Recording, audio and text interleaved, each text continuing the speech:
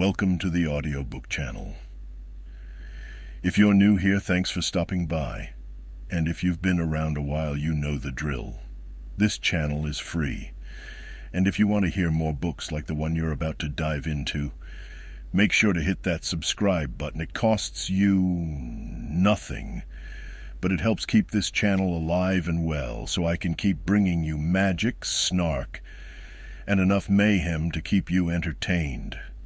Now, speaking of magic, snark, and mayhem, dark magic is being peddled on the streets, and that means only one thing.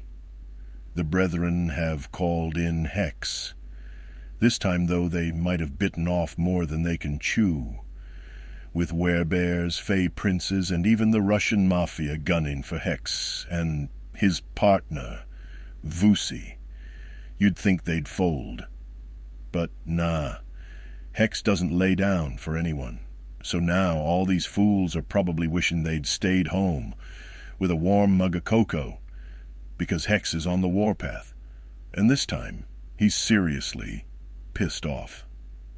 As Hex himself says, Vusi and I rescued a girl from a cult, shut down the Russian mafia, and signed a petition to stop puppies getting taken from their moms before they're 8 weeks old. And that was just today. Tomorrow, we're taking on a fey prince and a clan of Werebears. Sholto Hex Gun, warrior mage for hire.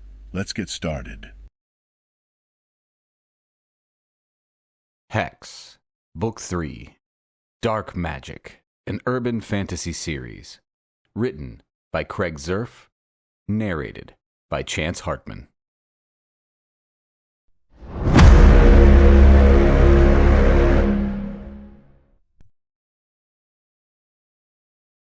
One.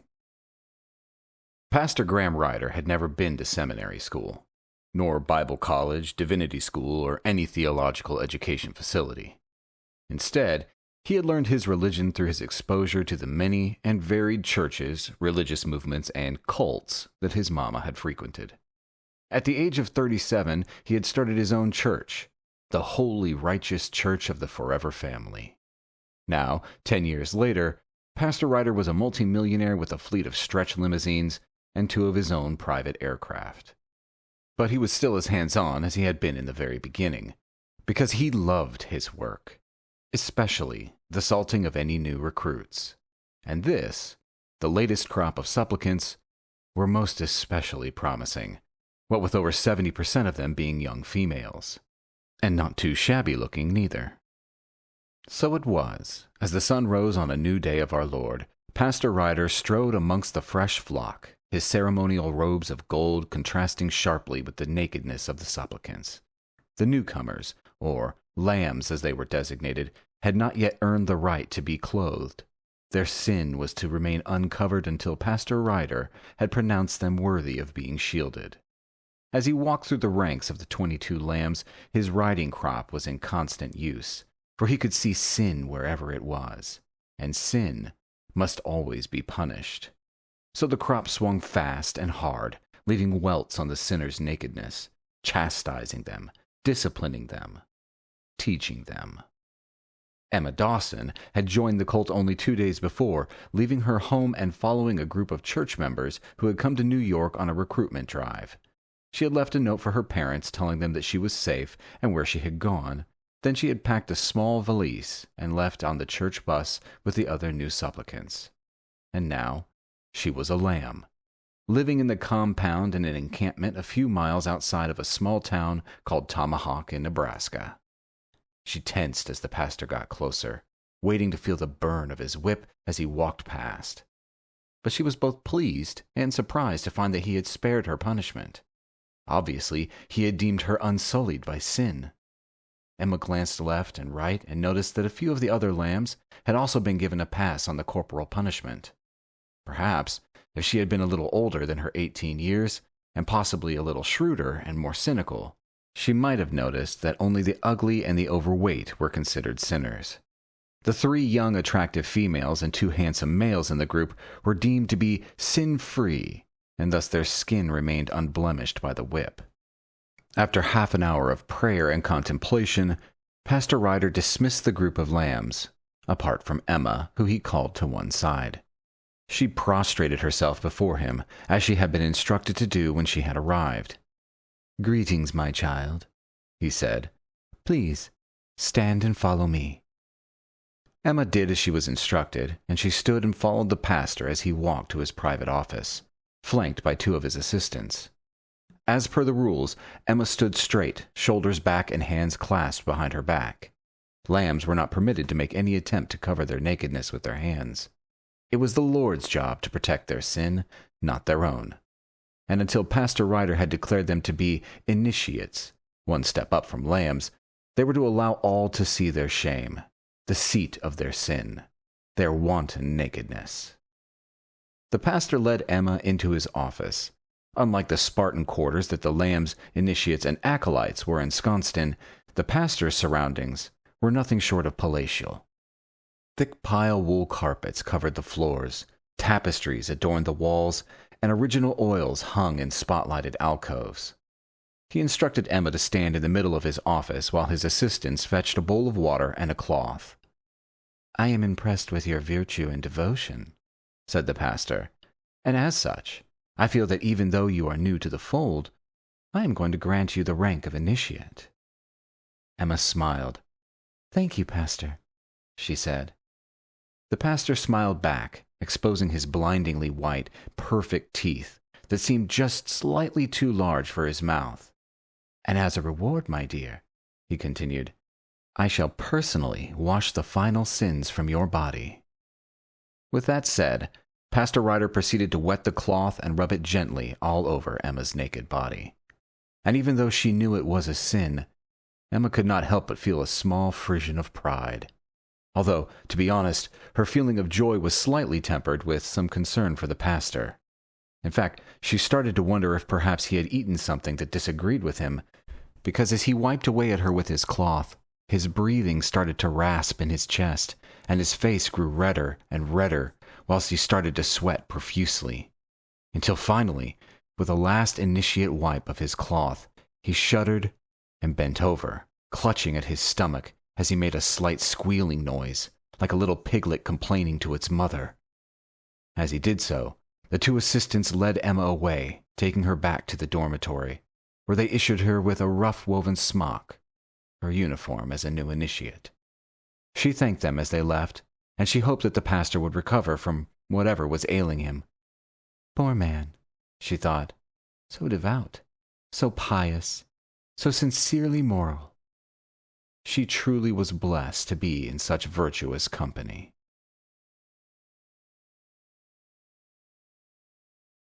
2. I'm not saying that the Dullahan is the best bar in New York City, but I will admit is it's the only place where people like myself can come and drink in relative peace. In fact, it's the only place where we can truly be ourselves: trolls, goblins, werewolves, vampires, and of course, mages like myself and Vusi, my partner in crime. You see, unless you're of a magical bent, then there's no way you can even access the Dullahan. So there are no mundanes. No cops giving you the old stink eye because they've been trying to pin some strange unsolved robbery on you for the past 10 years. No priests condemning your mortal soul, and no gooey-eyed magic groupies wanting to be a part of your world. Although, that last one isn't such a bad thing. I mean, if you got it, flaunt it. It's just that usually the sort of girls that's attracted to magical power tends to be the wrong sort of girl. They're normally goths or witchy wannabes or simply weirdos that are a few sandwiches short of a picnic. Enough said. Also, it's most likely the only bar in the world where the owner is the headless horseman. Although he does leave his horse outside. Vusi had just ordered 2 more drinks and was getting served by Gan's body, while I sat at the other end of the bar and chatted to Gan's head. "Look," I said, "it's not as though I hate goats per se. Not even this one. All that I'm saying is, it's bizarre." "Well, yeah," confirmed Gan's head. "Keeping a goat in a 2-bedroom New York apartment is peculiar." I shook my head. "Not that, although I do concede a point there. No, when I told the goat that I was going to turn it into goat stew, it stared at me for a while and then said, moo. So? So goats don't say moo. They say bah. Cows go moo. The fucking goat was trying to go undercover. Hex, my friend, argued Gan's head. Goats don't say nothing. Neither do cows. Anyway, what are you talking to a goat for? You feeling okay? Vusi sat down on the bar stool next to me and placed my drink on the bar. Jack Daniels. 4 cubes of ice, no more. Because as Frank Sinatra used to say, I'm drinking here, not skating. Then 2 fingers of Jack topped up with good quality still spring water. Then let it sit for at least 2 minutes to let the flavors meld. Man, old Blue Eyes knew how to make a drink. He giving you that story about the clandestine goat? Asked Vusi with a grin. Yep, confirmed Gan's head. Was thinking that maybe he took a bump on the head during your last escapade. Knocked some more of his brains out. More than he can actually afford. Oh, ha, bloody ha, I sniped. Just saying. Keep an eye on that goat. Mark my words, it's all going to end in tears. I was about to change the subject when a wave of power swept over me. I turned to Vusi and saw that he had inadvertently half-drawn his assegai. Never a good sign. What the fuck is that? I asked, keeping my voice low so as not to attract attention. But then, I saw the expression on Gan's head. To say that he was angry would have been akin to saying that the Kennedys might be a little gun-shy. His cheeks were bright red, his lips pulled back in a grimace, and his body was sprinting across from the other side of the bar. Gan's body picked up his head, slotted it under his right arm, and strode toward the entrance, raising its other arm and pointing at the same time. Out! Yelled Gan's head. I told you before, you're banned for life. Both Vusi and I craned our necks to see who the subject of such ire was. It was unusual for Gan to show any sort of emotion, let alone the rampant fury that he was expressing at the moment. As Gan's body stepped to one side, I caught my first look at the culprit. A man, maybe 6'6", broad of shoulder, narrow of hip, a mop of bright ginger hair, a freckled face covered partly by a medium-length ginger beard and mustache, eyes as green as backlit emeralds. He was wearing a well-cut green suit and solid brown workman's boots. Slung over one shoulder was a rucksack of some sort, or maybe it was a bedroll. Ah, Gan, me old matey, said the man in green. That was over 100 years ago. I swear I'm a changed man. All I ask is a beer or 3 to wet the whistle. I promise by fate and begorra that'll be no trouble.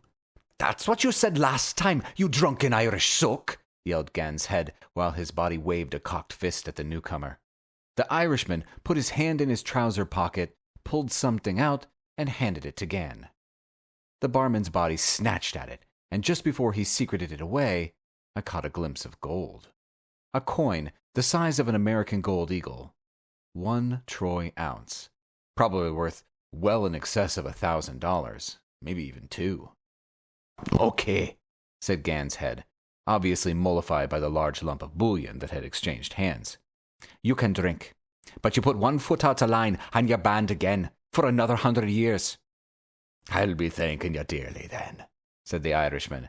And I wonder, Gan, my good fellow, could I be bothering you for a bite to eat? I'm so hungry, I could eat the 12 apostles, I could. No, answered Gan. No food. This isn't a fucking restaurant. And don't think the gold you slip me covers any drinks. You pay per round like everyone else. The Irishman shook his head, an expression of utter despair on his face. Oh, you are a hard man, Gan, to be sure. You be treating me like a dirty tooth, the shame on you. Then, without any warning, he was all smiles again. He strode over to the bar, sat down between Vusi and I, and held out his hand. I took it first, and as we shook, I felt, once again, a well of power unlike any I had ever felt before. Not quite magic, or not the type that I was used to. It was more primeval than that.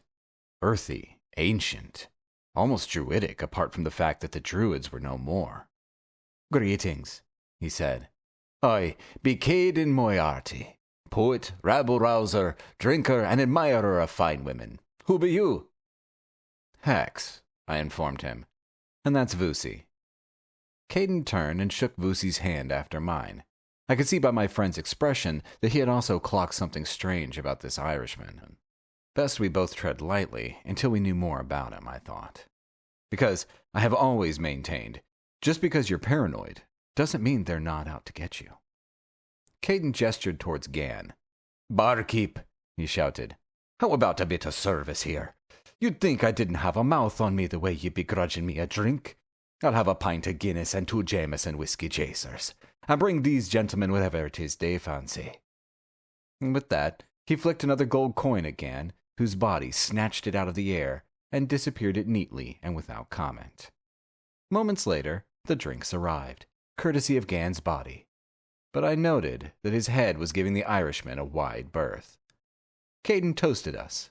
"Sleanti mehaith, your good health." Vusi clinked his glass against the Irishman's. "Shlalaglashle, live in peace." I raised my glass and gave my traditional toast. "Up yours." The Irishman grinned. "You fellas regulars here?" he asked. I nodded. "Pretty much, although we haven't known Gan as long as you have, apparently." "Aye, there be truth in that," admitted Caden. "We've been frenemies for many a century now. Prone to a bit of overreaction, but draws a good pint." "You were on holiday?" asked Vusi. "I might ask the same of you," countered the Irishman. "But in answer to your question, yes, I suppose so." He downed the rest of his Guinness and then shot the 2 chasers straight after, banging the glasses down on the bar as he finished. "Barkeep," he yelled. "Another round, by Jesus. The drink flows like molasses around here." Gan's head scowled at Caden, and his body crossed its arms. "Wait your turn," he said. "I'm busy serving someone else at the moment." The body gestured at the troll that had just ordered a bucket of soured ale, a favorite of the bridge dwellers. Caden picked up his shot glass and threw it at the troll. "Hey, you with the face like a sack full of spuds. You mind waiting so that I can get a refill before you?" The troll glared at the Irishman and then lumbered over. "Why you throw small glass at plub?" "Just getting your attention, sonny," said Caden. "Meant no offense by it. Look." He picked up his second shot glass and threw it at another random person in the room. "See, nothing personal." He continued as the shot glass bounced off an elf's head. Vusi looked at me and shook his head. "If this dude is looking for a fight," he said, "then he's going about it the right way." I raised an eyebrow in agreement. Whether by design or chance, Caden had managed to offend the 2 touchiest species in the bar, a troll and an elf. The elf swaggered over, his lips pulled back in a sneer. "You threw a glass at me," he said. "I demand an apology, and it had better be sincere, or there's going to be trouble." Caden looked at the 7-feet-tall creature with a look of mild amusement on his face. "Now look here, you Ronnie Ponce," he said. "I was simply demonstrating to this muppet here that my glass-throwing wasn't necessarily done with any malice in mind. However, for you, I might make an exception." "Caden Moriarty," yelled Gan's head. "That's it. Apologize or leave. Final warning." The Irishman stared at the 2 preternatural creatures standing opposite him and shook his head. "Sorry," he said with a huge grin. "No can do." The elf threw the first punch, and it degenerated from there on in. Vusi and I stepped well back and sipped on our drinks as we watched the fight unfold. Because the use of magic was strictly banned in the Dullahan, the fight was basically your standard bar brawl. Within seconds, the 3 combatants had been joined by 2 more trolls, a group of dwarves, and a vampire. Sometimes people, and I use that term rather loosely here, just need to let off some steam. After watching the brawl for a minute, whilst taking care to keep clear, having decided to sit this one out and treat it as a strictly spectator event, I noticed something really strange. Turning to Vusi, I pointed it out. "Hey," I said, "check out the Irishman. No one can hit him." Vusi watched for a few seconds. "You're right," he confirmed. "But that's weird, because he's not actually very good." It's just that everyone seems to either miss or fall over or hit someone else by mistake. And that was it. Although Caden was big and strong and punched like a mule kicks, he had no rhythm or appreciable style. He simply stood in place and swung away like a pinch hitter in a semi-pro team. But every time someone took a swing at him, even though his basic fighting style left him completely open, they simply missed, or as Vusi had pointed out, fell foul of some sort of accident. Gan's body came running over, his head under his arm. "Hex," he yelled, "put a stop to this." "Why me?" I asked. "Because I'll give you free drinks for the rest of the evening if you do." "I'm your man," I informed our esteemed barman. "Hey, Vusi," I called out. "You heard the man. Go clock the Irishman one and then we can get down to some serious free drinking." Vusi grinned, strode over to Caden, and slipped on a puddle of spilled beer and went down like a 9-pin. With an embarrassed look, he jumped straight up, ran into an overturned chair, and went down again. "What the fuck?" I shouted at him. "Try to stay on your feet. Concentrate." "I am," Vusi yelled back as he took a swing, missed, and planted a savage right hook on one of the trolls by mistake, knocking him to the floor.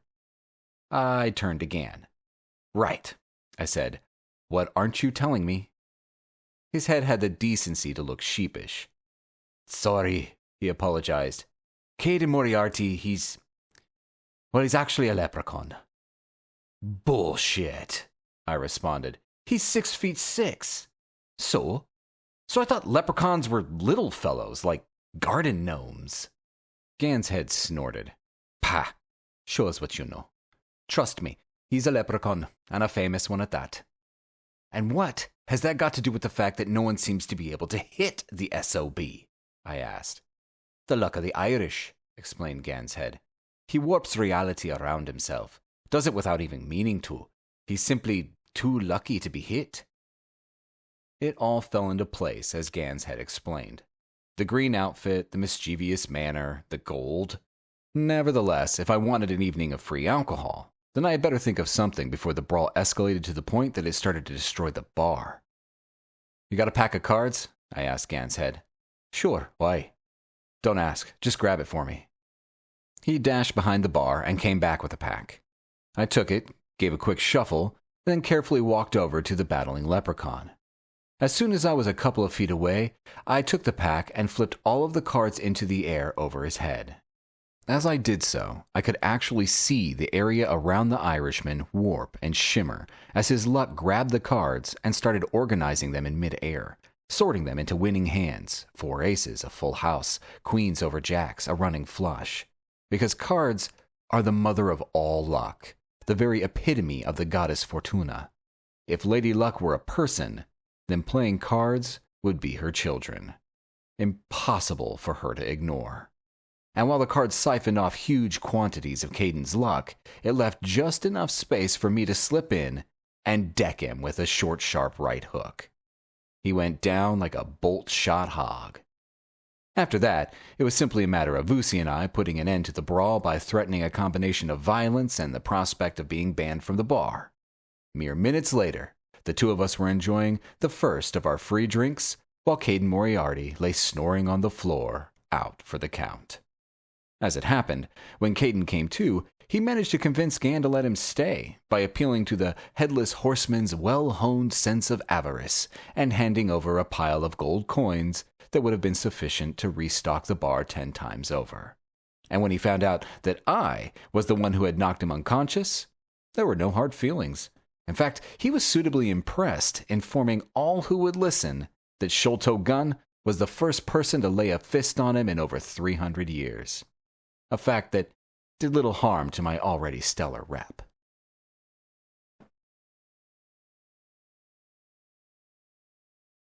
Three. My hangover had a hangover. But that didn't stop Father Cooney ringing me incessantly, starting at 7:30 that morning and resulting in me answering at around 8. I could have turned my cell phone off, but I always leave it on, just in case someone important needs to get a hold of me. Someone like, well, Father Cooney, I suppose. Although, whenever the old coot does deign to contact me, it's always either to condemn me or ask an impossible favor. Usually both. Hex here, talk to me. What's wrong with you? Asked the father. You sound odd. Are you drunk? I'm suffering from one of those 24-hour brain tumors that are going around, I answered. And yes, I most probably am still drunk. What do you want? Get around to the church, he snapped. It's important. He terminated the call. Fuck, I groaned as I clambered out of bed and head for the shower in the vain hope that a deluge of steaming water would cure my lethal headache. An hour later, I sat in the father's office. I had used the time to progress from terminal to stable, thanks to a gallon of coffee and a massive plate of Grog's deep-fried mystery meat breakfasts. The father was at his desk while I was ensconced in one of his new wingbacks. There were 2 other people seated in the room's overstuffed sofa. They were of a type: middle-aged, neat clothes, well-pressed and clean, off-the-rack Walmart reading glasses, haircuts by an apprentice, and a late-model used car, most probably Japanese or Korean, because that was more fuel-efficient than buying American. Both had their hands in their laps. Both had nervous smiles plastered across their faces.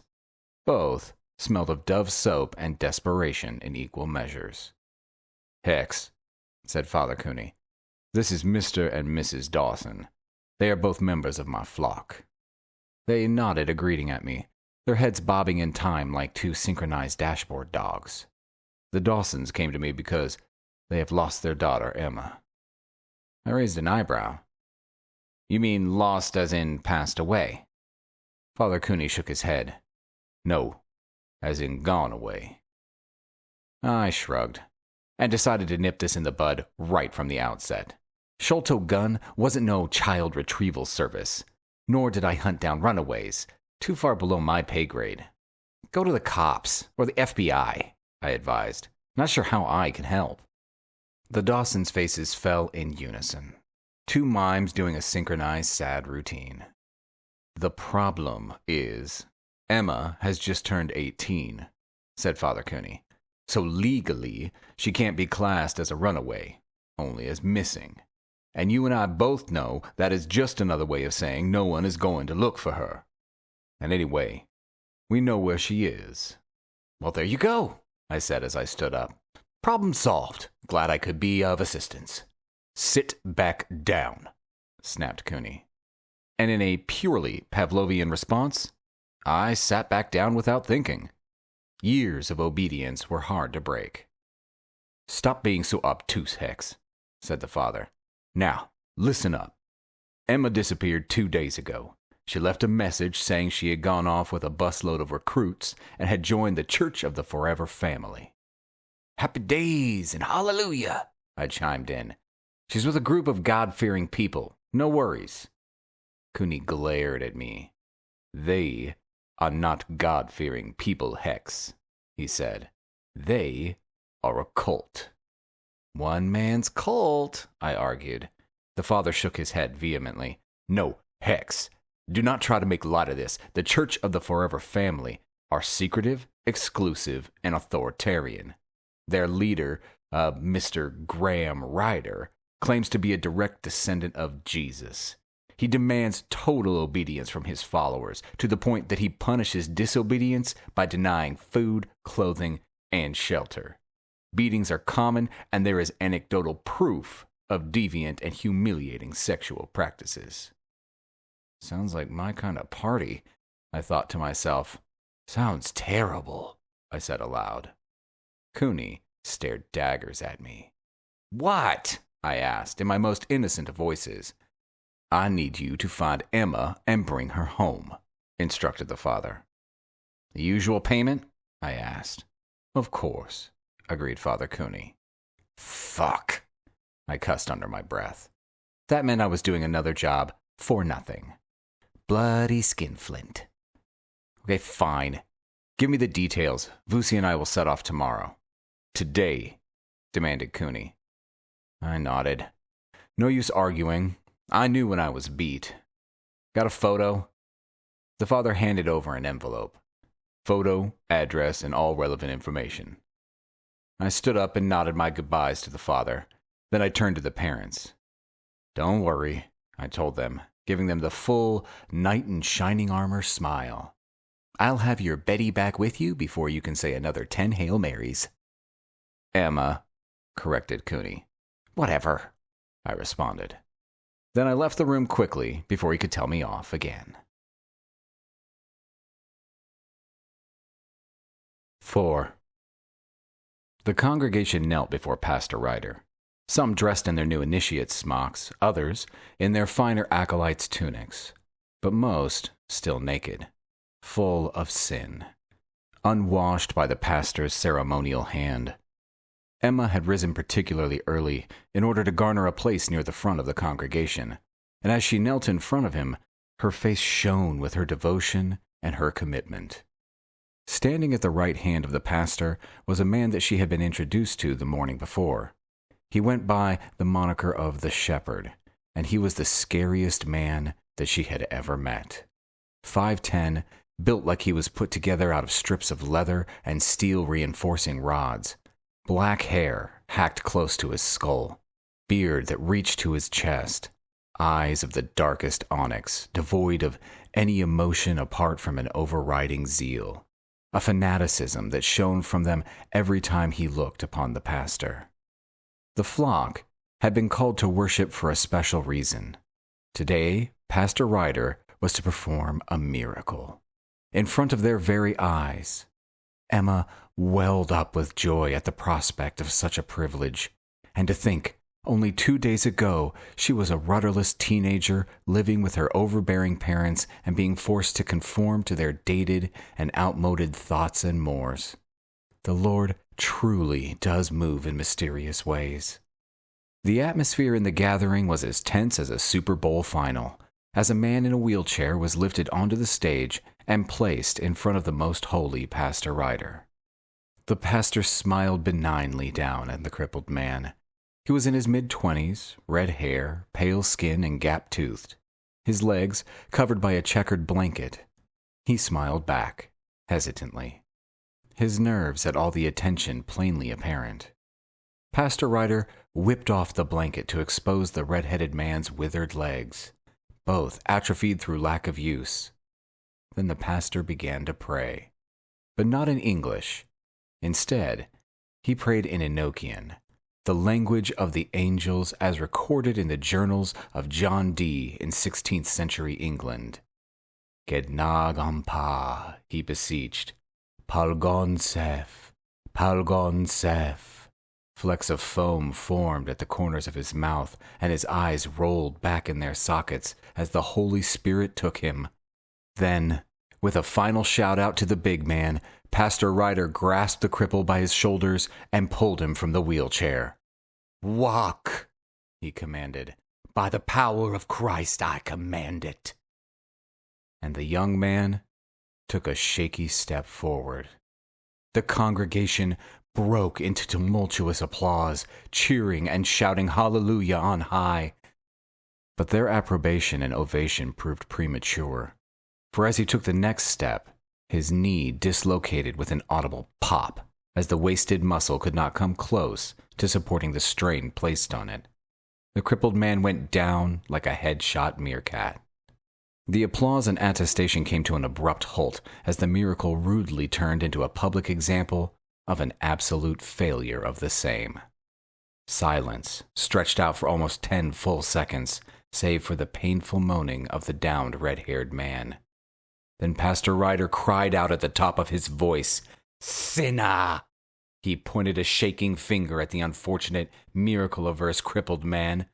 "Punish him," he yelled. "The Lord has forsaken him, and he must feel our wrath." The congregation surged forward, their joy fast replaced by rage. And Emma surged with them, her emotion a heady mix of guilt at the violence being shown to the helpless man before her, and preeminence at being one of the clean, one of those chosen by Pastor Ryder. The pastor gestured to the shepherd, who strode over to the red-haired man, picked him up by his arm, and threw him off the stage. He landed heavily on the floor amongst the congregation. Pastor Ryder pointed at him once again. "Sinner," he repeated. "He must be punished." The flock rushed forward to obey their master's command, and feet and fists flew as they dealt out the required punishment to the man who had defiled their temple with his sin.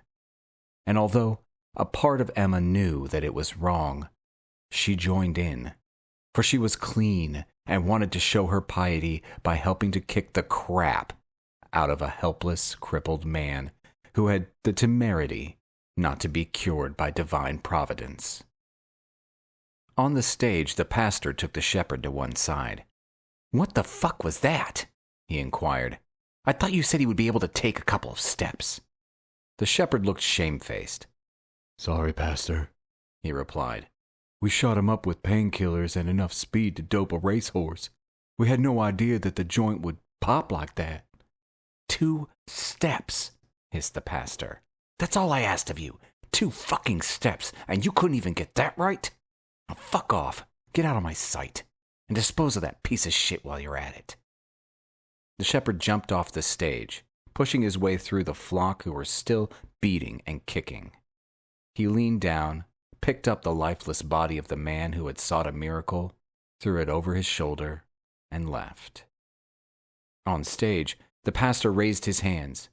"My children," he said, "the Lord thanks you and recognizes your faith. Come, let us pray."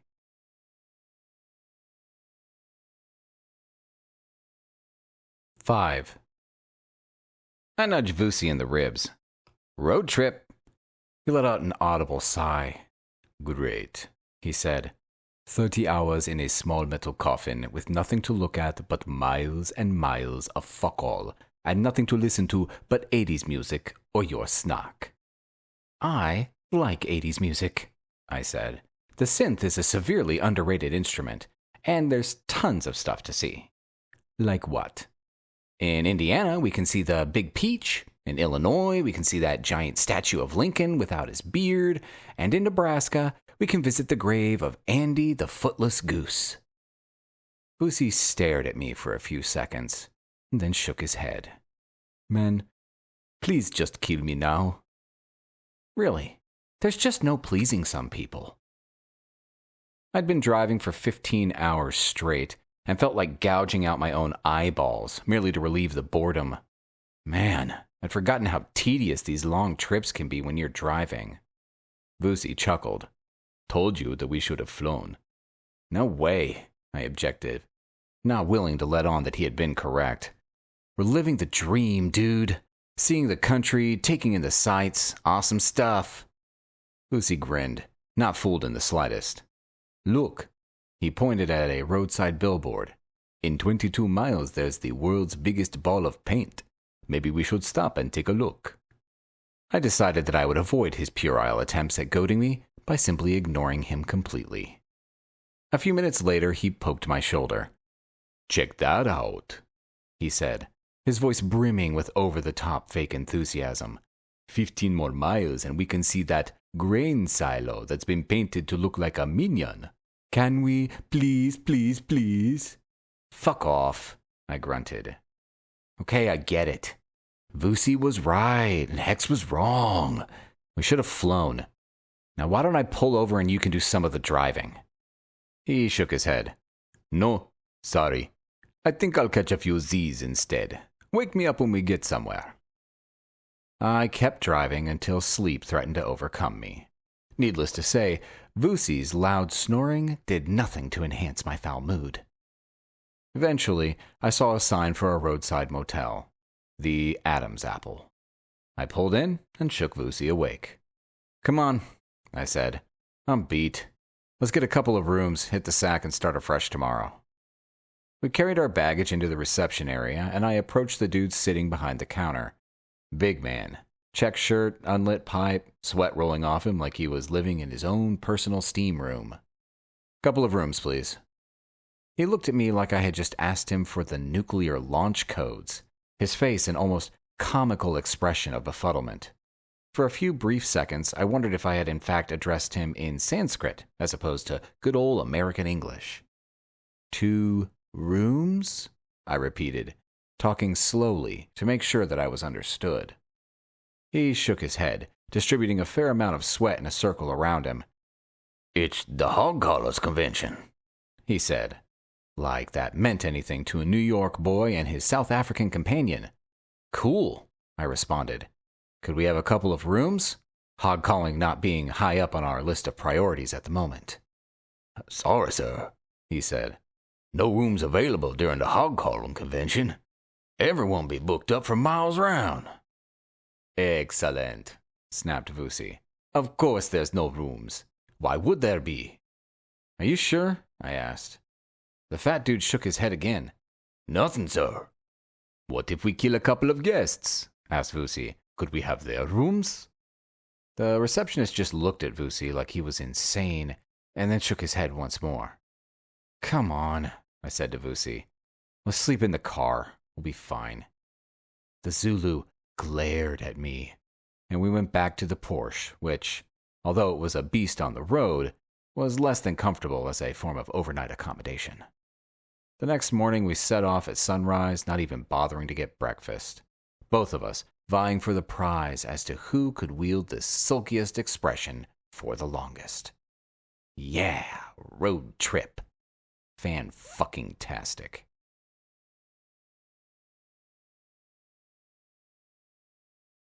Six. Nebraska nice, the good life. Stupid slogan. What the hell does that even mean? Judging by the current view, maybe they should have gone for Nebraska, miles and miles of fuck all. Hey, I'm not insulting the place, it's just it is pretty flat and full of nothing much besides maize and some other crop I didn't recognize. Sorghum? Who knows? I'm a city boy and proud of it. Sholto Gun don't do rural. Despite the fact he has a goat and a small tribe of chickens living in his apartment.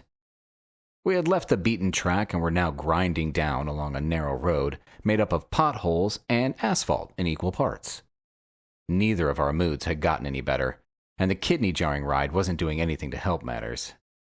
"We're in the general vicinity," I informed Vusi, but the directions left a bit to be desired.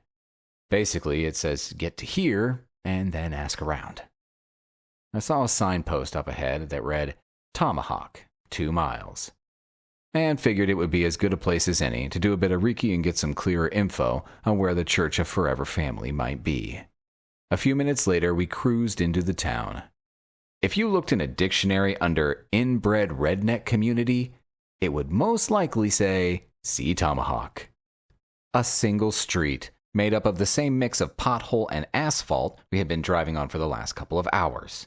The same mix of shops and boarded-up storefronts that seem to grace most rural towns in America nowadays.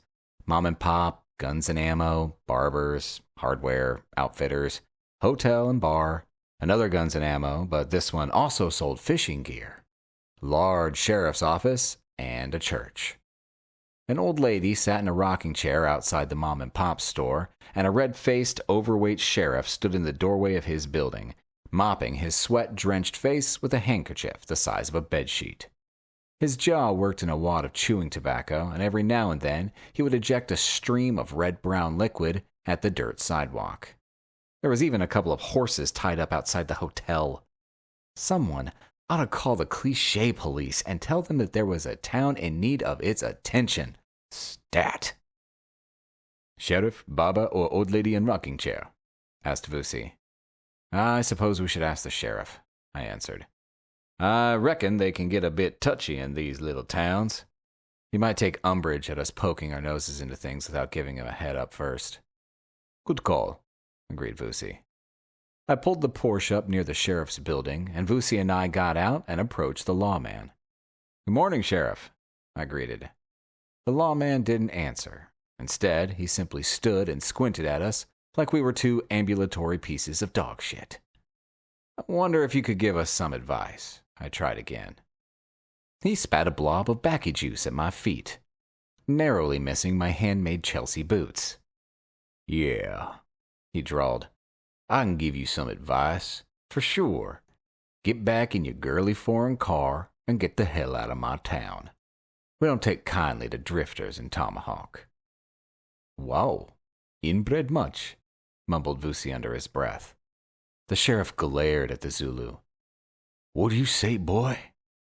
I held both my hands up, desperate to intervene before Vusi went nuclear.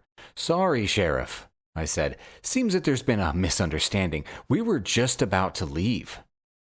"Good," snapped the sheriff, "and take your nigger with you." Vusi moved so fast I didn't have time to register his transition from standing behind me to standing directly in front of the sweating sheriff. To his credit, my friend didn't draw his assegai. In fact, he didn't even strike the bigot with a clenched fist. He simply slapped him upside his head with an open hand. The report rang out like a gunshot, and the sheriff took off like he had been blindsided by a hit-and-run driver. Both feet left the ground, and he hammered into the door jamb with enough force to actually shake the building. Before his unconscious body had time to slide to the floor, 2 armed deputies were rushing out of the building, weapons trained on the 2 of us. Either these dudes were SWAT trained, or, more likely, they were watching and waiting for the shit to hit the fan, although I am sure that things hadn't gone down quite as they expected. I suspect that, whatever had transpired, both Vusi and I were slated to provide a bit of redneck amusement for the sheriff's department, a bit of city boy bashing. And we had walked right into it. There was no way that this was going to end well. "Vusi," I shouted, "don't." I warned him not to draw his assegai or react in any way that could be construed as violent. I figured that it might still be possible to talk our way out of this, maybe pay some sort of spot fine and engage in a touch of pleading and whining. I know, but sometimes pride needs to take a back seat to expedience. But then another 2 deputies ran out. One of them fired his shotgun into the air and screamed at us to hit the ground and not move unless we wanted a butt full of buckshot. We complied, while at the same time I wondered why the hell such a little one-horse town needed 4 deputies and a sheriff. Probably had a lot of wife-beating and shit-kicking to do. Assholes. 7. I shifted, in an unsuccessful attempt to get myself into a slightly less uncomfortable position. The deputies had handcuffed both of our hands behind our backs and bundled us up into the same cell. Now, we sat next to each other on the single wooden bench that was more plank of wood than piece of furniture. I must admit, I was starting to wonder if perhaps I should have just let Vusi cut loose. But on reflection, we didn't really want the law on our backs as we tried to track down Emma and her cult. "You should know how to show a guy a good time," muttered Vusi. I started laughing. Then he joined in. Moments later, we were both bent over and howling like hyenas, as the stress and stupidity of the situation tickled our funny bones with great alacrity. Our shared hilarity was interrupted by the sound of a truncheon banging on the steel bars that made up the front wall of the cell. And there stood our favorite sheriff, albeit looking a little shop-soiled, what with a black eye and a left cheek swollen to hamster hoarder size. "Sorry to disturb you 2 lovers, but I thought I'd better come check on your health. I would hate to find that you had both been killed while attempting to escape. It happens, you know, more often than I care to mention." And that's when I knew there was no chance of a happy ending to this story. Vusi and I were at the sheriff's mercy, or we would have been if one of us wasn't Sholto Gun, mage extraordinaire and butt-kicker supreme. As it was, this backwoods sheriff had no idea how closely he was flirting with the Grim Reaper. Because if he tried his hand with either of us, he became fair game. And in Sholto Gun's world, fair game was hunted down and exterminated, whether it was in season or not. Obviously, my Mr. Nice Guy plan wasn't working, so it was time to change gear and get the hell out of this nothing town and its team of bigoted asshats. The deputies had given Vusi and me a cursory frisking and come up with nothing, even though I was packing my FN pistol with extra mags and a bandoliers of spell cartridges, and Vusi had an assegai and a pouch of his clay spell cartridges. We could have been carrying rucksacks full of Rottweilers and wearing suicide vests for all that it mattered, because you can't simply frisk a mage and expect to find anything, unless we want you to. It's one of the simplest glamour spells around. Amateurs. Although, in fairness to them, how are they supposed to know? Okay, Sheriff, I said. Fun's over. Now this is how things are going to go down.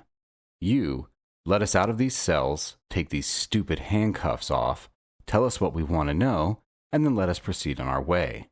We won't insist on a blanket apology, but I won't say that it wouldn't be welcomed. Oh, and this is all going to start happening in the next 3 seconds. The fat man started to laugh, wobbling his jowls and belly up and down like a kitty's bouncy castle. Tell you what, he said in response, how about this instead? Me and my boys take you through to the courtyard and beat you until you learn yourself some respect for the law. Then we'll step back and see where to take things from there. You ain't the law, I said. You're just a fat, racist redneck with a chip on his shoulder, and you just made the biggest mistake of your life. The fat man spat a stream of brown tobacco juice at me, aiming directly for my face. I held up my handcuffed hands. Prohibere, I commanded. The spit stopped in midair like a frozen backy popsicle. I followed that one up with a quick reserare that popped the cuffs off both Vusi and my wrists. Hands now free, I pulled out a spell cartridge and lobbed it at the non-moving stream of tobacco spit. Glacias mitten. The stream of tobacco juice froze instantly, while at the same time my spell drove it straight back at the sheriff at maybe 50 times the speed it had left him. At the last microsecond, I flicked my wrist, changing the track of this frozen missile. After all, if it hit him smack in the mouth, it would most likely kill the fat fuck.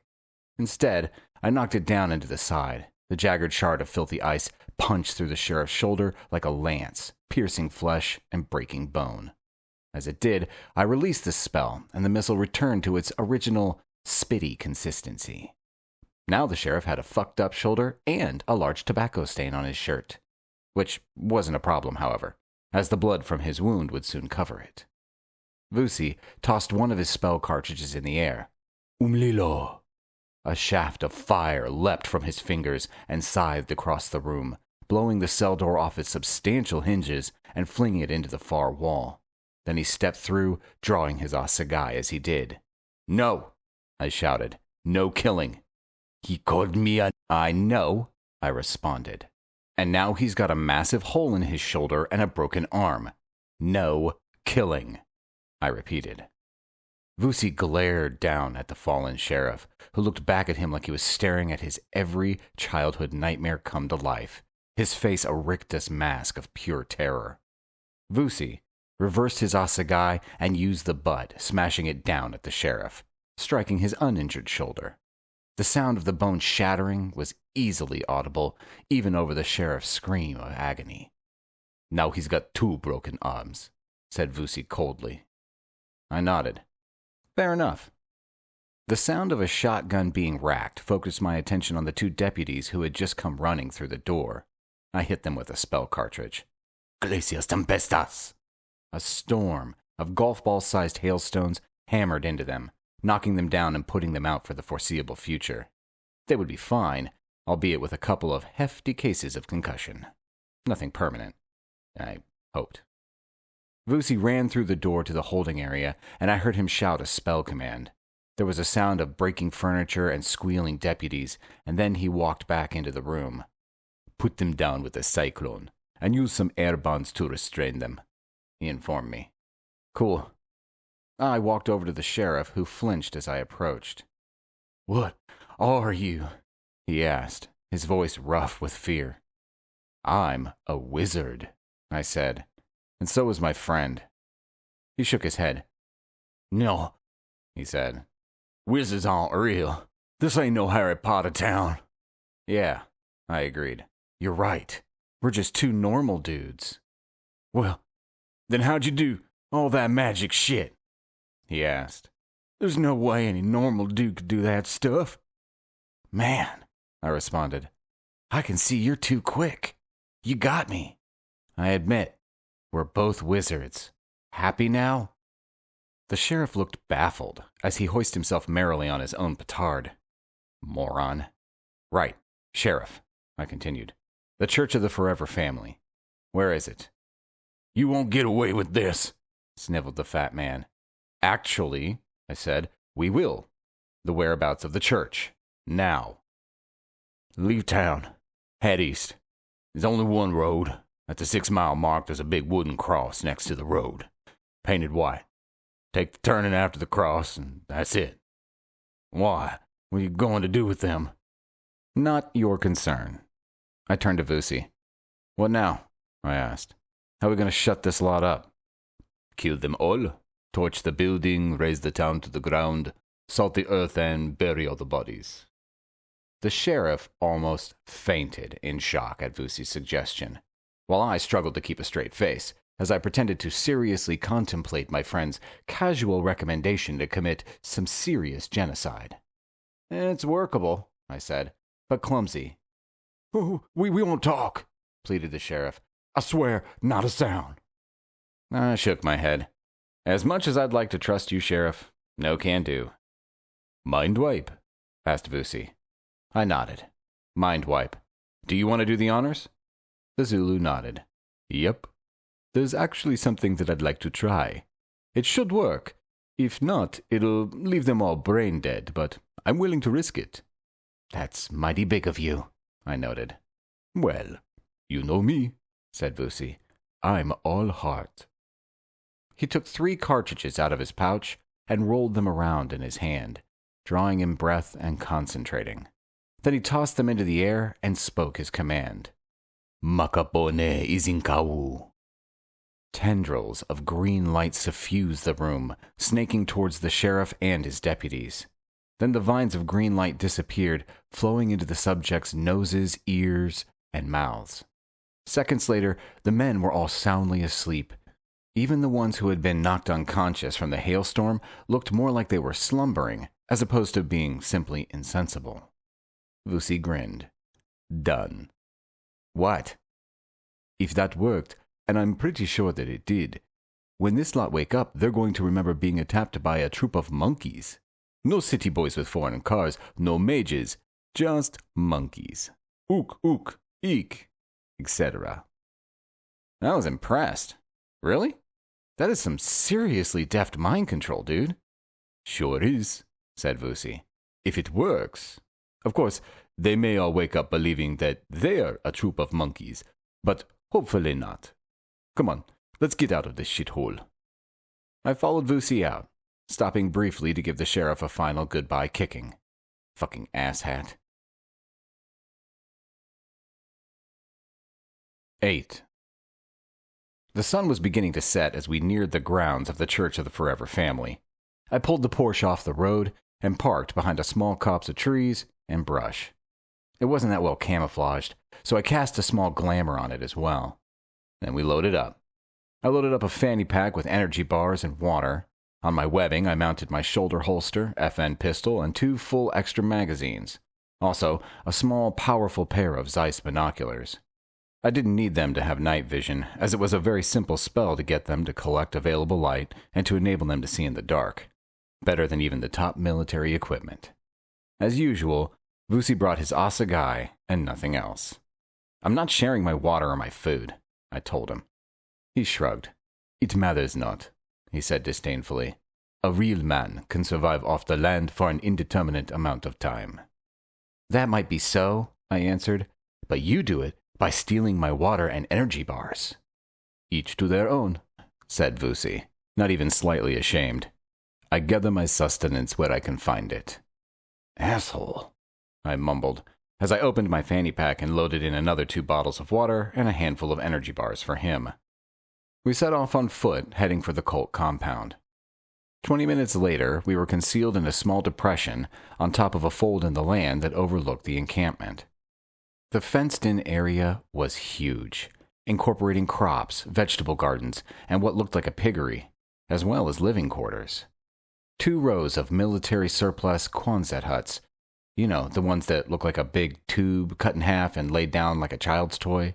Arctic in winter and hellish in summer. Basically, the world's shittiest accommodations. They do little past keeping the actual elements off your head. In between the two rows was a large square timber frame building with a chimney and double doors.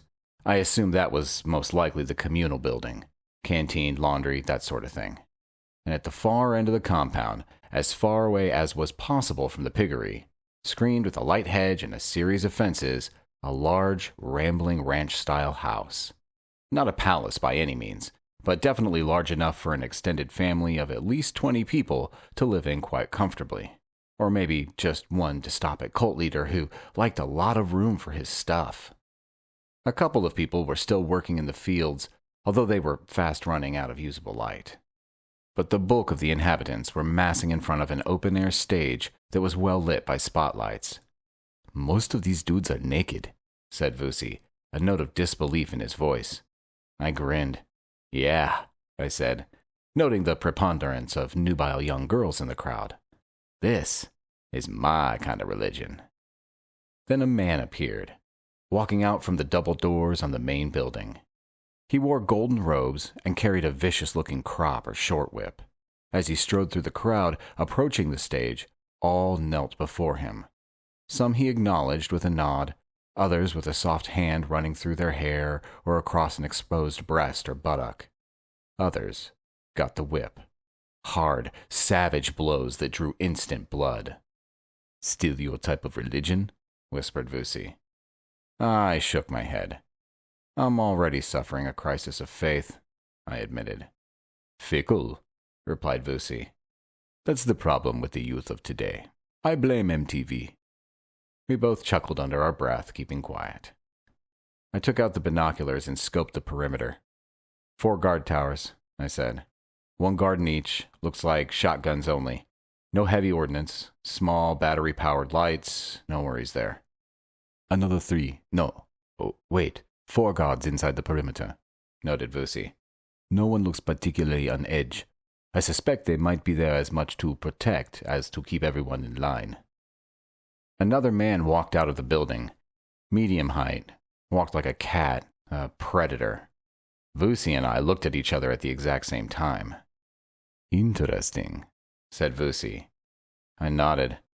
"That dude's stone cold," I said. "The Golden Robe Mother might be the boss man, but this is definitely the muscle." Maybe it was our preternatural abilities, maybe it was simply the fact that we had both dealt with a lot of bad men. But this particular guy radiated danger like Chernobyl radiates radiation. He was a man to watch out for. The sun settled and darkness fell. I cast a night vision spell on the binoculars and kept watching the proceedings, although the spell wasn't that necessary as the stage was lit up like a Kiss concert. We couldn't hear what the golden robe dude, who I assumed was Pastor Graham Ryder, was saying, but whatever it was, it involved a heap of gesticulating and falling to the knees and striding back and forth. After a few minutes of raving, he held both his hands high and threw his head back, shouting, beseeching. All very dramatic. And all around, the sky lit up. Lightning flashed and thunder rolled as the pastor fell to his knees. The congregation went mad, shouting in tongues, waving their arms, testifying at the tops of their voices. Vusi started laughing. "Brilliant," he said, as he pointed to 2 of the guard towers. "Check it out. Pyrotechnics. Fucking fireworks, the fraud." I trained my binoculars on one of the towers and could straight away see the telltale signs of smoke. Vusi was right. This dude was a simple snake oil salesman. I looked back at the stage. The pastor was standing again, and now the whole stage was covered in a golden glow, like thousands of fireflies or fairy dust. It was a magnificent spectacle. More use of subtle trickery. "Smoke and mirrors," mumbled Vusi. "How the hell can people get taken in by this shit?" "They need to believe," I answered. "We all need to believe in something. Some people more than others." "I believe in me," stated Vusi. "Yeah, well, I believe that if life gives you lemons, you should make lemonade, and then try to find somebody whose life has given them vodka and have a party." "Deep," responded Vusi. What do you reckon we do next? I scanned the congregation for a few more seconds before I answered. I've spotted Emma. Is she naked? No.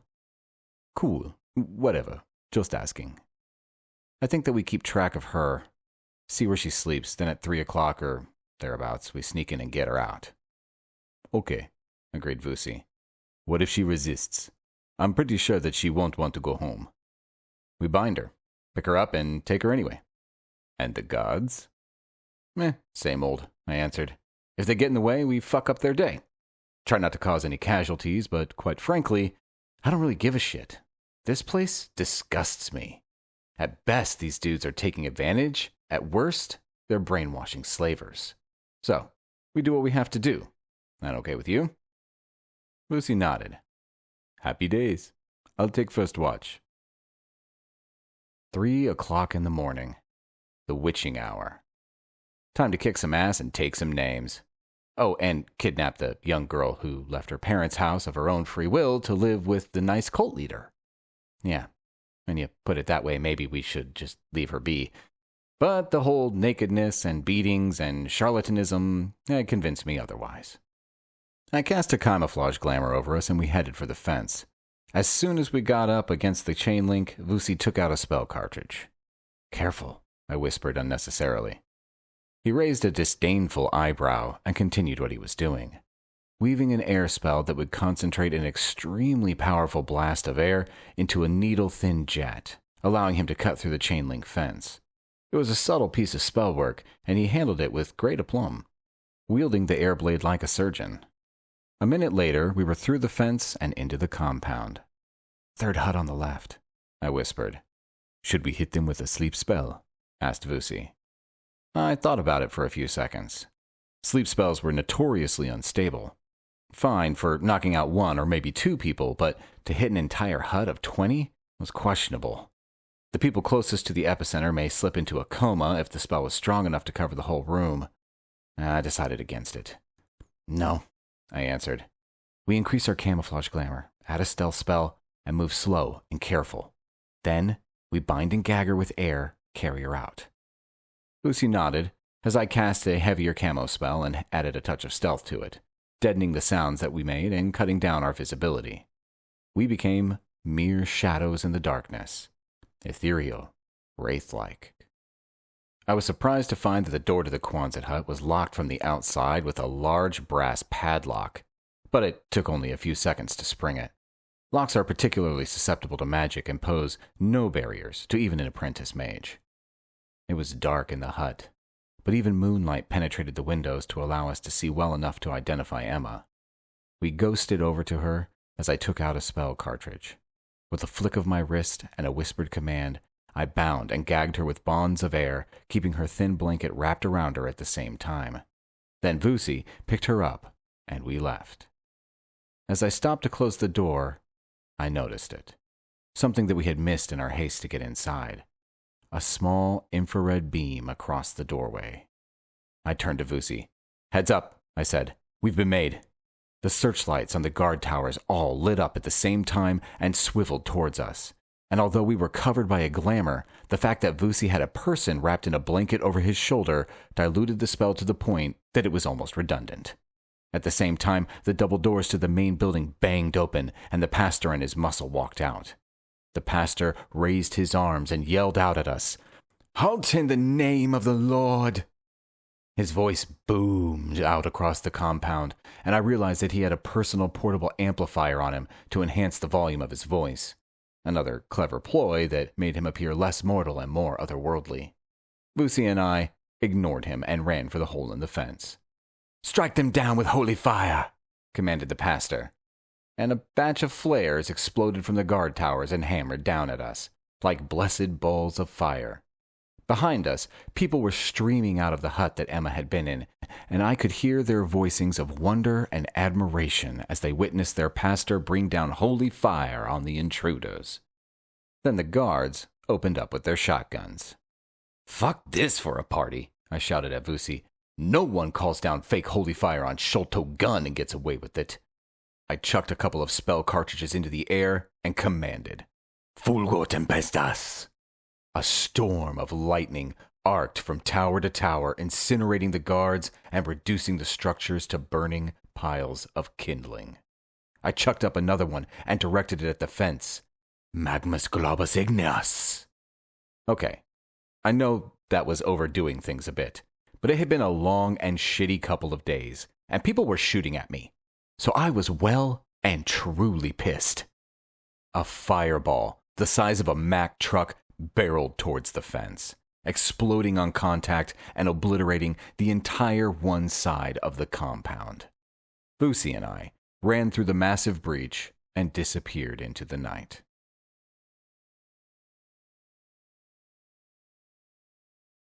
9. The pastor sat at his desk and watched the scene unfold on his laptop. There were literally dozens of CCTV cameras in the compound of the Church of the Forever Family, so even that most of them were in the girls' dormitories and bathrooms, there were ample to have caught the incursion on video. He leaned forward and adjusted the feed slightly, bringing the speed of playback down to super slow-mo. "There," he said, as he pointed at the screen. "You can see, he throws something into the air, some sort of light. Then he gestures, and lo, lightning comes crashing down from the heavens." He looked at the shepherd, his face a picture of all-consuming covetousness at the power he was observing. Real lightning, not flares or tracer rounds or arc lights, actual fucking lightning.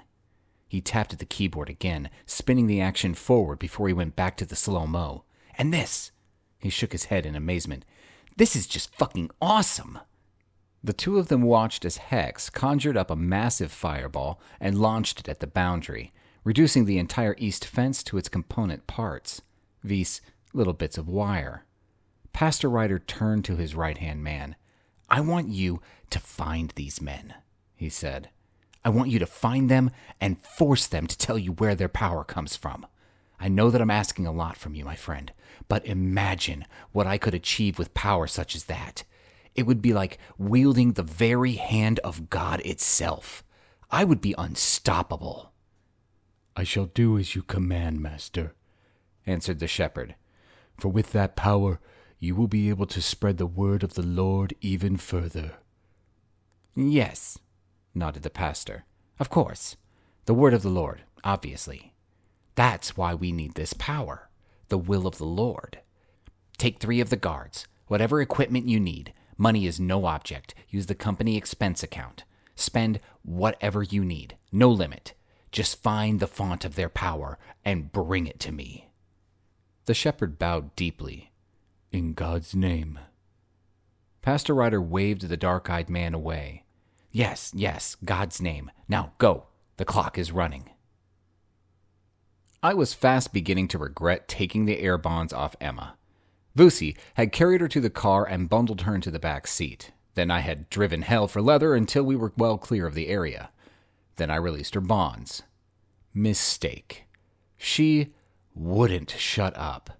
She was like one of those wind-up monkeys with the 2 cymbals that clash together over and over and over again until their spring unwinds.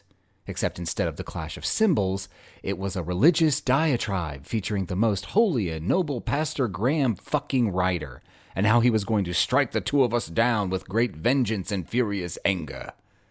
Like he was Samuel L. Jackson from Pulp Fiction. Eventually, Vusi snapped. "Hey, shut up, okay? Your parents asked us to come find you and bring you home. Trust me, we didn't want to. But Father Cooney insisted, so we did. And we had to drive for 30 boring hours and didn't even get to see the world's biggest ball of paint. And we had to sleep in the car because of the stupid hog collars. So shut it. Sit still, or I swear, I will tie a rope to you and drag you behind the car until you're just a wet red scrape on the asphalt. Understand?" Emma sat still for a moment, mouth open in surprise, then she nodded and looked down, silent for the first time, eyes averted and face pale with shock. I tried my hardest to keep a strict look on my mug, but as soon as I caught Vusi's eye, I started to snigger. Then so did he, and then we were laughing like loons once again as all of the stress and anxiety poured out of us. Well, as they say, It is the best medicine.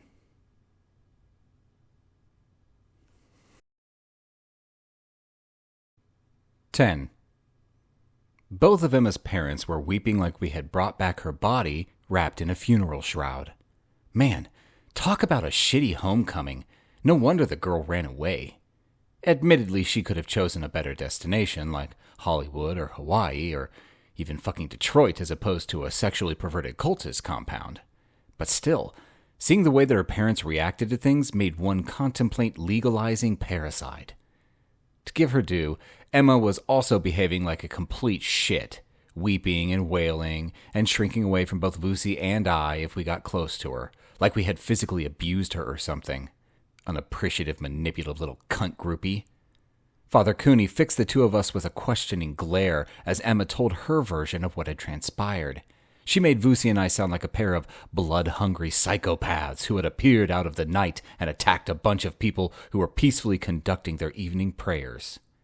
Ignoring all pleas for mercy, we had firebombed the compound, killed 90% of the peaceful worshippers, and then tortured the right and holy Pastor Ryder for no reason apart from the fact that we wanted to. Then we tied her up, naked, dragged her to our car, and drove her back to the city, not stopping for 30 hours, except to refuel and pick up gallons of coffee. The part about the coffee and the non-stop trip was true. Father Cooney stepped forward, and I could see from the look in his face that even his legendary goodwill and patience was coming to an end. "Look, Mr. and Mrs. Dawson, Emma has been through a lot. I advise you take everything that she says with caution. Go home. Let her get a good night's sleep. Revisit this all tomorrow. I can come around in the morning so that we can all pray together. Rejoice in the fact that she is home and safe." The red-faced Mr. Dawson shook his head. "Father," he hissed, "these men are obviously not to be trusted. Emma has made it quite plain that they are of suspect moral fiber, and she was lucky that they didn't molest her or worse." Cooney put his hand on Dawson's shoulder. "Enough, Mike. Go home." The two parents snorted their displeasure and started to depart, holding their arms around Emma's shoulders as they did. In turn, Emma milked it for all it was worth, shuffling along like she had been shot in the gut. As they got to the door, Mike turned back and waggled his finger at me. "You haven't heard the last of this, you young hooligan. Not by a long stretch." I was about to answer when Father Cooney caught my eye and shook his head. "Leave it," he mumbled under his breath. "Remember, no good deed goes unpunished." I nodded in acquiescence. I had bigger problems in my life than some late middle-aged man who wanted to take out the results of his shitty parenting on the person that had just returned his nightmare of a daughter to him. Vusi, however, wasn't taking this shit. He stepped forward and barred anyone from leaving. "Vusi," said Father Cooney, "step aside. Let the Dawsons leave. It's been an emotional time. Tempers are frayed. Let it go." The Zulu shook his head. "No. And you know why? Because people always let the dickheads get away with stuff. They've had a shitty day. They've been under stress. Well, let me tell you something, priest. We also had a shitty couple of days. We've been shot at, bombarded by flares, and fucking imprisoned by a bunch of redneck cops who were determined to off us. All because these people asked us to rescue their daughter, who ran away of her own accord to live somewhere else, somewhere far from them. Her own choice. And now they listen to the verbal diarrhea spouting out of her mouth and take it as read. No thanking us for bringing her back. No inquiring after our health. Nothing. Just a wagging finger and a couple of vague threats. Well, enough." He drew his assegai. "This ends here. Hex and I are taking Emma back to the cult tonight. And don't even think of trying to stop us. Then, when we get back to New York again, I am challenging Mr. Dawson to mortal combat, as is acceptable in my culture. We shall decide who is the most righteous by trial of arms. Right. Hex, let's do this." Mr. Dawson literally fell to his knees, his hands clasped in front of his chest.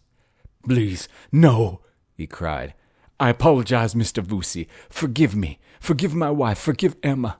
I am sure that we owe you a huge debt. Please, no mortal combat. No taking her away. I'm begging you." Vusi stared down at Dawson, an imperious expression on his face. Then he nodded. "Fine. Go then. Quickly, and we shall talk no more of this."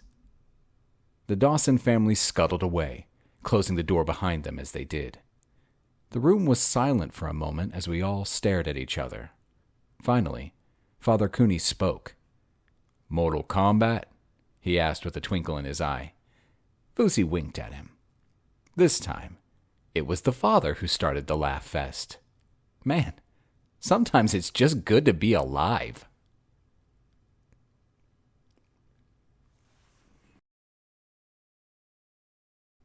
"11. I stared at Goat. Goat stared back at me. "What the fuck is it eating?" I asked Grog. "Stew." "But that's got meat in it," I pointed out. "Goats don't eat meat." "This one does," said Grog, as he ladled a portion of mystery meat onto my plate. "Actually, it eats anything." I tucked in. Whatever it was that Grog made his stews out of, they were delicious. I mean, Michelin star stuff. They all looked the same, chunks of meat in a rich brown gravy, and sundry vegetables that had been diced to the point that you couldn't tell what they were, but although they looked the same, they always tasted different. Sometimes spicy, sometimes almost sweet, beefy, chickeny, something else-y. Also, I knew that he never left the apartment to go shopping. And Sholto Gun sure as hell don't push a trolley. So I had no idea where the food came from. I assume he must have it delivered. Whatever. There was always a plentiful supply. As I was spooning in the last mouthful, my cell rang. I picked it up. "Talk to me." "Hex." "Uncle, how goes?" "Not great. Can you come to the offices as soon as?" It was framed as a question, but I knew better. Uncle Dougherty was the second in charge of the Dark Brethren, the sort of mystical mafia, and when he called, you came. Chop chop. "See you in under an hour," I informed him as I rang off. I yelled for Vusi, told him that we were going out, and headed for the Porsche. It took us 45 minutes to get there. I didn't use the sat-nav because I didn't feel like an argument. When we got there, I used my access card to park in the underground parking, and Vusi and I walked up the single flight of steps to the ground floor entrance lobby. As usual, there were a pair of trolls guarding the elevators. "This should be fun," I whispered to Vusi as we approached them. But instead of the usual runaround and monosyllabic arguments I got from the bridge dwellers, they simply nodded a greeting and opened the doors for us. "Mr. Hex," said the one as he ushered us into the elevator, "you're expected." The doors closed and Vusi turned to me. "Maybe it's just me," he said, "but if that's your definition of fun, then it leaves a lot to be desired." To be honest, I was baffled. Usually things don't plan out that way, I admitted. "Why? What usually goes down?" "We argue.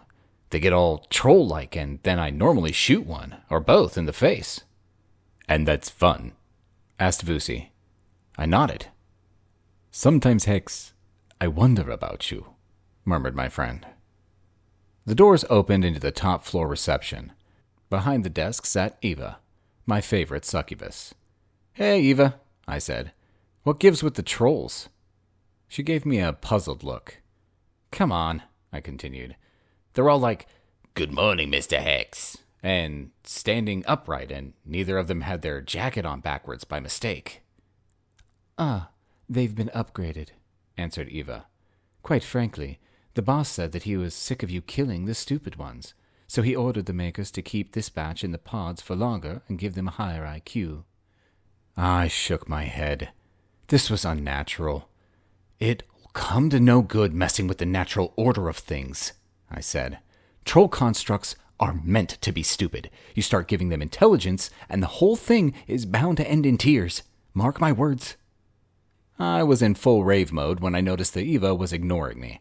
her eyes glued to Vusi, who seemed to be totally unaware of her attention. "Hey, Eva," I said. "Can we go in?"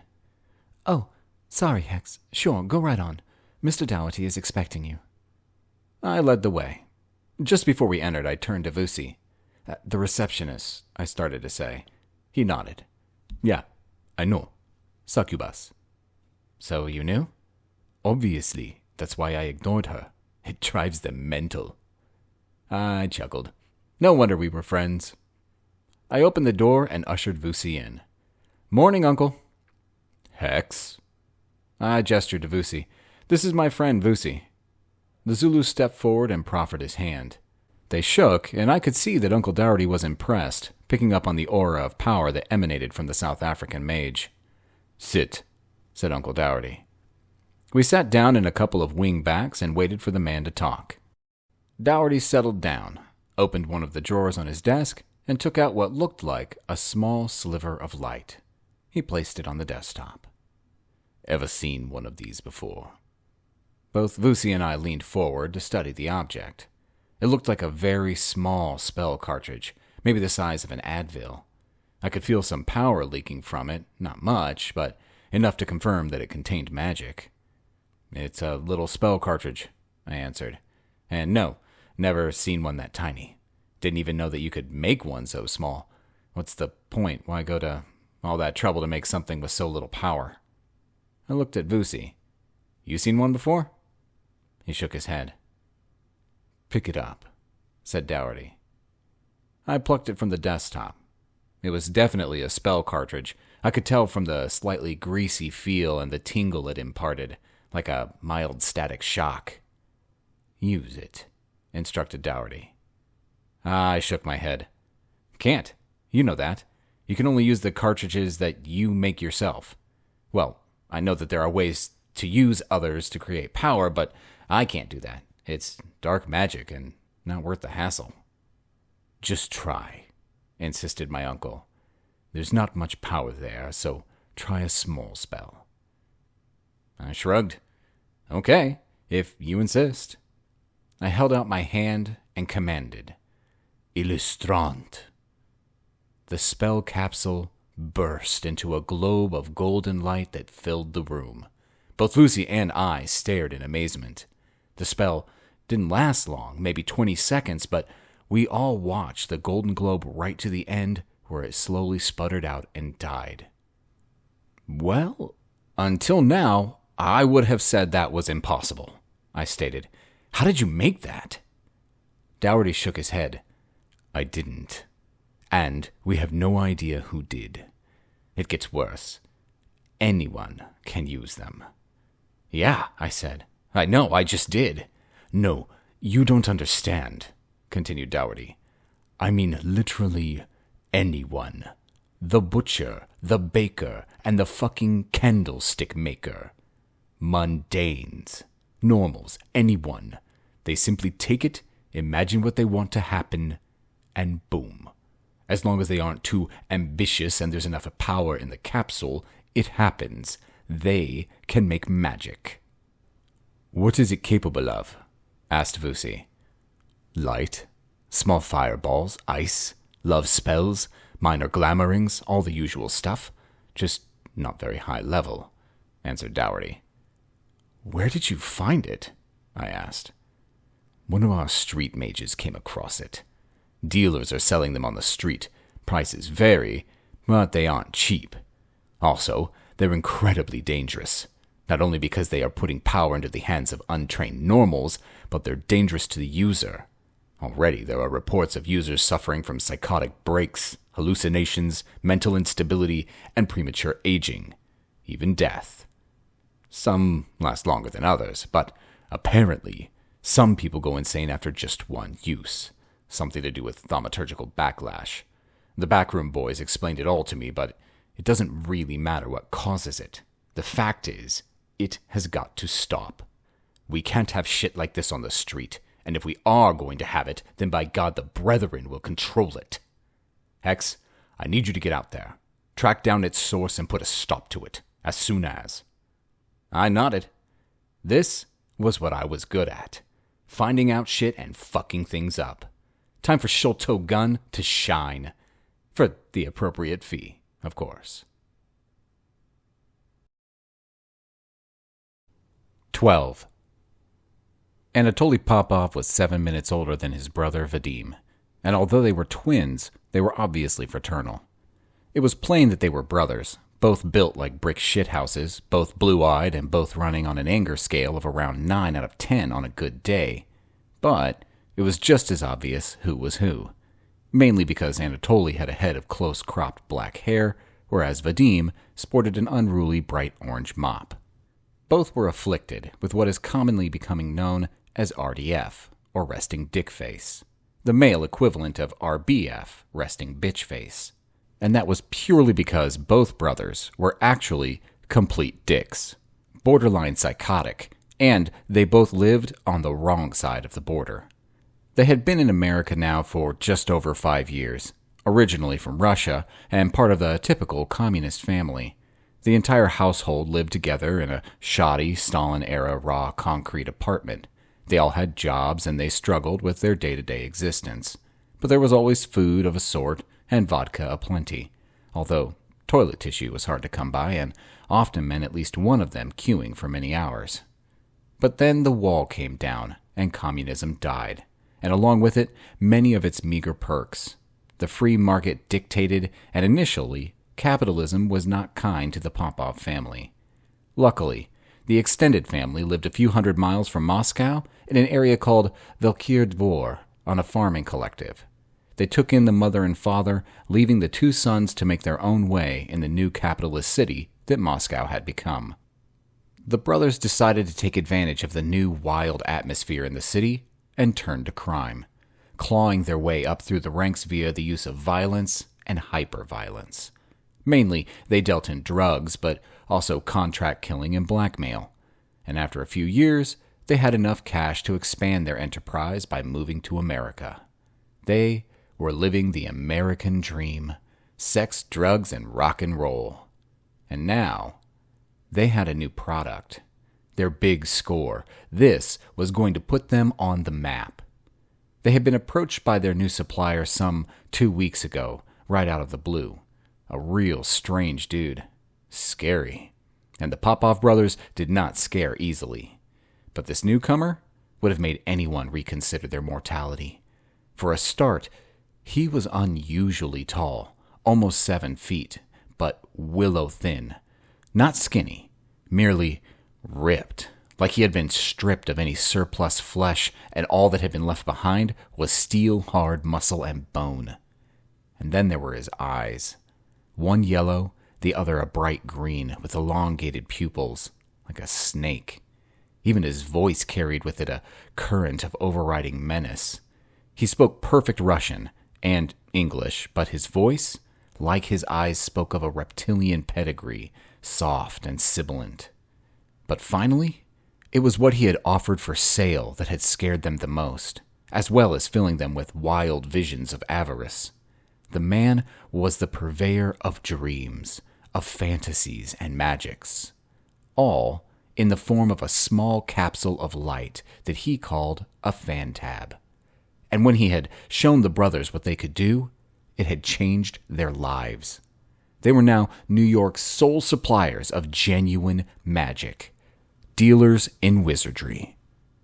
The man went by the name August Proudly, and he had chosen the brothers because of their wide-ranging gang of dealers, both at street and penthouse level, from the criminal looking for an edge to the banker looking for fun.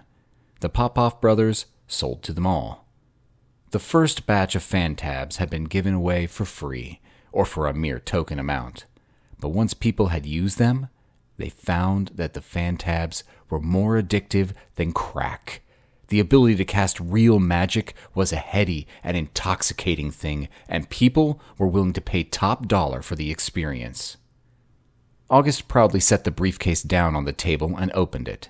Nestled inside were over 200 fantabs, each one individually wrapped in fine silk.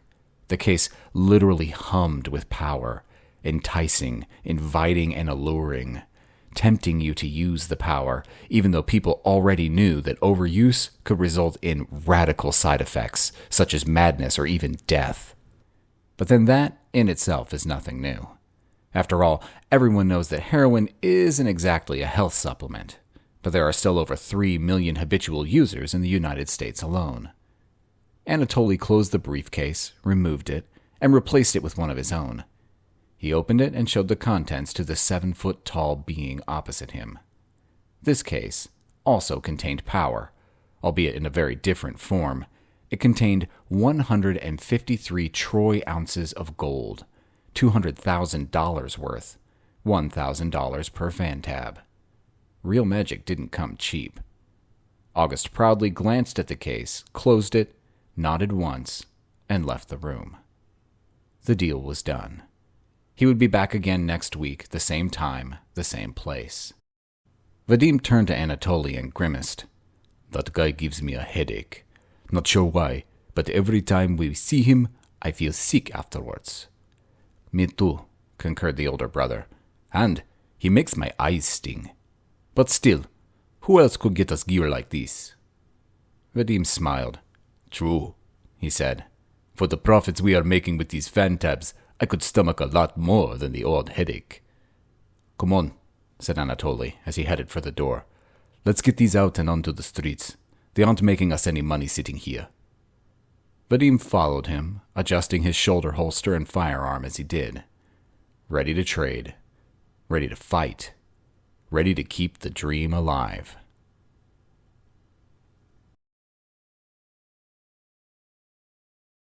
"13. "No, stay," I said, pushing Goat back into the apartment. "Go wander around the apartment, talk to the chickens, whatever. You can't come with us. Maybe if you were a dog, but Sholto Gun doesn't rock with a goat. That would look dumb." Goat stared at me with disdain for a few seconds. Then it went, woof, and stalked off. Vusi and I took the Porsche to Harlem, figuring that we had to start hitting the streets somewhere, and that was as good a place as any. We waited until sundown, because if you're hunting for nocturnal animals, then you gotta do it at night. "I reckon that we just light up a few drug dealers," I said. "Whoever is selling these capsules would most likely be using an existing network. There's no way they could be new to the game, and at the same time have the muscle to start a full-on street network. So, we hunt down a few of the usual suspects, do a bit of leaning, and see what happens." "Cool," affirmed Vusi with an evil grin. "I like learning." I pulled the Porsche over, parked it half on, half off the sidewalk, chucked a strong glamour plus a look-away spell on it, and we went into the night, seeking out the dark places between the neon, the deep waters where the bottom feeders swam, looking for scraps, preying on the desperate, the meek, and the broken. Time to shake things up. Man, I love the city at night. It's my kind of vibe. A few years back, it was easier to get a grip on what drugs were being peddled, and by whom. The business had been controlled by either the Sicilians or the homeboys. Both had kept a tight handle on things. But nowadays, the field was a lot more open. Jamaicans, Nigerians, Croatians, Russians, Serbians, Japanese Yakuza, and even the Vietnamese and Chinese had flooded the streets with every conceivable designer drug one could imagine. And now, one of the factions was dealing in illicit magic. Something more dangerous than any of the drugs, because unlike a bag of smack, a case full of those magic capsules in the wrong hands could result in some serious collateral damage. It's a bit like peddling a weapon of mass destruction. Fortunately, I didn't have to walk softly when it came to drug dealers and their minions, because I considered them the lowest of the low, the hyenas of the city, and they all knew when Sholto Gun questioned you, info had better come quick and fast, or bad things would happen. Vusi followed me into an alleyway that I knew was a selling point for a Nigerian gang. They called themselves the Smart Hands Gang. Why? Fuck knows. Sure enough, they were there. One man at the entrance to the alley. He was the salesman. He would take your order but didn't carry any drugs on him. Behind him, two kids, maybe 12 to 15 years old. These were the runners. You gave the salesman the money, he handed it to one of the kids, who took it to a safe place, while the other went and fetched the drugs and handed them over. It was a smooth system. The money was protected, the drugs were safe from theft, and the salesman couldn't be easily bussed for selling or possessing. It worked well. Until, of course, it didn't. I nudged Vusi and pointed out a doorway halfway down the alley. If you looked carefully, you could make out 2 men standing in the gloom. They held the money. On the opposite side of the alley, a fire escape. 1 story up, another man. He held the drugs. The kids were nimble enough to clamber up the escape, collect the package, and scamper back down. I pointed them out to Vusi. Can you take out those dudes in the doorway, and that dude up there on the fire escape? Maybe an ice storm? He nodded. Just give me the word. I turned to the dealer, who was eyeing me suspiciously, his hand hovering close to his jacket pocket, most likely debating whether to draw down on me or not. Hey, I said to him. Do you know who I am? He shook his head, but one of the kids spoke up. I do, he said. You be Hex, the witch doctor. Some call you Mr. Death. I nodded. Yep, that would be me. The dude's hand left the vicinity of his jacket pocket as discretion overcame valor. I turned to Vusi. Take them out. He threw a cartridge into the air and commanded, Easy fifo, si quoi? A storm of golf ball-sized hailstones erupted out of the spell and hammered into the men at the door and the man on the fire escape. Within seconds, they were all out for the count. They would live, but they would be in some serious pain, most likely concussion and a few broken bones at the very least. Good. Fucking scumbags dealing in human misery and addiction. The dude opposite me started to shake in fear as he saw the feat of magic take his posse down. The 2 kids, however, reacted as if they had just seen a local rock star grind out their favorite riff. They were all grins and nods and thumbs up, like it was some sort of cabaret. I glared at them, and they fell silent, eyes wide as fear suddenly overcame wonder. Now that I have your attention, I said, I need some information. You ready to talk? He nodded his head. Good, I continued. First, the easy questions. What is your name? Adedayo Babangida, he replied. Cool, I said, as I took a spell cartridge out of my bandolier and held it up. Okay, Adedayo, have you seen one of these before? I rolled it slightly in my fingers, allowing the eldritch light to sparkle and release a little of its power so that he could feel its presence. He shook his head. It wouldn't have to be this big, I continued. The one you might have seen would have only been the size of a capsule, no bigger than a child's thumbnail. He shook his head again. No, he said. What is it? It's magic. Concentrated magic, I said. It's what we witch doctors use so we can do what Vusi just did to your compadres. Now, I ask again, and you had better rack your brains, because if I think that you're lying to me and that you're not trying your hardest to remember, I shall get vexed, and then I shall take this spell, ram it down your throat, and ignite it. You will explode like a pig in a fireworks factory. Get it? I have not seen the like, he replied, but I have heard rumors. What rumors? Some men are selling magic, very expensive, only to the rich. I haven't seen anyone on the street pushing it, but until now I thought it was nonsense, just a street legend. Who knew that magic really exists? Talk to me. Who is doing the dealing? Adedayo shook his head. I don't know, truly.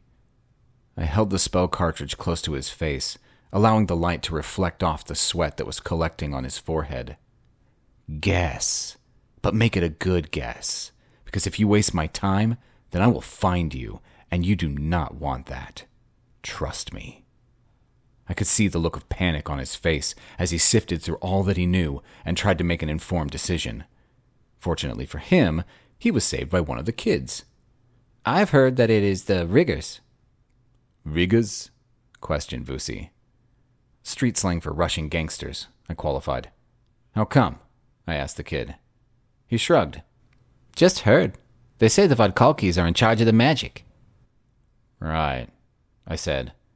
As good a place as any to start. Come on, Vusi. Let's go piss off some Reds.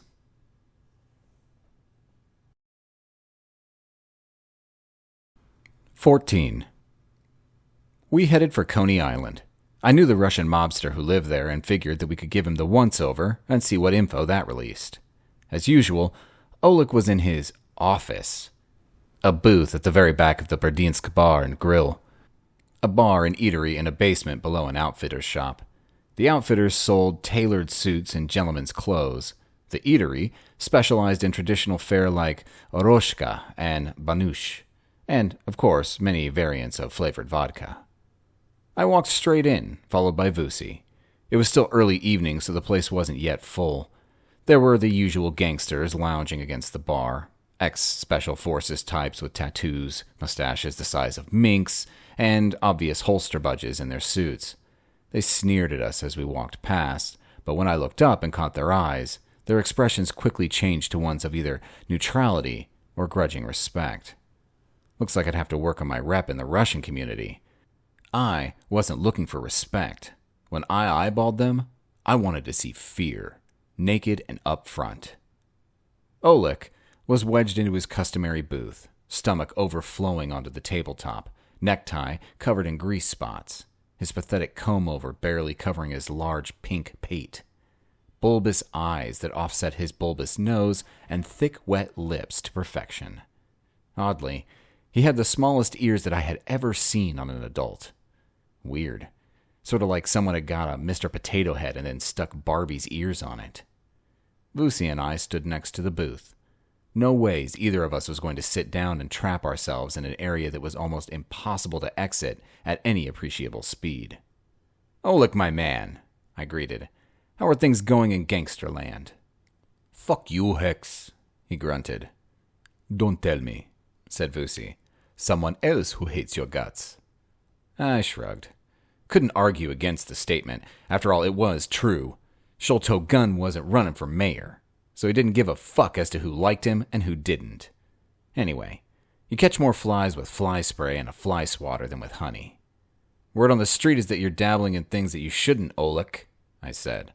"Like things that have attracted the attention of the Dark Brethren. Hence, my social call." The fat man shook his head, dislodging his comb-over so that it hung down the side of his face. "Not me," he denied. "I don't get into that sort of shit.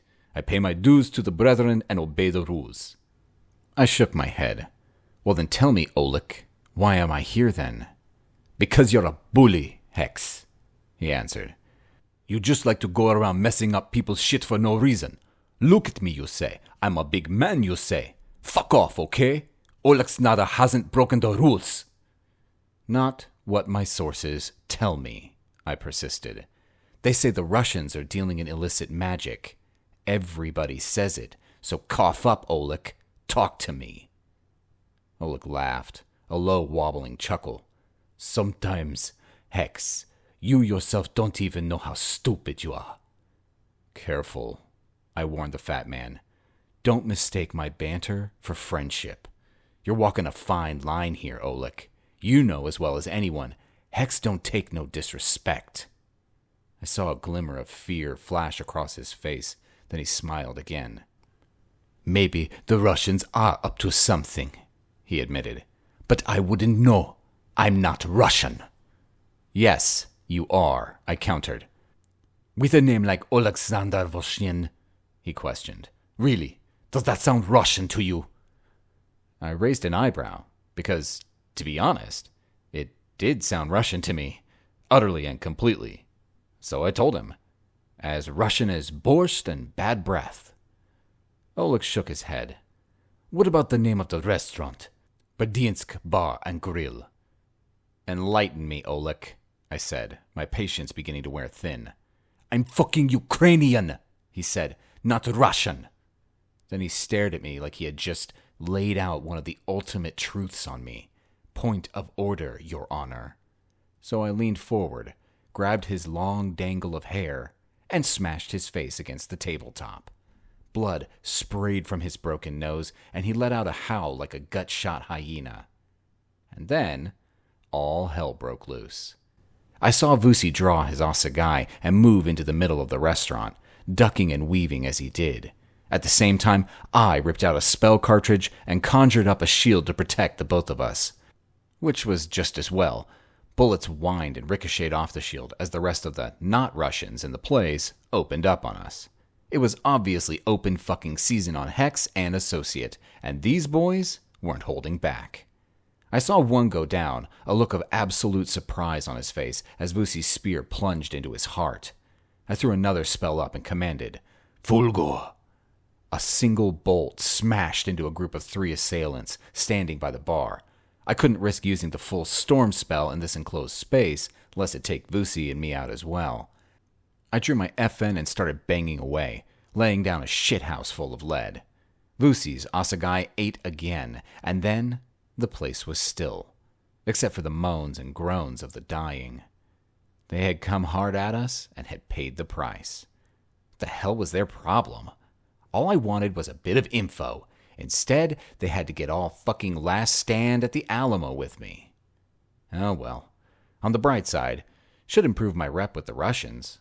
Or Ukrainians, or whoever the fuck these people were. I sat down in the booth opposite Oleg, confident that I wouldn't need to extricate myself in any hurry, due to the fact that everyone else in the place, barring Vusi, Oleg, and me, was either dead or as close as. That didn't go so well, did it? I asked Oleg. He shook his head. Not my fault, he said. It was you overreacting as usual. Whatever makes you feel good, I said, magnanimous in my victory. Now, talk to me about these magic capsules that we're finding on the street. What do you know about them? Not much, admitted Oleg. I think that you are correct. It is the Russians. But contrary to what you might believe, we are very different. I hate the Russians. They think they are so superior. I spit on Putin. Cool, I said. Point taken. Now, tell me something that I give a shit about, and be quick. I'm starting to get irritable. I can't help. You need to see Boris Sokolov. He's Russian. Runs the Russian restaurant and club in Brighton Beach. If anyone knows, he will. I stood up. Thank you, Oleg. See, that wasn't difficult, was it? He looked up at me, shattered nose smeared across his face, hair hanging dankly by his jowls, tiny ears red with anger. Fuck you, Hex, he said. I hope that you die a horrible death. I laughed.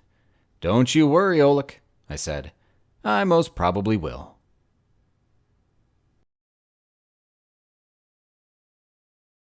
15.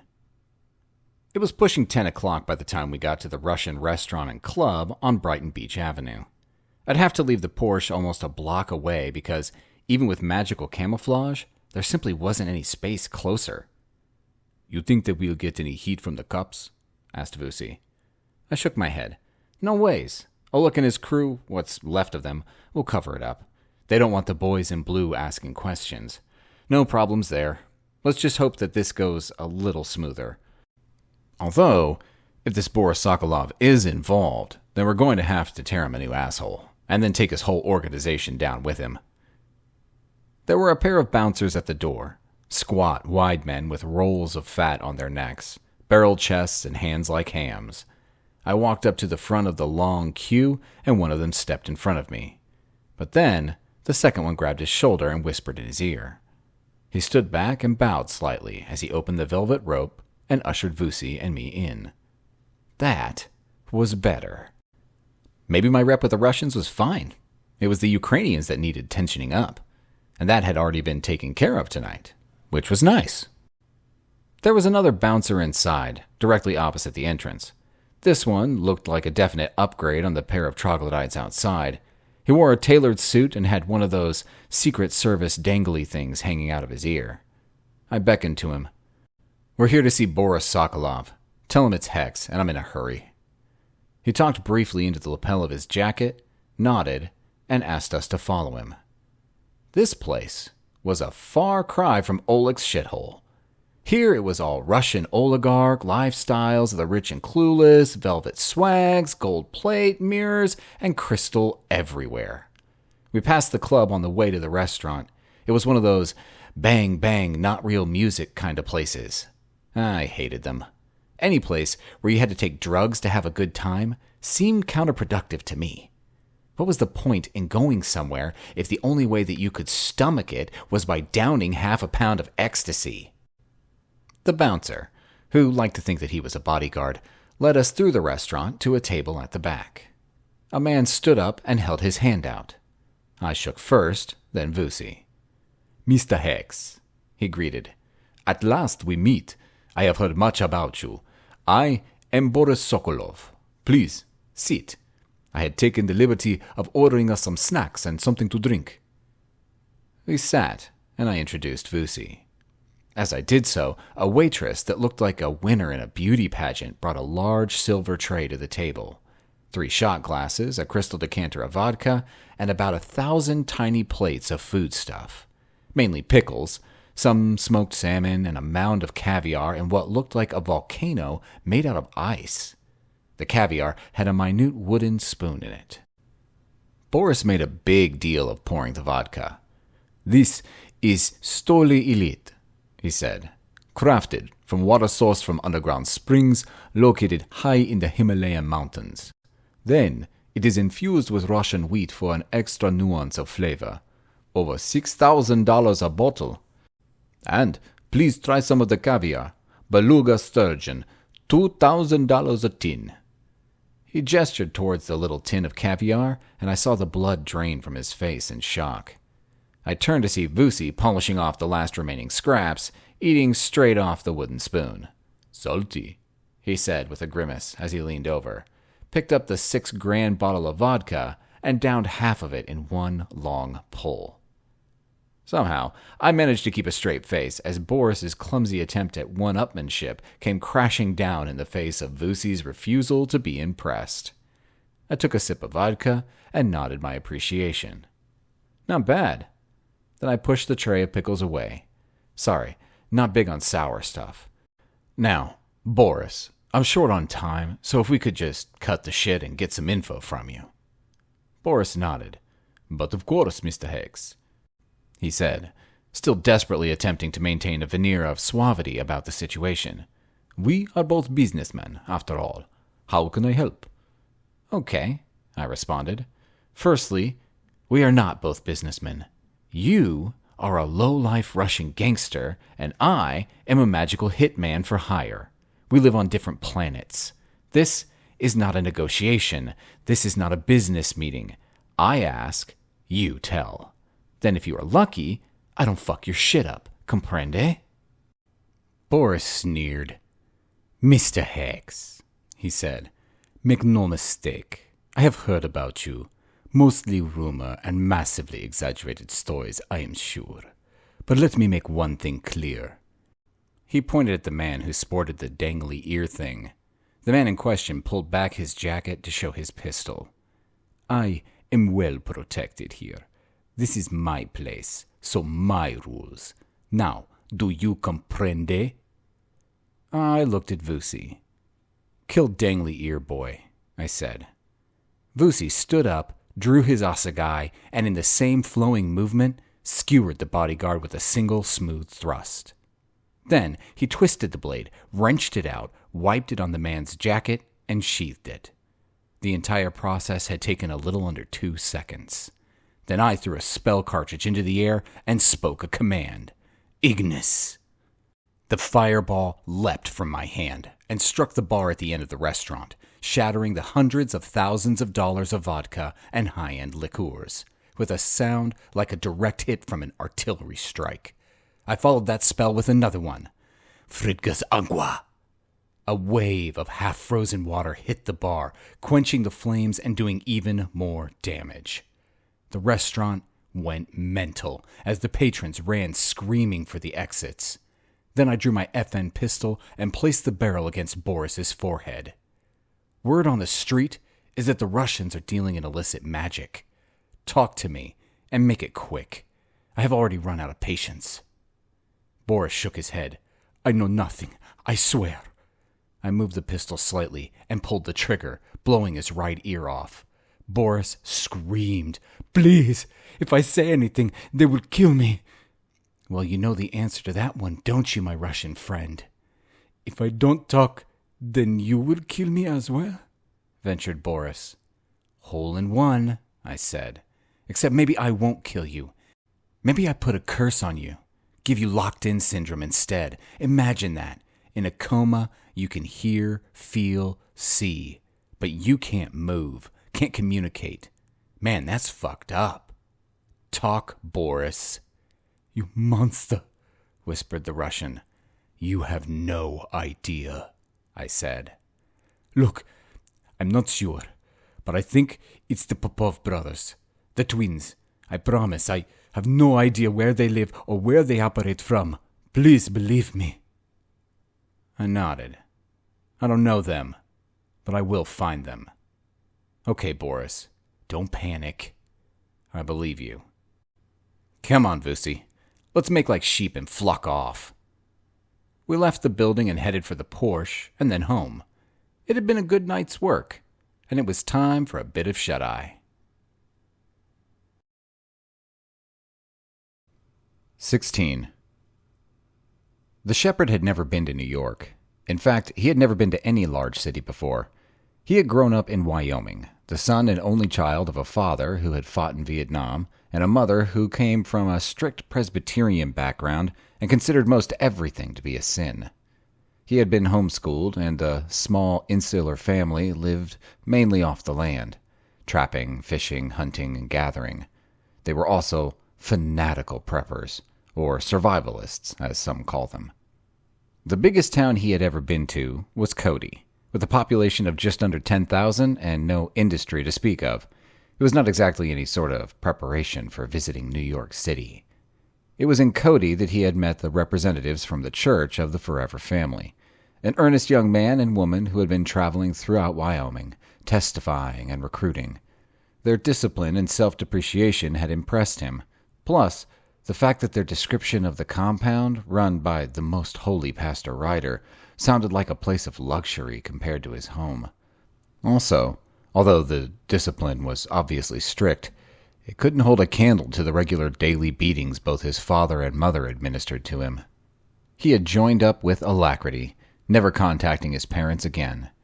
That had been 12 years ago now. Now he was 30, and the right hand of the man. He had traveled to New York by car, and the pastor's secretary had booked a room in a hotel for the three of them, himself and two other soldiers of God that were traveling with him. As none of them had ever been to New York before, the secretary had simply booked a hotel in the only area she had heard of before, Times Square. As it happened, it wasn't strictly speaking a hotel, it was a hostel, and it wasn't actually in Times Square, it was on the edge of Hell's Kitchen, a name that the shepherd considered an ill omen indeed. The Church of the Forever Family could have afforded a suite in a 5-star hotel if they had wanted, but luxury was sinful, and sin was to be avoided at all costs. They had booked into their shared room and then tooled up, ready to brave the streets of New York. Their dress was similar enough to be considered a uniform: discount store black jeans, combat boots, muted t-shirts, black canvas belts, and worn black leather jackets. The only items that were not budget buy were their shoulder holsters, their weapons, and their hats. They carried the Glock 20 chambered for the 10mm round, 15 rounds per magazine, 2 extra magazines each. Each pistol was fitted with an Osprey 40 silencer. They also carried a standard K-bar knife in a belt sheath and a USMC boot knife. They all wore Stetsons, old, weather-worn, and the best quality, because it is only right and godly for a man to cover his head, showing that he recognizes the divine presence always above him. Booted and suited, and ready to do the Lord's work, they hit the streets as the sun was going down, and their lives would never be the same again. The shepherd's plan was to go walk about, roust up a few criminal types, and ask around as to who knew the 2 men that had attacked the compound. This probably sounds like a workable plan if you have literally never seen more than a couple of hundred people in one spot at the same time, or if you have never been to a city that boasts a population of more than 10,000 souls. New York, however, is one of the world's most populous megacities, with a population in excess of 20 million people in its metropolitan statistical area. Almost 30,000 people per square mile, speaking a combination of over 800 different languages. And that is not including the supernaturals, dwarves, trolls, elves, and shifters who all live under the radar. Basically, it was like looking for a needle in a truckload of needles.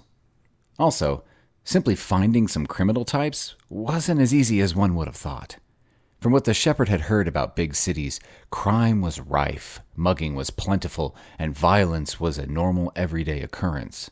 In reality, except for a few choice areas, New York's finest do a remarkably good job at keeping random killings off the streets. In fact, there is every chance that you could spend a full year roaming the city and not come across an act of serious violence even once. So, after half an hour of walking the throbbing streets and observing much sin but little criminal behavior, he was about to give up, when, with a stroke of good fortune, a gang of 6 youths attempted to mug him and his 2 companions. They were walking down a dirty alleyway, lost but still proceeding with a purpose, when the 6 men stepped out, 4 in front of them, 2 behind. All 6 carried knives. "Well, look what we got here," said the leader. "Some country boys slumming it in the big city. Nice hats, boys." The shepherd nodded. "Thank you, gentlemen," he returned. "I wonder if you could help us. I am looking for someone." The leader laughed. "Well, looks like you found someone. Now, time is wasting, country boys. Hand over your wallets, watches, any items of jewelry, and then get down on your knees and pray that we don't cut you up some." "Why?" asked the shepherd, genuinely puzzled. "Because if you don't, then we'll cut you up." The shepherd nodded. "I understand," he said. "You are criminals. Finally, I was starting to think that you were an urban myth." He drew his Glock from his shoulder rig and shot the leader twice in the face. A quick double tap that, due to the suppressor, sounded like someone dropping a couple of Bibles on the sidewalk. Not silent, but not recognizable as a gunshot.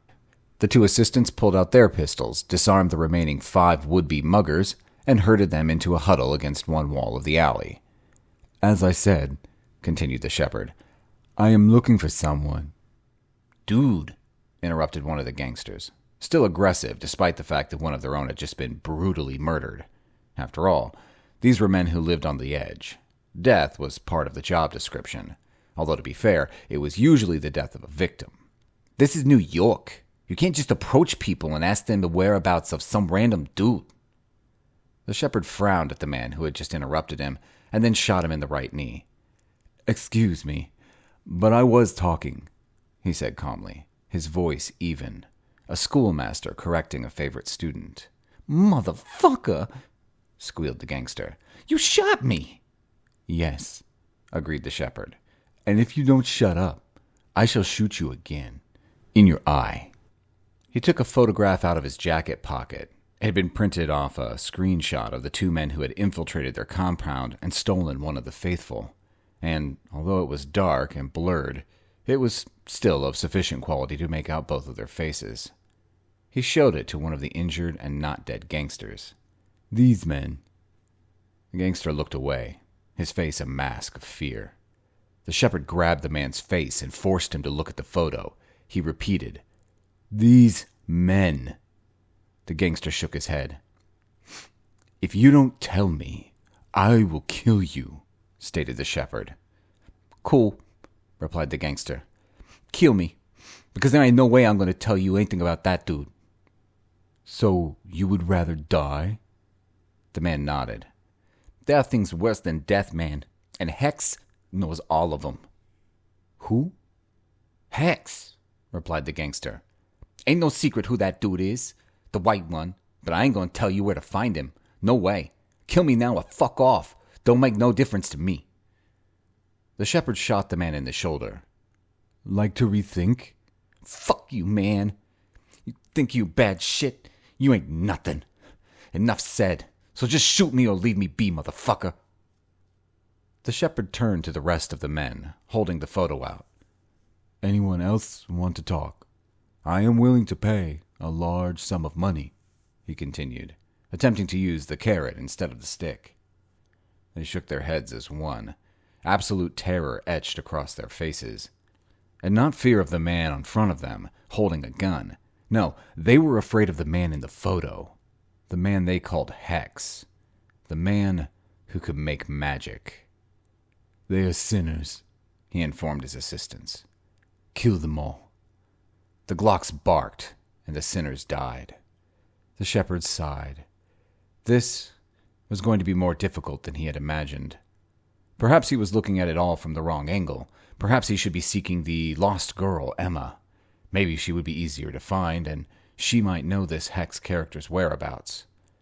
He led his small team out of the alley and back into the heaving throng of people. Women showing their legs to all. Men without hats.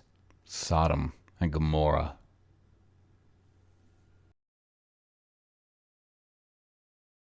"17. The Popov brothers had upped their game. The fan tabs were selling better than they had ever imagined. Plus, they were charging more and more, and the market still seemed to be capable of absorbing the increase in price. After all, who doesn't want to be a real-life Harry Potter? The one thing that had changed was their clientele. The brothers were no longer peddling their wares on the street. Instead, they had hired a large conference room in an upmarket New York hotel, and they were selling to the movers and shakers of the world. Traders and captains of industry, actors and entertainment managers, communication tycoons. Their minimum order was now 10 fan tabs at $2.5K each, $25,000 a pack, and people were still paying gladly. They were handling each sales conference like a rock show. Invitation only, 30 people per batch. The guests would arrive, each was allowed to bring a +1, so around 60 each sitting. The speakers would start to pump out rock music, final countdown by the Swedish band Europe. Then Anatoly would stand up on the stage and perform a few feats of magic. Simple stuff, but impressive. A couple of fireballs, a little levitation, and some light telekinesis. Then, Vadim would pull back a curtain on their sales booth and start taking payment. Simple and effective. They were making more money than the stock exchange. They did 3 shows that day and then ran out of fan tabs. "I'll contact August proudly," said the younger brother. "But first, I'll need to turn this cash into gold. That will take a day or 2. He looked closely at his brother. "Hey, are you okay? You don't look good." Anatoly shook his head. "Just a bug," he said as he headed for the bathroom. "I'll get over it." He went into one of the stall and threw up copiously. Then he lay on the cool tiled floor for a few minutes, sweating like a broodmare while he tried to control his rapid heartbeat. A couple of minutes later, he threw up again, and then again.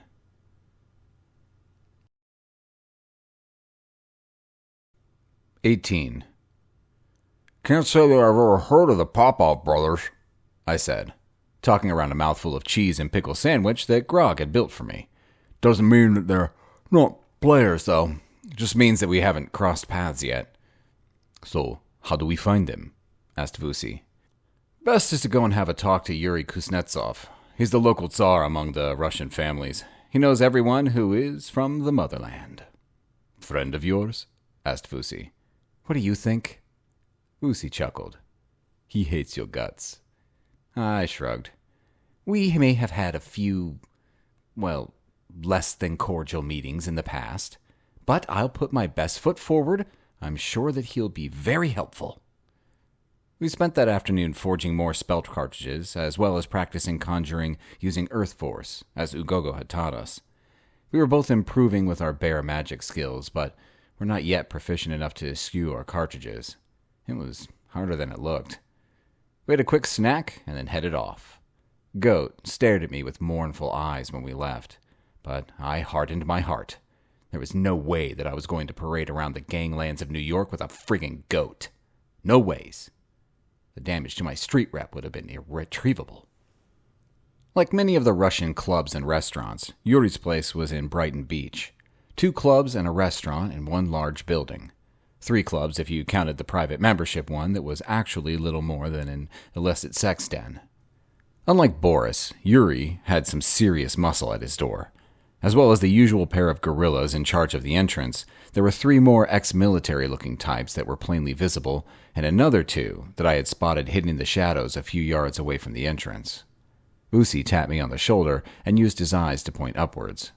On the roof, I caught a glimpse of another man, the barrel of his sniper rifle just visible against the night sky.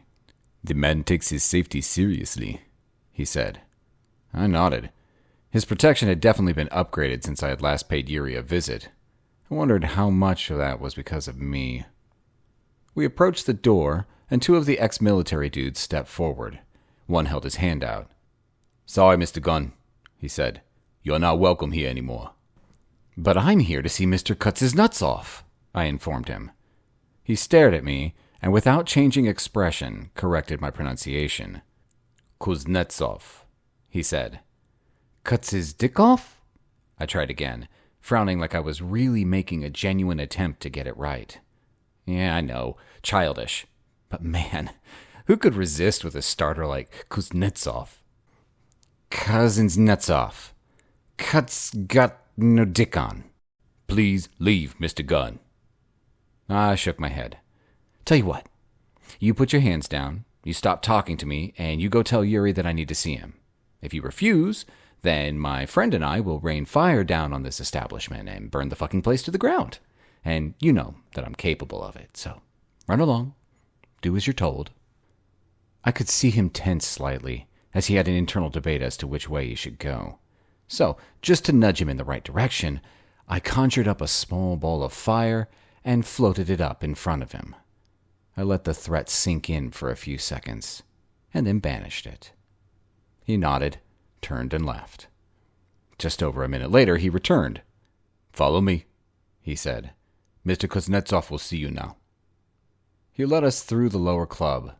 This was more my scene. Less gold plate, less mirrors, less crystal, just less Russian. On a small stage, a 4-piece jazz band with a female singer. Music at a volume that you could still talk. A subdued bar, discreet waiting staff, and mirror balls. Man, who doesn't love mirror balls?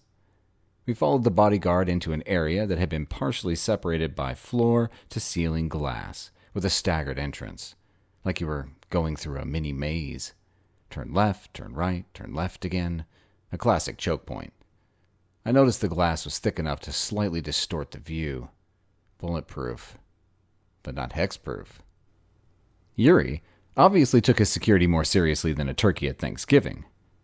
We sat down in the proffered seats, sinking into the plush velvet cushions.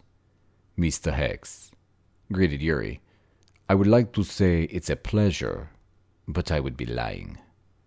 "Please, Yuri," I answered.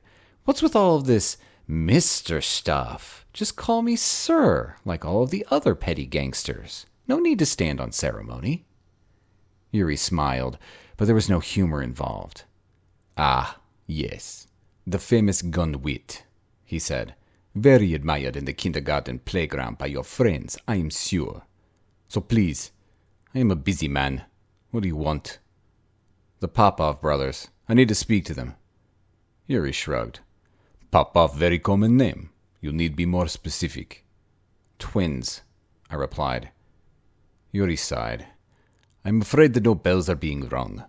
Why you need them?" "Let's just say they have transgressed the rules of the Dark Brethren and leave it at that." The Russian raised an eyebrow. "Serious stuff.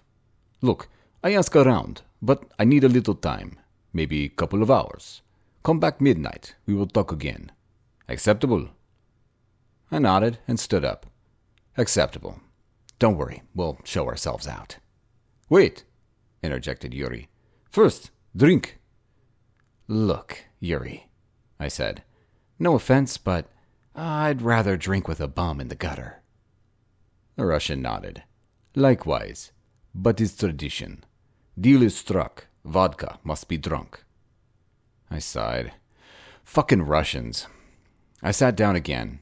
Anyway, who was I to argue with a free drink? And to be frank, I was pleasantly surprised that things had gone so well. The last time I had come up against Yuri, we had gotten into a fairly serious altercation that had resulted in the death of a few of his compatriots. He had sworn revenge, I had told him not to be so childish, but that was a while ago. And Yuri was a businessman, so he had obviously put his enmity aside in favor of keeping the wheels of industry running smoothly. Water under the bridge, as it were. The bodyguard went off to fetch the vodka, while the rest of us sat and looked at the tabletop, and waited. I was about to lose my patience and get up again when he returned. A bottle, 3 shot glasses. No caviar for Vusi. Yuri poured, toasted, we drank. He poured again. We drank again. Then he nodded. Deal is struck. 2 hours. I tell you all that I can find out about these Popov twins. We left via the front entrance and headed for the Porsche. May as well go get something to eat, I said to Vusi. But not around here. Can't do Russian food. Let's go to Mike's Diner. It's a few minutes' drive. Burgers, chicken fried steak, proper food. Not these fucking fish eggs and pickles. Vusi was about to answer when my spidey sense went into overdrive and I tackled him to the sidewalk. A storm of lead buzzed and spat over our heads as someone opened up on us with some sort of submachine gun. I grabbed a cartridge and formed a shield while Vusi spun around to get a fix on our assailant. More rounds ricocheted off my shield as 2 more perps opened up on us. Vusi wasted no time in counterattacking as he threw a cartridge into the air.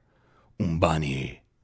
A shaft of lightning crashed into the 2 assailants on our right, hammering them to the sidewalk and cooking their flesh. I drew another cartridge. Glacias tempestas! A storm of hailstones tore into the initial gunman, ripping into his flesh like machine gun fire. Shit! Shouted Vusi, and I saw him step forward and kick at something. The small orb sailed into the air and exploded a few yards away. Grenade! He confirmed. More shots rang out as a group of 3 men came running around the corner at us. These were carrying AKs, and my shield started to fracture under the pressure of the assault rifles. Little help here, I grunted at Vusi, who threw a shield of his own up to complement mine. Thanks. I hit the newcomers with a firestorm, burning them to the ground as they ran at us. Then, as soon as it had started, it was over. What the fuck? Asked Vusi. I shrugged. It's either Boris trying for a bit of revenge, or Yuri isn't feeling as magnanimous as I was led to believe. But why? They both know that it's suicide to attack Sholto gun. Come on, I said to Vusi. Back to cut your cock-off's place. My patience has just officially run out. We jogged back to the club, and as we approached, the outside security all drew their weapons at the same time. I chucked 2 spell cartridges into the air. Fulgo tempestas! A storm of lightning rampaged across the entrance, frying all of the guards in one fell swoop. Together, we ran into the club. I drew my FN and shot the dude standing inside the doorway, and then we proceeded to Yuri's spot at the rear of the jazz club. But, as we ran across the club, it became obvious that many of the patrons in the club either worked for Yuri or they were good friends and allies, as pretty much all of them opened fire on us. Even 2 of the band members had taken out pistols and were banging away in syncopation. My hastily constructed shield protected us from most of the fire, but 1 round did get through. Shit! I grunted as we took cover behind an upturned table. I've been hit. Here, let me take a look, said Vusi. He pulled my jacket off and then shook his head. No, it's nothing. Well, why am I bleeding? Grazed you. A few stitches and you'll be fine. Don't worry about it. Yeah, easy for you to say. You haven't been shot. Neither have you. I fucking have. Vusi grinned. Look, we can feel sorry for you later. Right now, we got a big problem. There's like 30+ dudes out there all trying to kill us. I know, I responded. One of them shot me. The Zulu ignored my repeated and unsuccessful attempts to get some sympathy, as he palmed a handful of spell cartridges. Whoa, I exclaimed. That's a heap of firepower in a confined space. What's the plan? I'm going to try something, he said. Can you anchor yourself to the floor? I mean, magically? I nodded, as I took out a cartridge and spoke a command. Altum radices. I could feel the magical cords of power driving down into the concrete floor and below as they anchored me in place. Vusi did a similar thing, and then I pulled up a shield around the two of us. Go for it, I said. Whatever it is. He closed his eyes, threw the cartridges in the air, and spoke. Ukuchindezela. A massive wave of pressure thumped out from the center of the spell, like a tsunami but without the water. It crashed through the club, tearing furnishings off the floor, ripping out light fittings, picking up people and smashing them against the walls and ceilings. Even Yuri's extra-thick bulletproof glass was shattered as the wave struck it. I was suitably impressed. It was a substantial bit of casting, and well done considering the control needed to release it in such a confined area. The slightest miscalculation, and it could have gone off like a nuclear bomb. I nodded at Vusi, and he winked back at me. It worked, he said, and he let out what sounded suspiciously like a sigh of relief. We picked our way through the detritus and walked over to Yuri's semi-conscious form. The glass enclosure had done enough to prevent him being crushed to death, like everyone else in the club, which was just as well, because he and I needed to have a stern chat. I squatted down next to him. Hey, Yuri, I said. How goes? Looks like your club is in need of some serious refurbishment. You must have pissed off someone who was, like, totally out of your fucking league, you two-bit piece of shit. The Russian coughed up some blood and then nodded weakly. Yes, he admitted with a small smile. Yuri made a mistake. I think people underestimate you because you're such a childish dickhead, he continued. I know that I did. I nodded. Couldn't argue with that. Why? I asked. Is a Russian thing, he said. You insulted me, killed some of my friends. I swore to avenge them. Thought that now was the right time. I shook my head. Oh, Yuri. That was just fucking stupid and unnecessary. So, he said, what now? Are you going to kill me? I shook my head. Why?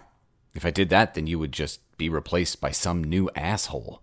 Then I would have to teach him what happens if you try to double-cross Sholto Gun, and that would all end in tears. Now with you, I don't have to do that. Do I, Yuri? He nodded. No need. Yuri has learned respect. Good man. Now, talk to me about the Popov twins. So, Yuri talked. Right up until he died, which was a pity. I was almost starting to like the man. Almost.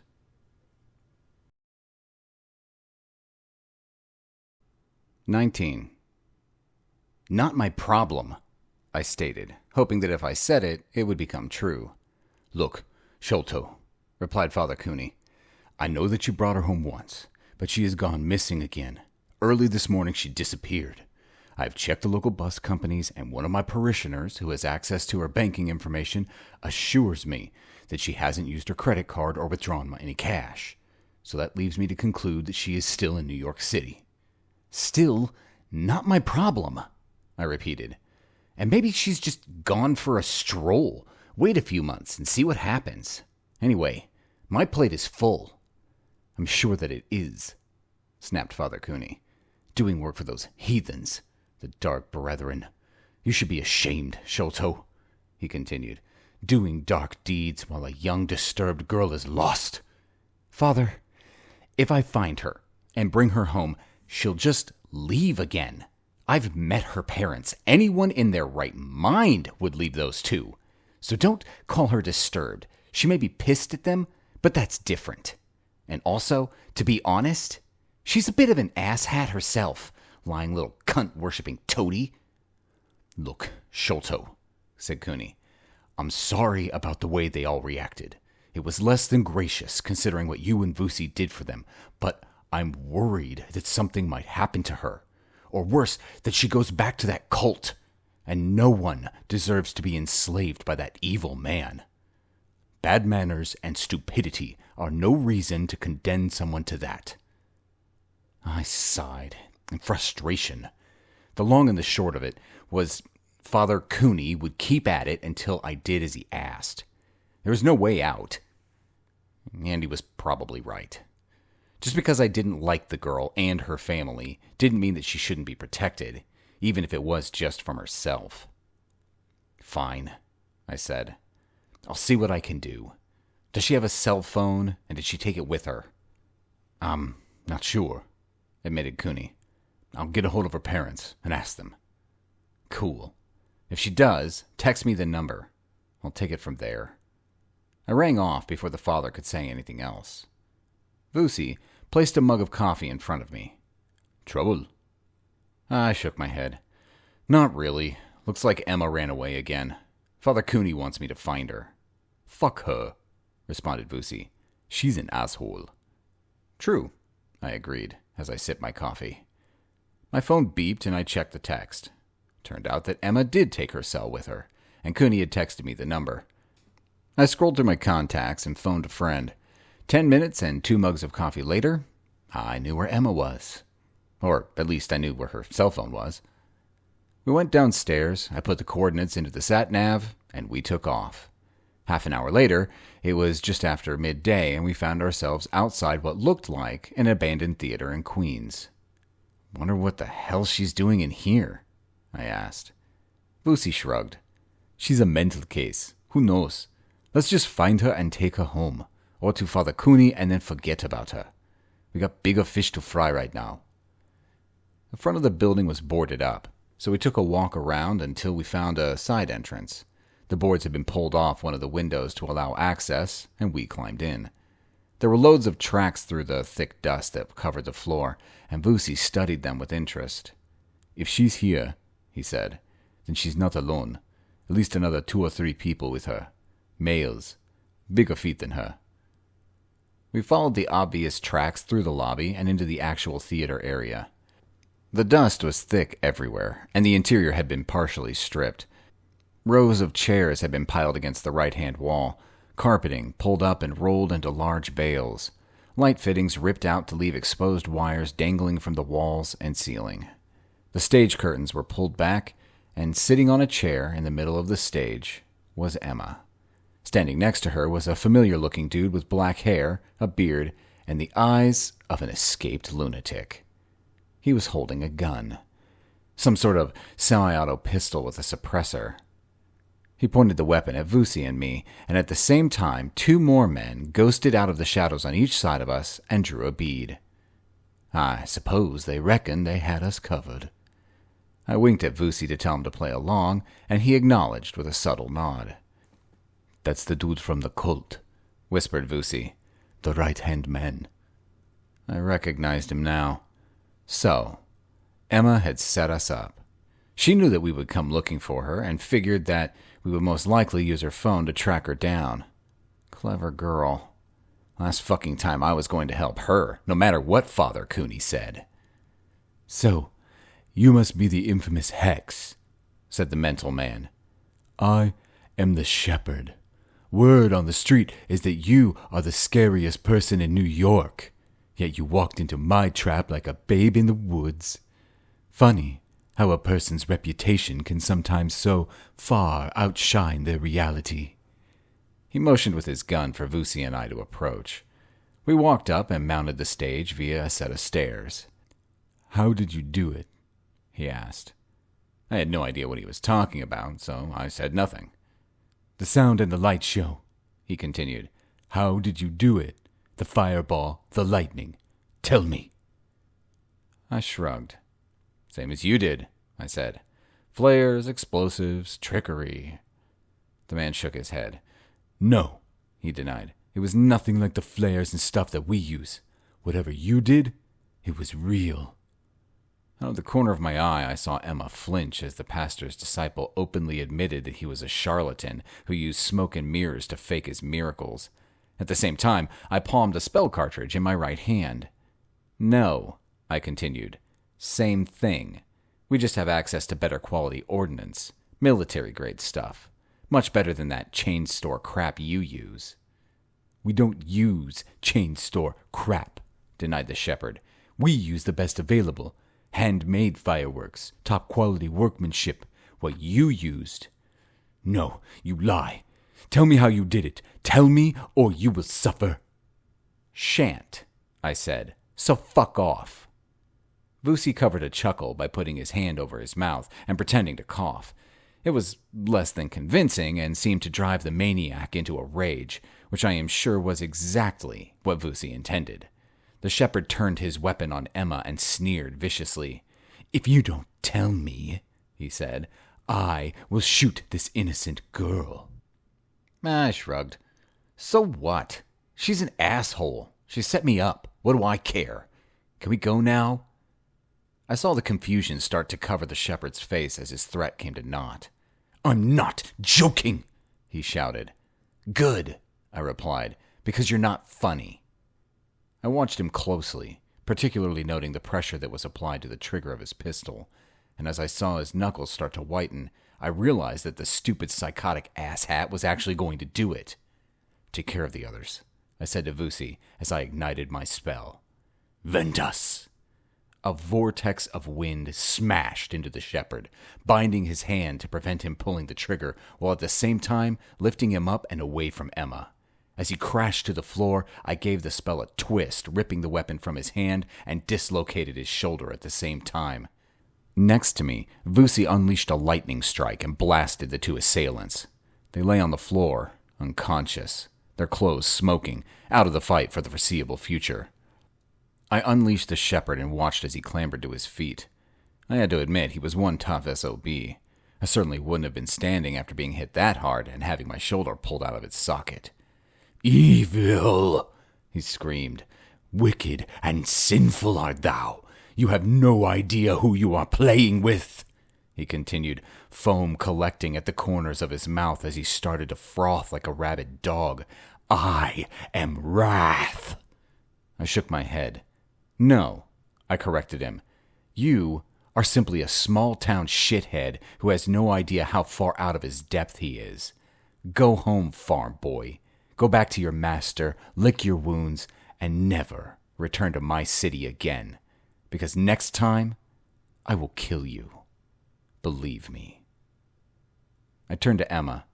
And as for you, stay with this mental case. Go home. Don't go home. I really couldn't give a crap, okay? I gestured to Vusi. Come on, friend. Let's get the hell out of here. As I walked off, Emma grabbed my arm. Please, she said. Take me home.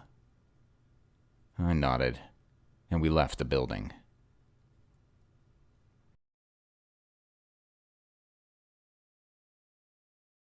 "20. All work and no play makes Hex a dull boy. After dropping Emma at her parents' house, we should have gone on search of the Popoff twins.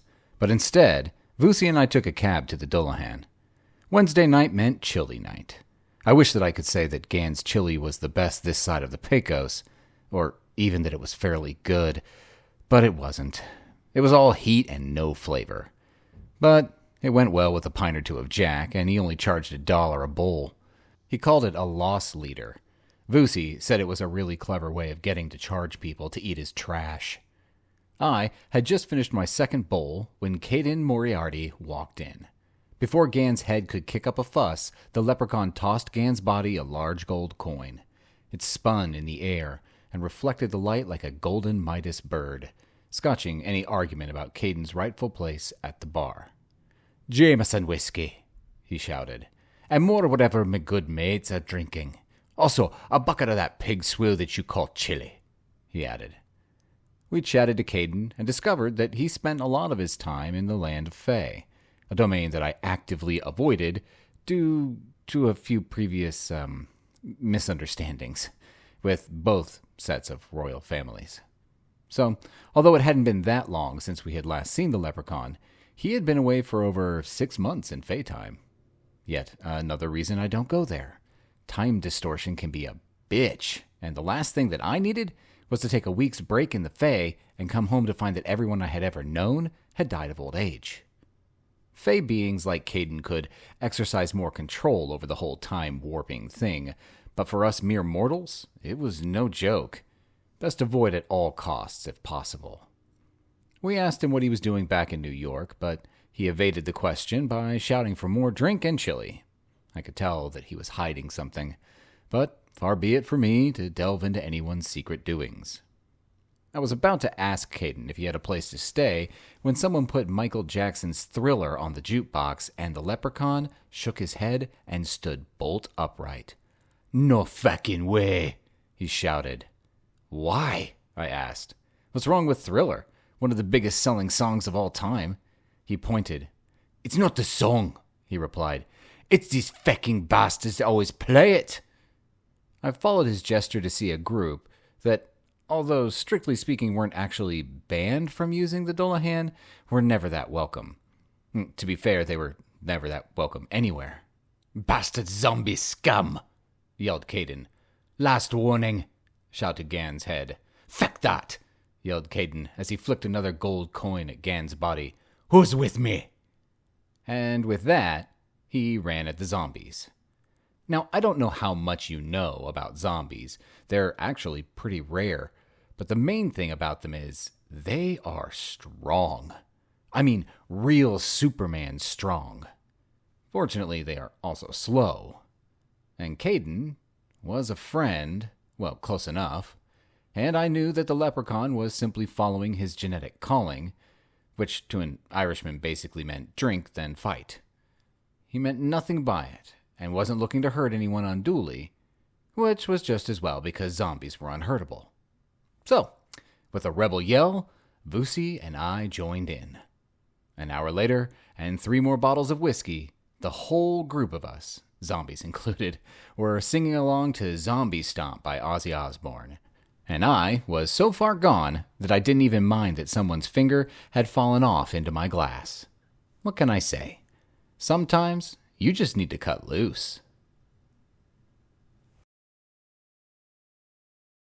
21. Anatoly put his hand against the wall to support himself. The nausea had gotten worse, as had the headaches. And this morning he had lost a tooth, although he hadn't told Vadim. Because even though Vadim was his twin brother, Anatoly knew that he both scorned and despised weakness. It was the magic doing this to him. The older brother knew. It was obvious, but someone needed to demonstrate its use so they could sell it.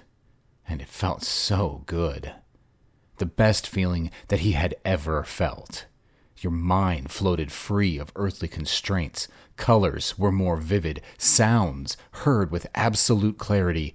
And the feeling of power surging through your very soul. It made him find excuses to keep using. And now his teeth were falling out.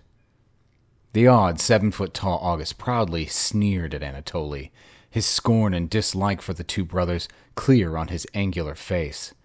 Normally, they would not have taken such an attitude from anyone.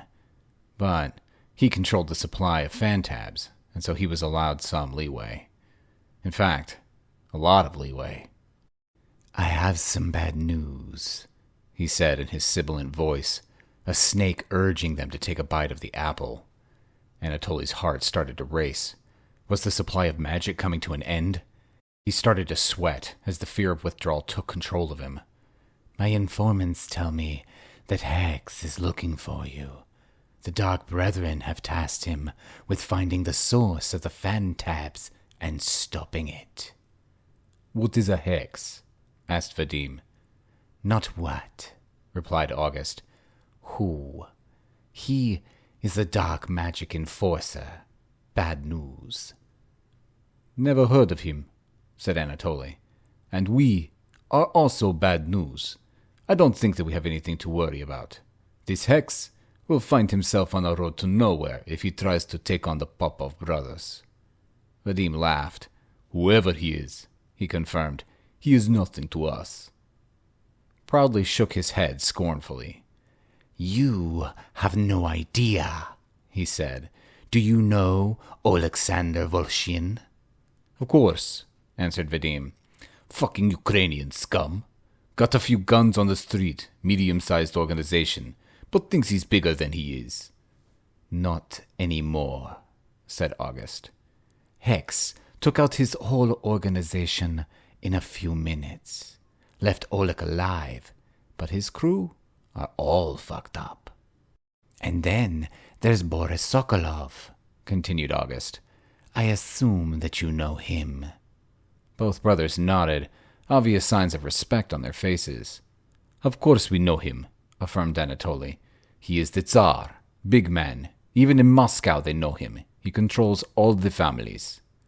August shook his head. Not anymore. Hex took him and his crew out as well. No time at all. No one even knows why. The same Hex has taken down a fallen angel and sent a demon army back to hell. Boys, trust me. You don't mess with him. So what do we do? Asked Anatoly. You make it sound as if it's all over. Not at all. Do you know why I chose you to distribute my magic? Because we are a force on the street, said Vadim. Hardly, sniffed proudly. Two brothers, no organization behind you. Anyone could have sold my fantabs. No, the reason I chose you is because of your solid connections to the old country. I knew that it would only be a matter of time before Hex got involved, and, as Boris Sokolov showed us, normal street soldiers are no match for him.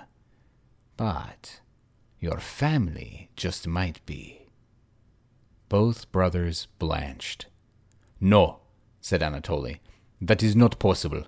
Anyway, they would never leave Russia. You would be surprised what they would do if you asked them, stated August. You underestimate the loyalty of family, especially a family such as yours. Even though you do not share their attributes, you are both still clan. You speak as if you know them, but you do not, said Anatoly. I cannot ask Uncle Bogdan and his clan to leave the motherland. They owe you, insisted August. Do you not send money every month? Because of the two of you, they want for nothing. No, said Anatoly for the last time. Then you must leave, said August. Either they come here to help, or you go there to hide.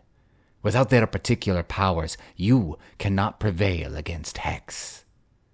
What about you? Asked Vadim. Aren't you afraid of this Hex person? Proudly smirked. I fear no mortal. Anyway, he is not looking for me. A bout of dizziness swept over Anatoly, and he swayed on his feet, close to collapse. I will call them, he said. Who knows? Maybe Uncle Bogdan feels like a trip, although I very much doubt it. Good decision, said proudly. Do it soon. Time grows short.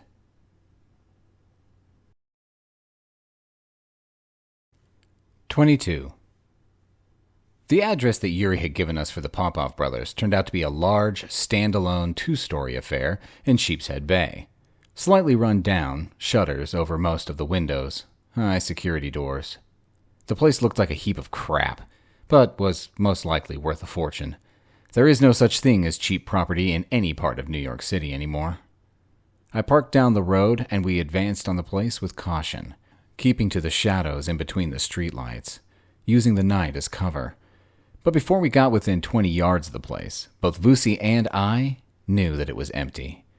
Both of us had probed ahead, subtle pulses of a magic, almost an enhanced sixth sense, and there is a certain feel about an empty place that is real easy to pick up.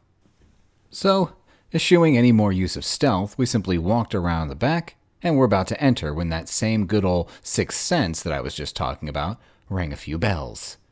Wait, I said to Vusi, who was about to try the back door. What? I shrugged. A feeling. Something's not right.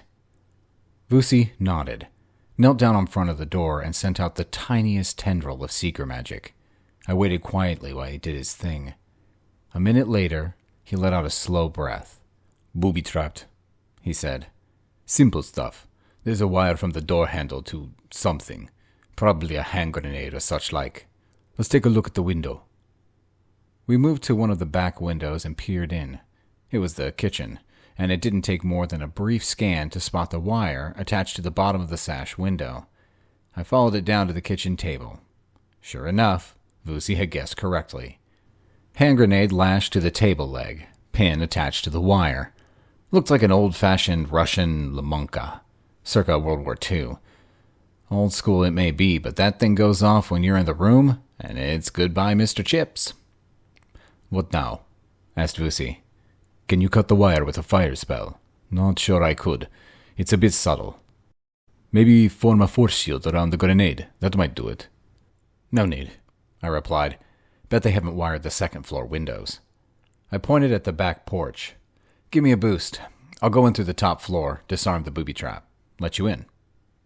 Vusi gave me a hand, and less than a minute later, we were both in the kitchen. Sometimes it's best not to overcomplicate things with magic. Remember, kiss. Keep it simple, shit for brains. Or something like that. The booby traps at the access points were the only ordnance in the place. We did a room-to-room fine-tooth comb search. The brothers had obviously left in a hurry. Refrigerator full of food, mostly of Russian origin. Vodka. Vusi grabbed 2 bottles and slid them into his coat pocket. Wardrobes still packed with clothes, mainly tailor-made suits, handmade shoes. None of them fitted either of us, so we left them.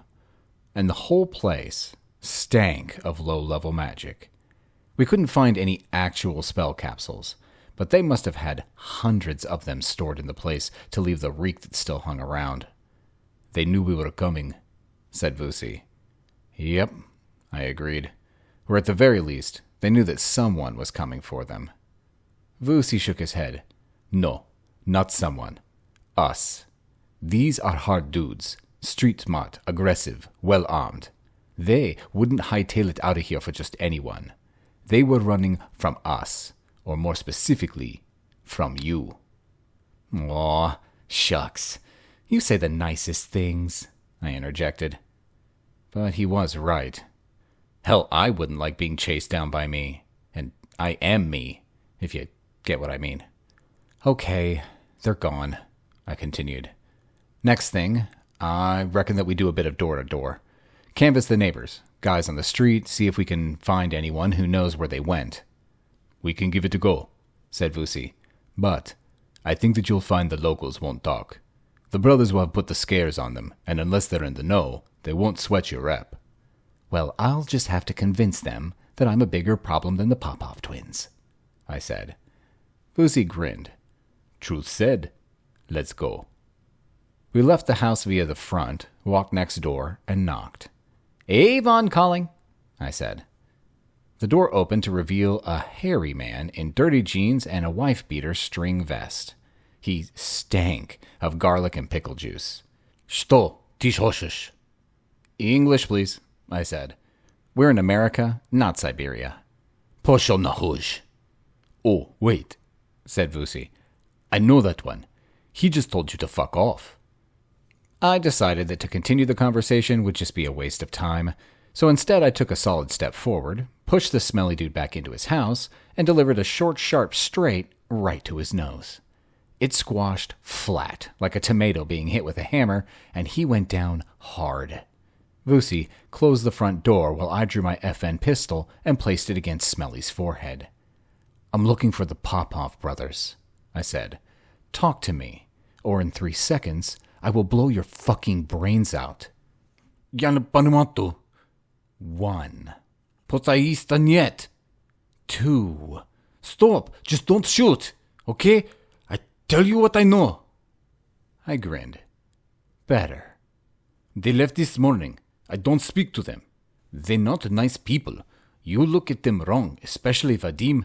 They act like you. Bad people. Nobody around here knows them. They're all too scared. Where do they go? I don't know, I swear. They left in a hurry. That's all I know. Please, don't kill me. I shook my head. Not good enough, comrade. Wait, he shouted. Their car. They drive a red 1970s Buick Grand Sport. Please, that's all I know. Unusual car, said Vusi. Gives us something to start with. I holstered the FN. Yep, and I reckon that's all we're gonna get. Here or anywhere else. Seems like the Popovs kept to themselves. Let's cruise. Put the word out that we're looking for a red Grand Sport. I'll see if any of my police contacts can help. We left Pickle Boy on the floor and headed back to the Porsche. 23. Snow covered everything. A massive icy duvet 2 feet thick. Wisps of smoke rose from several chimneys in the Kuromi, a collection of separate isbas, or log cabins, joined by covered corridors, surrounded by a high wooden palisade. The Kuromi had developed over the last few hundred years, with extra buildings being added as and when needed, with no thought to design. As a result, the wooden structures blended well with the landscape, their scattered randomness seeming natural, organic, as opposed to the steel and concrete buildings that modern architects create. The building and the surrounding land were owned by Bogdan Popov, who was also the head of the clan. Sure, Grandfather Popov and Grandma Popov also lived in their own izba in the Kuromi, but Bogdan was the official Ursus of the clan, physical prowess being held in higher regard than age. And, as leader, he had called a meeting that the whole clan had to attend. They had gathered in the Svetlitsa, or front room of the sprawling residence. The room was large, but it was made to look small by the sheer height and bulk of the men and women who were assembled there. Even Grandfather Popov, ancient beyond belief, with a bent back and a snow-white beard that lay over his chest to his belt buckle, stood 6'4" and weighed in excess of 250 pounds. In his heyday, he was a proud 6'6" and 50 pounds heavier. The women of the clan all shaded 6 feet and 200 pounds, and the younger men had at least 6 inches on them, plus 100 pounds.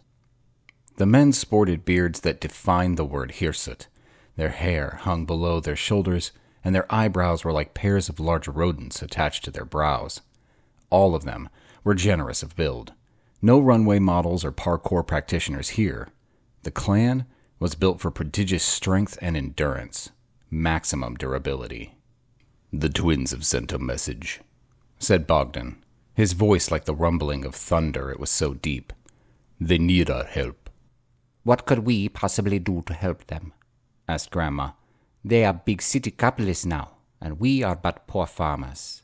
"We are not poor," stated Uncle Bogdan. "Every month the twins send us thousands of dollars. Our needs are few, so now we have an entire room full of cash." "They only send money to show off," said Grandpa bitterly. Uncle Bogdan shrugged. "Whatever the reason, we accepted it gladly, and they have always given without asking anything in return. Now, they need our help, and we must answer their call. It is the clan way." "But they have not even been cursed," argued Grandpa. "So strictly speaking, they are not clan." Bogdan sighed and shook his head. "Still you call it a curse," he said, "when all else around you think of it as a blessing.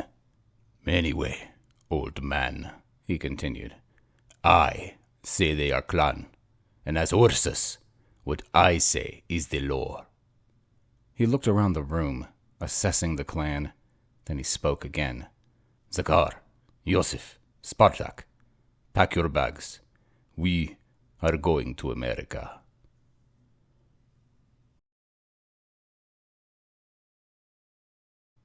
"24. The shepherd had gone off mission.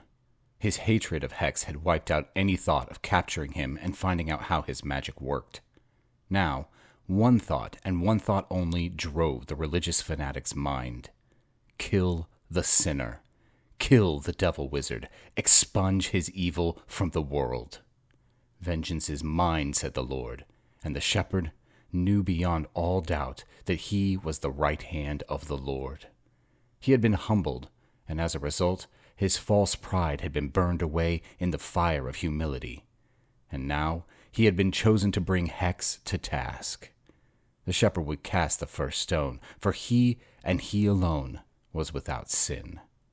Using the church's line of credit, he had rented a large brownstone in Queens. Then he had used the church's contacts to purchase weapons.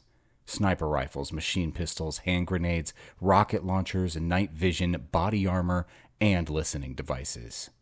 Finally, he had flown 6 more men out to join him. so now they numbered 7. A holy number. Strictly speaking, he knew that he was deliberately disobeying the pastor, but what the pastor did not know, and so on. For now, the shepherd had a direct line to the Lord. He was the new right-hand man, and Hex was as good as dead.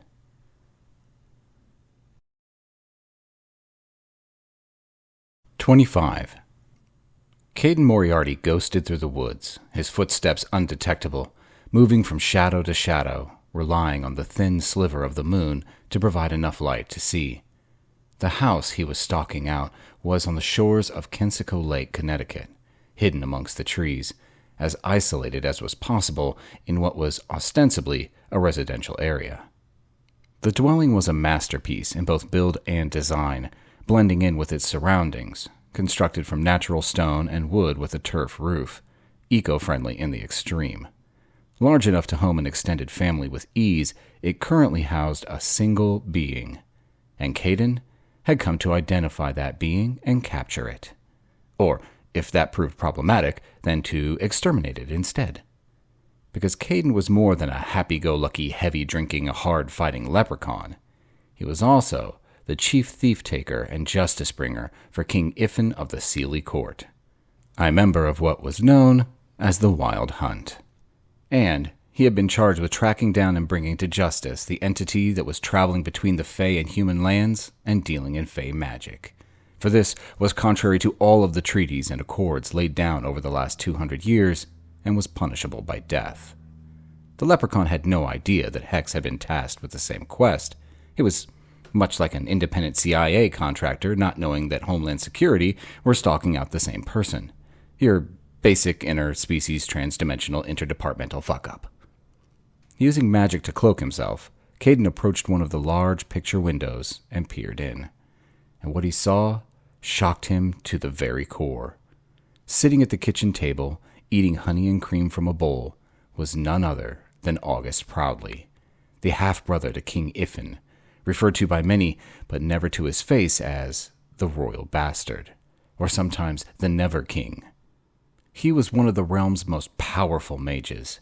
He was also borderline psychotic, and had the sort of personality that was well-balanced, if you considered a chip on both shoulders to be well-balanced. This changed things rather dramatically. Firstly, Caden wasn't sure if the king's justice stretched to include actual members of the royal family, and secondly, he was doubtful whether he had enough juice to actually take down Proudly even if he had to. Bearing this in mind, Caden started to move, slipping slowly back into the night. But he was too late. Proudly had already sensed his presence. Both protagonists reacted like gunslingers from the Wild West. The Fae had no need of clumsy enhancers, such as spell cartridges or even voice commands. Their magic was a part of them, a fundamental portion of their very being, and for two spellcasters of such skill, thought and action occurred instantaneously. In the space of mere seconds, fireballs exploded, storms of jagged ice flew, shields coruscated and crackled, and lightning crashed across the landscape.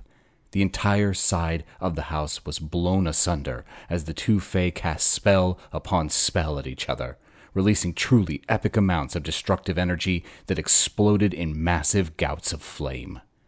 Caden retreated as he fought, pulling back into the woods, looking for an avenue of escape, for he was both outgunned and ill at ease fighting a member of the royal family. But as Caden entered the tree line, Proudly called on his earth magic, and the very trees themselves rose up against the leprechaun, their boughs hammering down at him, beating him across his back and his head. Throwing caution to the wind, Caden stopped using his magic and instead called on his inherent leprechaun powers. He was taking a huge chance, because although they worked anywhere, in any dimension, they were most powerful in either the land of the Fae or in the motherland, Ireland. In the New World, he was capable of the usual skills of greed enhancement, wealth creation, luck formation, and superhuman strength, but that was not what he was about to call on. Now, he needed to use some truly exceptional amounts of power. Concentrating hard, he gathered his strength, spoke the word of influence, and disappeared. Yes, he thought to himself as he teleported through time and space, walking between It worked. Now, if I could just control where the fuck I end up, all would be truly hunky-dory. 26. The Popov brothers had rented a large farmhouse on the outskirts of the Morristown National Park, an hour's drive out of New York City. The twins preferred the hustle and bustle of the city itself, but the clan needed outdoor space to roam. After all, it was a biological imperative for the clan members to change at least once every 48 hours, and it was not possible to hide a group of 4 12-foot-high, 1.5-ton bears in a city apartment, no matter how big it was.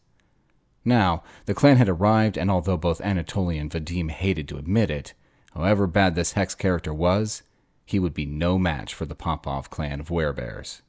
Nothing could stand against such power. Not only were they physically powerful beyond belief, but they were also highly resistant to magic.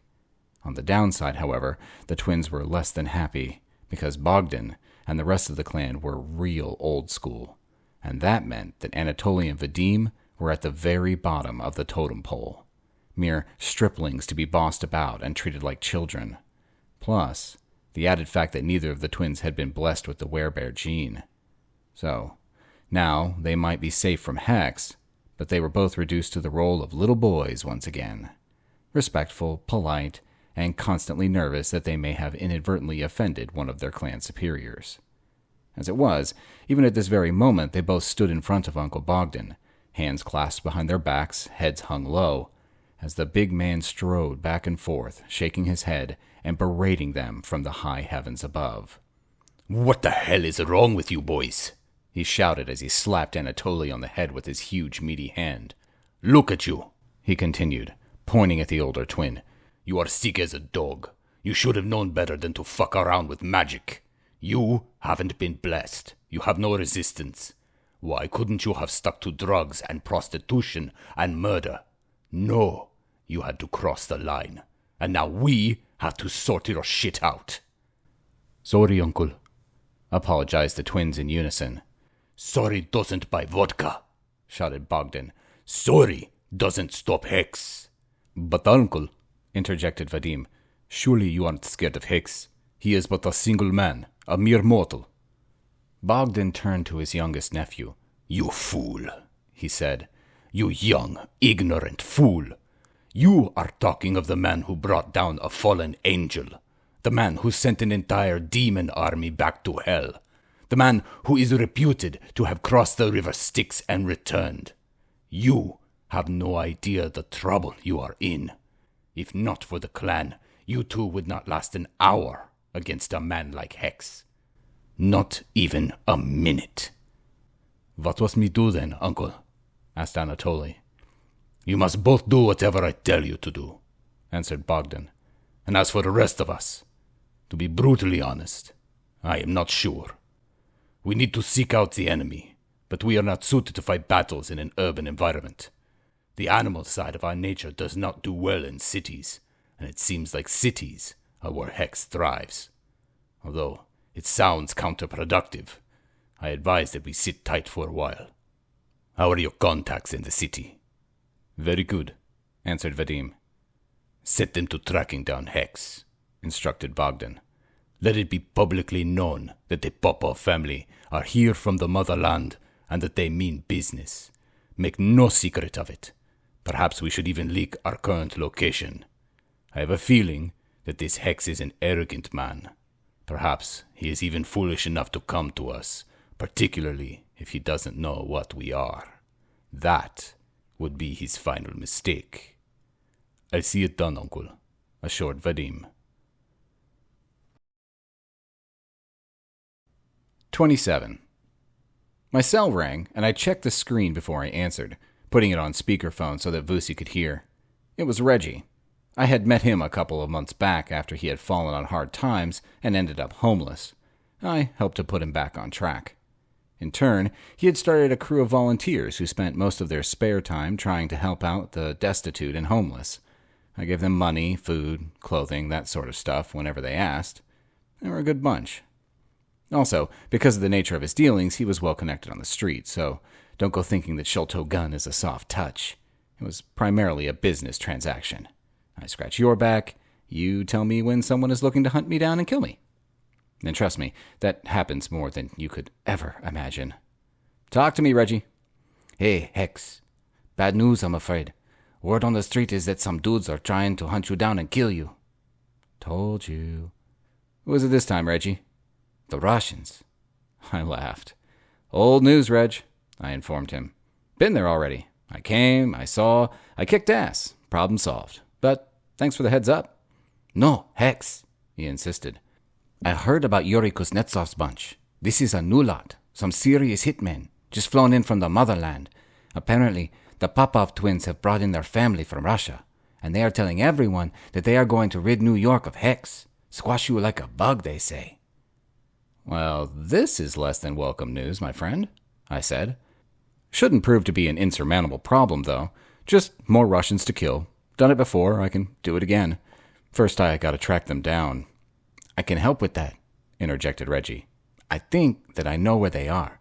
Rumor says that they are all staying in a rented farmhouse close to Morristown National Park, an hour's drive out of New York City. Thanks, Reg. You need anything? Money, food, whatever?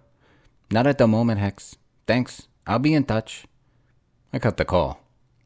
What do you think? I asked Vusi. They aren't exactly hiding their light under a bushel, are they? What did they do? Hire a fucking pro company to get the word out? Sounds a bit suspicious. I shook my head. Nah, I've come up against this before with Russians, especially the old-school types. Russian arrogance.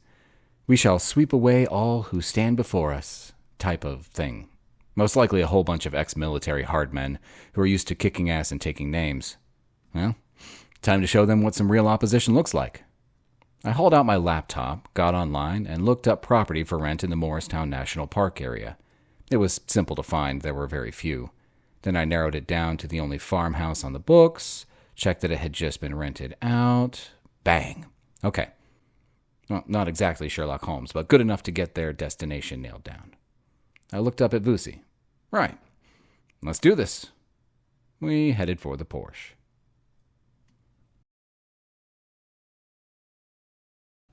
28. The white Ford Transit people mover pulled out into the traffic and followed the Porsche Cayenne at a respectful distance. Just another van in a sea of traffic. The 7 men inside the van were all dressed in full combat gear. Dark urban camo, flak jackets, webbing, automatic weapons, grenades, and a copy of the Bible. They all wore silver crosses on their chests and Stetsons on their heads. The shepherd sat in the passenger seat. They would follow Hex and his partner, and as soon as the situation presented itself, they would exterminate them like the evil vermin that they were. As the area got more rural, the transit van had to hang farther back to stop being spotted, and so it was that after almost an hour, they spotted the Porsche parked off the road, partially concealed behind some bushes. Obviously, the evil one and his partner had pulled over and were proceeding on foot to their final destination.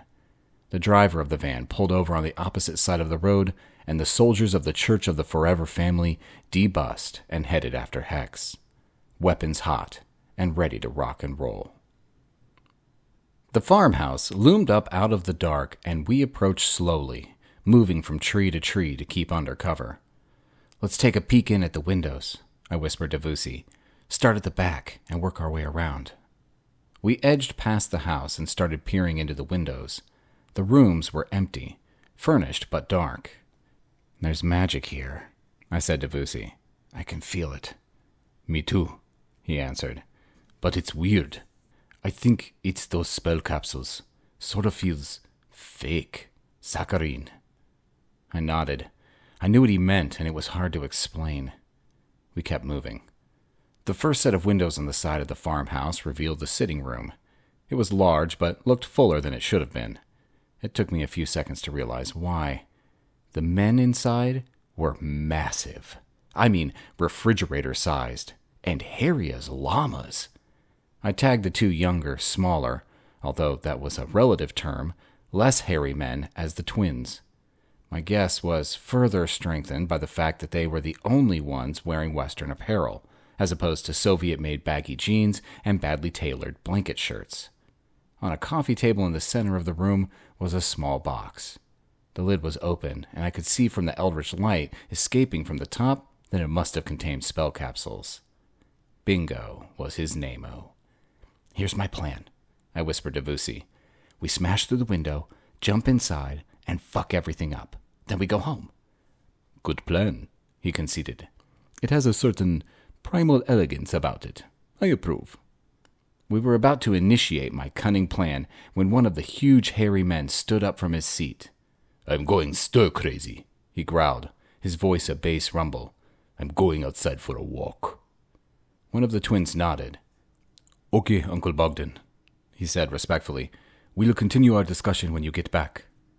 The big man lumbered to the door and left the room. I held up my hand to forestall Vusi. "Wait." He nodded. A few seconds later, the huge man exited the farmhouse via the back door. He stood outside for a moment and then casually started to disrobe, taking his clothes off and laying them neatly on the ground. "What the hell?" whispered Vusi. My stomach knotted up as I realized what was happening. "Oh, shit," I said. "Let's get the fuck out of here." I grabbed Vusi by the arm and started pulling him away. As I did so, the hairy man changed into something even bigger and hairier. A 12-foot-high, 1.5-ton bear. Teeth like bayonets, claws like sabers, and a hide thick enough to repulse an artillery round. Vusi followed me without argument.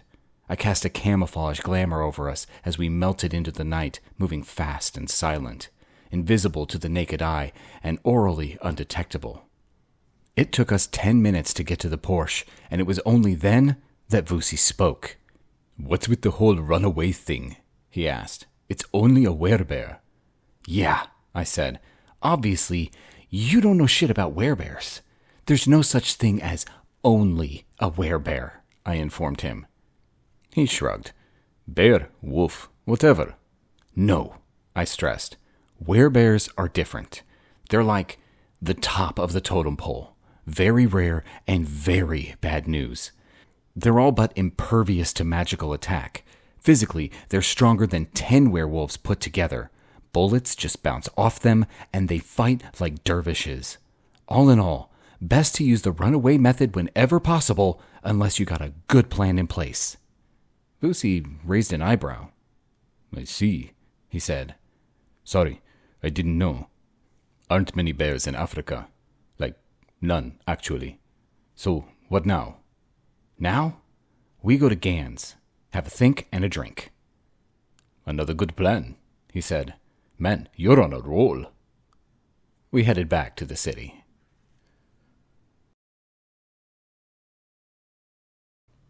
"29. The shepherd adjusted his night vision goggles to no avail. He had seen Hex and his partner go around the back of the farmhouse and then lost sight of them. He turned to the soldier next to him. "Have you got eyes on?" he asked. The soldier shook his head. "They must have gone inside." "Good," said the shepherd. "Right, men," he commanded, his voice raised slightly in a stage whisper. "Move out. Surround the house and attack on my mark." The men split up, jogging to their assigned positions around the farmhouse. The shepherd waited until he figured all of his men were in place, and then he went all Miami Vice, standing up and shouting out at the top of his voice. "We have the place surrounded. I am giving you 10 seconds to come out with your hands above your heads. If you comply immediately, I might let some of you live. The countdown starts now, praise the Lord." The shepherd glanced at his watch and then started to count down aloud. 10, 9, 8. There was the sound of a brief scream from one of his men, followed closely by a roar that shook the very earth they stood on. Then, a visceral sound, not unlike a dog crunching a beef bone in its jaws. This was followed by a long, drawn-out shriek of pure agony that ended in a choking whimper. "What in God's name?" shouted the shepherd as he spun around, attempting to get a glimpse at what was happening. Another short scream, this time followed by the sound of a body crashing through the treetops as someone, or more correctly, something, literally hurled a full-grown man some 20 feet into the air. Someone opened up on full automatic, their assault rifle burning off 30 rounds in under 3 seconds. Another roar, another scream of mortal terror. Then a massive shape hulked out of the darkness and bore down on the shepherd and the soldier next to him. Both men aimed and fired their weapons, stammering in brief controlled bursts as they fired at the enemy's center mass, striking it again and again. But their shots were to no avail, as the thing simply continued to lumber forwards. And then it was there, smashing one of its great paws down on top of the soldier, killing him instantly. The shepherd stared up at the monster, his eyes wide in disbelief. But just a bear? In your dreams am I just a bear, little man, growled the werebear, the words coming out in a mashed, guttural snarl as its jaw structure mangled the pronunciation. You can talk, noted the shepherd as he crossed himself. Yes, concurred Uncle Bogdan, and then he tore the head off the self-proclaimed man of God. I can talk. The two twins came running up out of the darkness. Both carried AK-47 assault rifles. Behind them hulked another werebear. Uncle Bogdan, yelled Anatoly, are you all right? Of course, grunted the bear. Why wouldn't I be? He pointed at the two dead men. There were another 5 of these idiots. They took some pot shots at me. I killed them all. Uncle, Vadim said carefully and respectfully, perhaps you should have kept one alive so that we could question him. The huge werebear shrugged, a remarkably human gesture that was at odds with his massive frame. Why? I just assumed that this sort of thing happens in America all the time. You know, gangsters, MTV, school shootings. Both Anatoly and Vadim had enough sense not to contradict the werebear. They simply nodded and headed back to the house. After all, the attack had hardly even caused a blip in their evening. It took a lot more than 7 heavily armed men to cause a problem to Uncle Bogdan, and although a decidedly unusual event, it could have been any number of things. An armed home invasion, a rival gang, even a bunch of hitmen going to the wrong address. They had bigger things to worry about. Bigger fish to fry, as it were.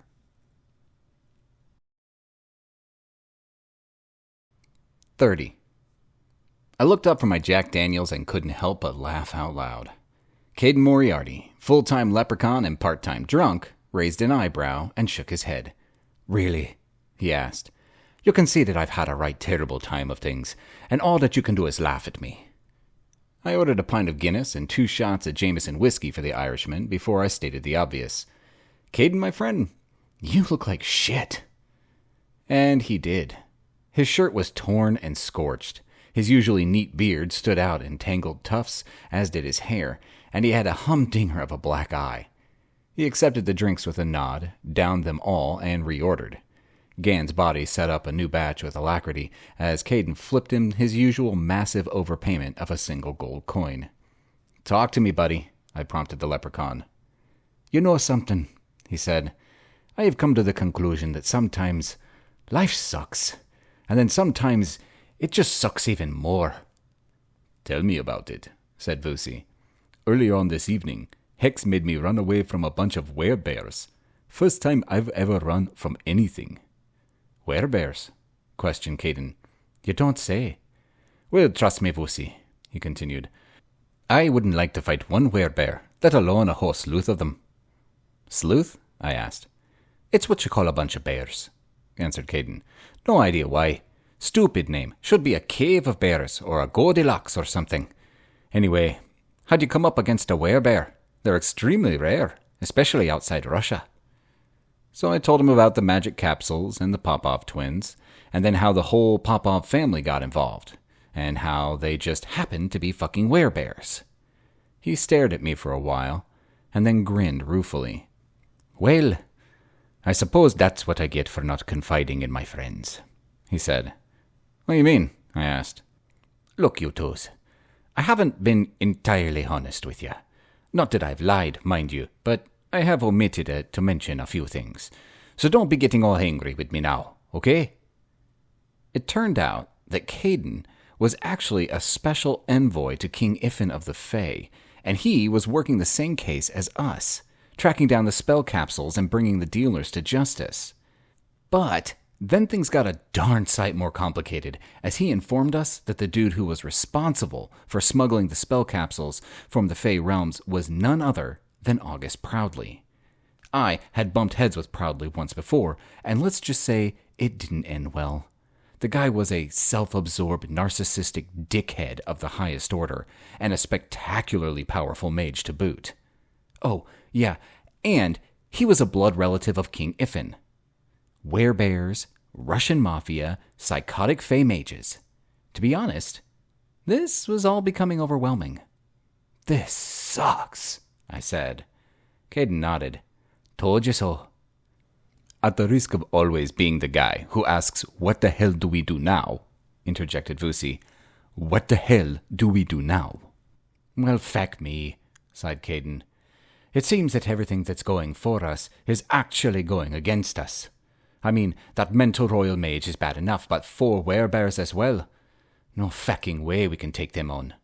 What we need to do is think real long and hard about this. But first, I recommend that we start by drinking ourselves sober again." This sounded like a spectacularly good idea, so Vusi and I threw ourselves into it with great vigor. Never let it be said that Sholto Gunn doesn't pull his weight when the chips are down.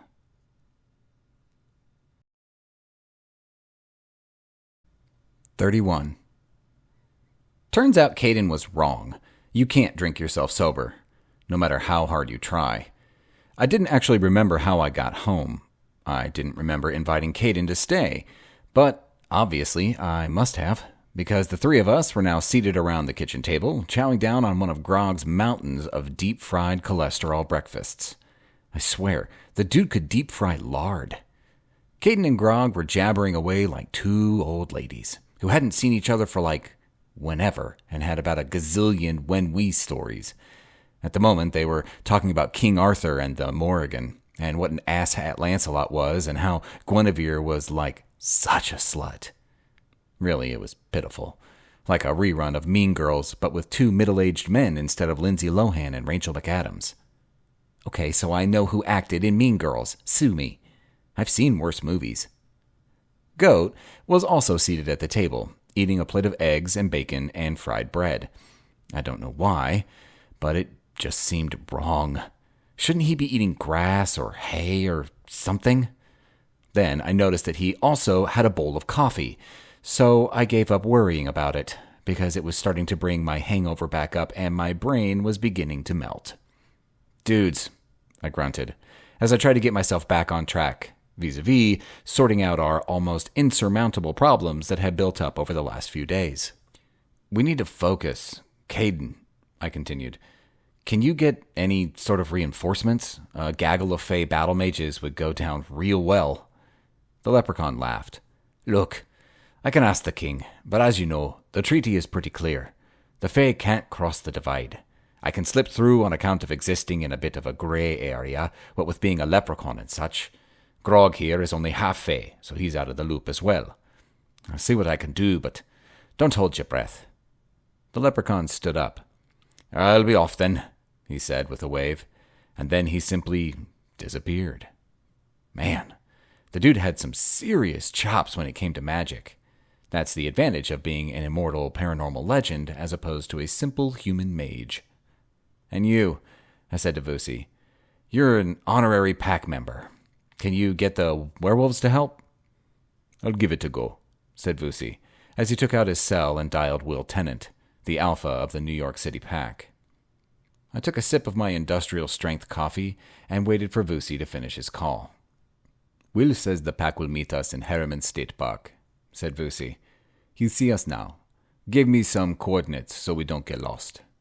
"Cool," I responded. "I'm already tooled up, and you?" Vusi pulled his jacket aside to reveal his assegai and his pouch of spell cartridges. I grabbed the keys to the Porsche, and we headed for the door. As we did so, Goat walked with us. I looked at him. He looked at me. "Bah." "Seriously?" I said. "These are wolves. They take one look at you and it's all, 'Oh my, look how big your teeth are, Grandma.' Forget it. You stay here with the rest of the fucking herbivores." I turned and started to walk away, only to find that I had walked straight into Vusi, who hadn't moved. I pushed him, but he wouldn't budge. Instead, he simply pointed over my shoulder. "Look," he said quietly, like there was something that he was trying not to spook. I turned around. In all fairness, I reacted well. My breathing stayed pretty even, my heart rate went up, but I didn't suffer any sort of heart attack as such. Merely a heightened sense of awareness and a newly found appreciation of my own mortality. Goat was no longer a goat. Instead, he was, I suppose, a lion. Although the generic description does the reality no justice. Goat stood 10 feet high at the shoulder. He was still a dirty white color with a black mane, but he was definitely sans any goat-like appearance. Aside from his horns, he still had his horns. But instead of a couple of cute spirals on either side of his head, he had 2 massive curling scimitar-like affairs that looked like they could gut you at 20 paces. And his teeth. Man, his teeth. Saber-toothed tigers would have got tooth envy over Goat's teeth. His canines were like a pair of cutlasses. And then he spoke. More. The floor shook, and my mind tried its hardest to jump out of the physical constraints of my brain and run away. Goat looked at me. Then he cocked his head to one side and repeated his voicing, except this time there was an obvious question mark tacked on the end. More. What the absolute fuck? I said. Okay, not the most erudite of observations, but I mean, WTF? Goat? Vusi started to laugh. Go, he said as he reminded me who had brought Goat into our lives. Come on, Hex. We should have known that this was no ordinary goat. I nodded. So, dude, I said to Goat, you want to come with? Goat nodded. We headed for the Porsche.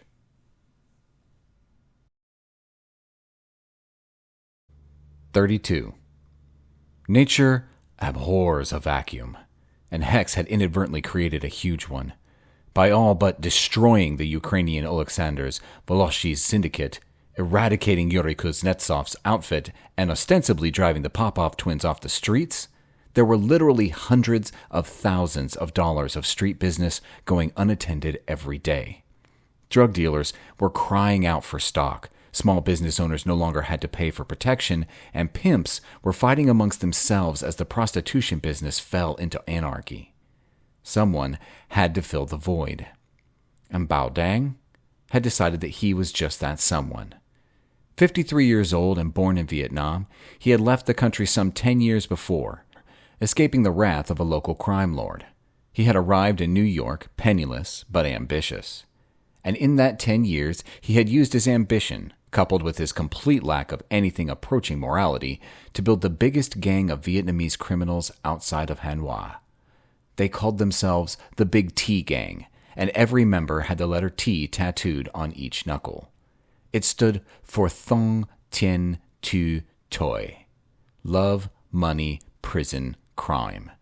And in keeping with Vietnamese culture, there was no posturing amongst the members. No bling and low-riding denims and gold-plated weapons. They were all about business. They worked hard, they struck fast, and they didn't take no shit from anyone. In fact, they made the average Coruscant gangster look like a kindergarten playground bully. And it was their time to shine. Rocco, the caretaker Mancini, took a puff on his cigar and cleared his throat. Everyone else in the room stopped talking. Because when Rocco made a noise, everybody listened. Or else. Because Rocco was the capo di tutti capi, or the boss of all bosses, and as such was not a man to be fucked with. Not in any way, shape, or form. Hey, he said, enough talk. Time for me to make my decision. Now, you all know that with the Russians out of commission, we got some juicy prospects rearing their heads. Lots of prime business to take over, easy peasy. You also know that the Vietnamese, or maybe even the Nigerians, are likely going to take part in the forthcoming free-for-all. There was a general murmur of agreement amongst the other 10 gentlemen sitting around the boardroom table. But what you don't know, continued the boss of all bosses, what you don't know is that Shoto Gun is taking a personal interest in these events. In fact, it was the man himself who put the Russian out of business. Did it in one day, something that we haven't been able to achieve in 22 years. There was a buzz of reaction, and Rocco patted the air with his hand. The buzz stopped. Now, I don't know why Hex has decided to do what he is doing. Who knows why that psychopath does anything, but I can guarantee one thing. Whoever fills the vacuum created by the demise of the Russians stands a good chance of facing the wrath of Shoto Gun, and no one, in their right mind, wants to attract Hex's attention. Not if they want to stay alive. So this is what we are going to do. Nothing. We stand back and we wait to see what happens. In fact, we shall go one step further. Lorenzo. A man stood up, mid-20s, built like a brick shithouse. Slicked back black hair, square jaw, and obvious shoulder holster under his Italian suit. You know Father Cooney, the Irish priest? Sure, boss, replied Lorenzo. The Church of the Ladies in Queens. That's him, continued Rocco. Apparently, he holds some sway with Hex. I want you to go to him and tell him that the family are not going to cause any trouble on the streets in the near future. Tell him about the Russians and warn him that the Vietnamese or the Nigerians might start something and the streets are going to be a place of violence for the next few weeks. But it's got nothing to do with us. And see if he needs any money for a new church roof or something, capiche? Sure thing, boss. I'll see that he gets the message. Hey, Lorenzo. Yes, boss. Make sure that you're respectful. Real respectful. Word is, you piss off the priest, you piss off Hex. And we can't afford a war with him right now, okay? You got it, boss, agreed Lorenzo. You can count on me.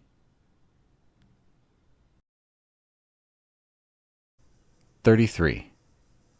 Min and Kwong pulled over and parked their silver Hyundai Accent SE on the sidewalk. The car was the furthest from being gangster bling that one could imagine, but Bao Dang insisted that all mid- and upper-level gang members drove the Hyundai Accent, and always in silver. That way he got the fleet discount rate when purchasing.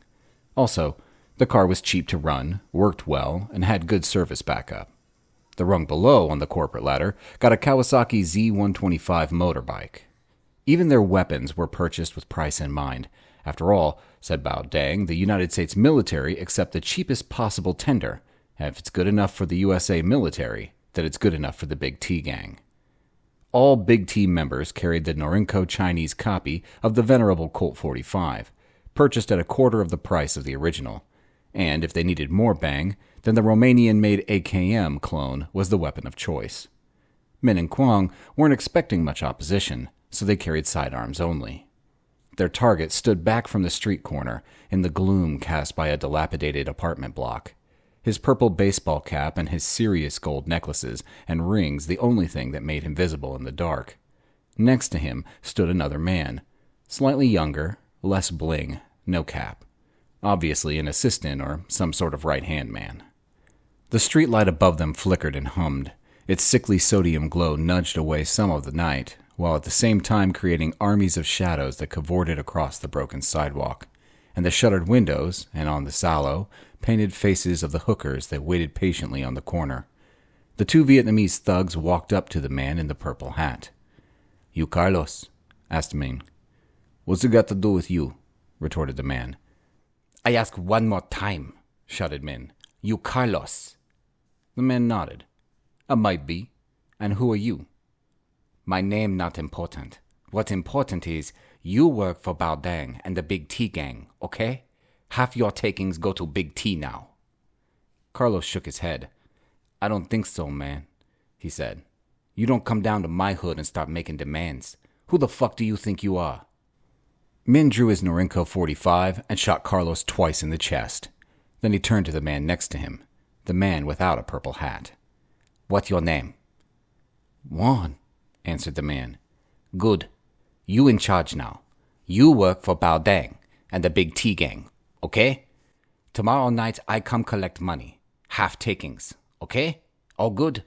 Make sure you get rid of body. No police. Fine. Good for all. The new boss nodded. Min and Kwong got back into their silver Hyundai Accent SE and drove off without looking back. Juan leaned down, picked up Carlos's hat, and put it on. To the victor the spoils, or at least to the last man standing. Trung walked into the Happy Summer laundromat and banged on the counter until the owner appeared. "Can I help you, sir?" You owner? asked Trung. The man nodded. Good. You pay protection money to Bao Dang and the Big T gang.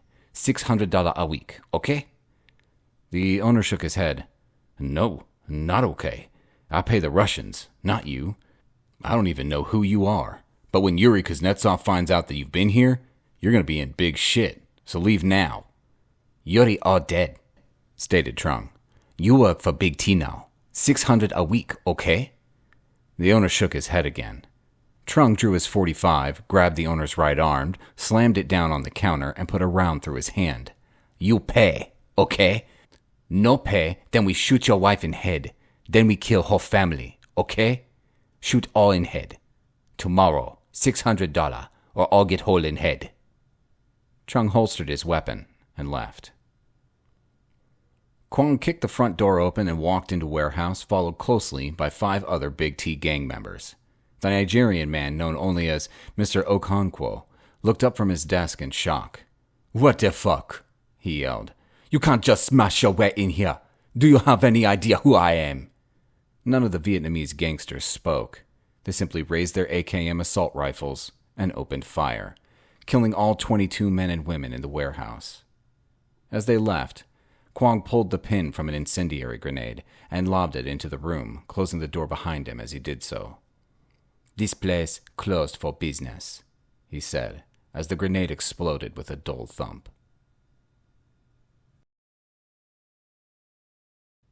34. "This is all your fault," said Father Cooney. "When are you going to learn that violence begets violence?" I didn't know what to say. The unfairness of the statement staggered me. How could it possibly be my fault that the Vietnamese were trading in terror on the streets? I turned to Vusi for a bit of backup, but all he did was shrug and roll his eyes. "How is this in any way my fault?" I asked the father. "You don't think things through," he answered. "It's all thought and deed as one, and the thought is always a violent one. What did you think was going to happen?"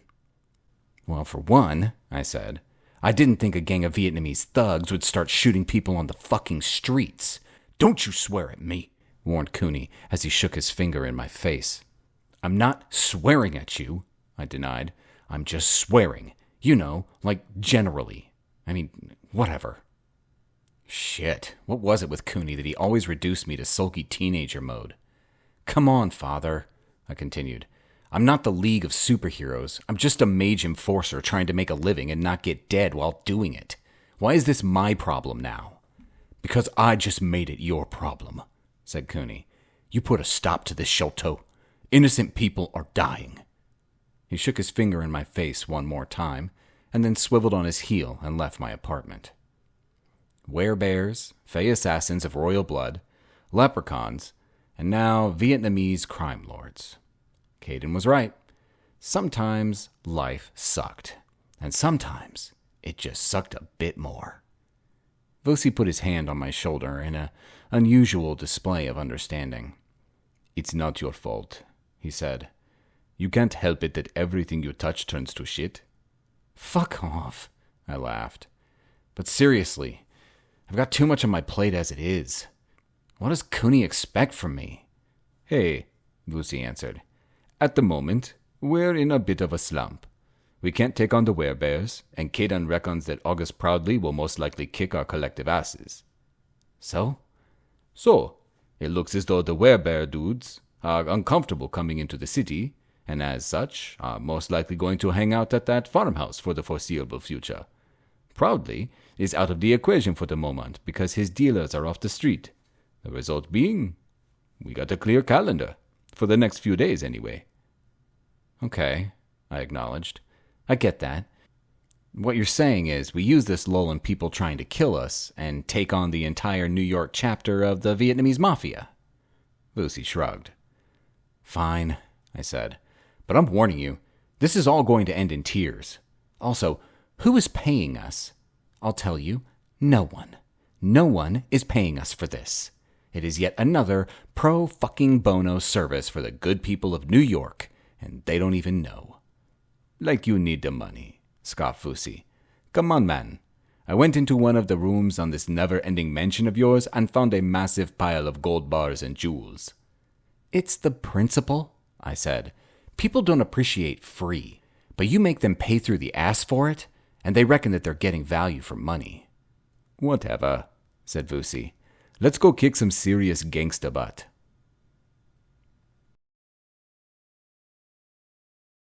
$35.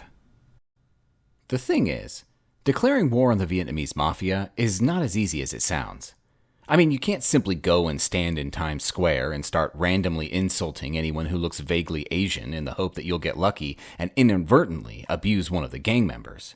You can't take out ads in Craigslist asking for all Vietnamese mobsters to come to a central meeting point in order to get their collective asses kicked.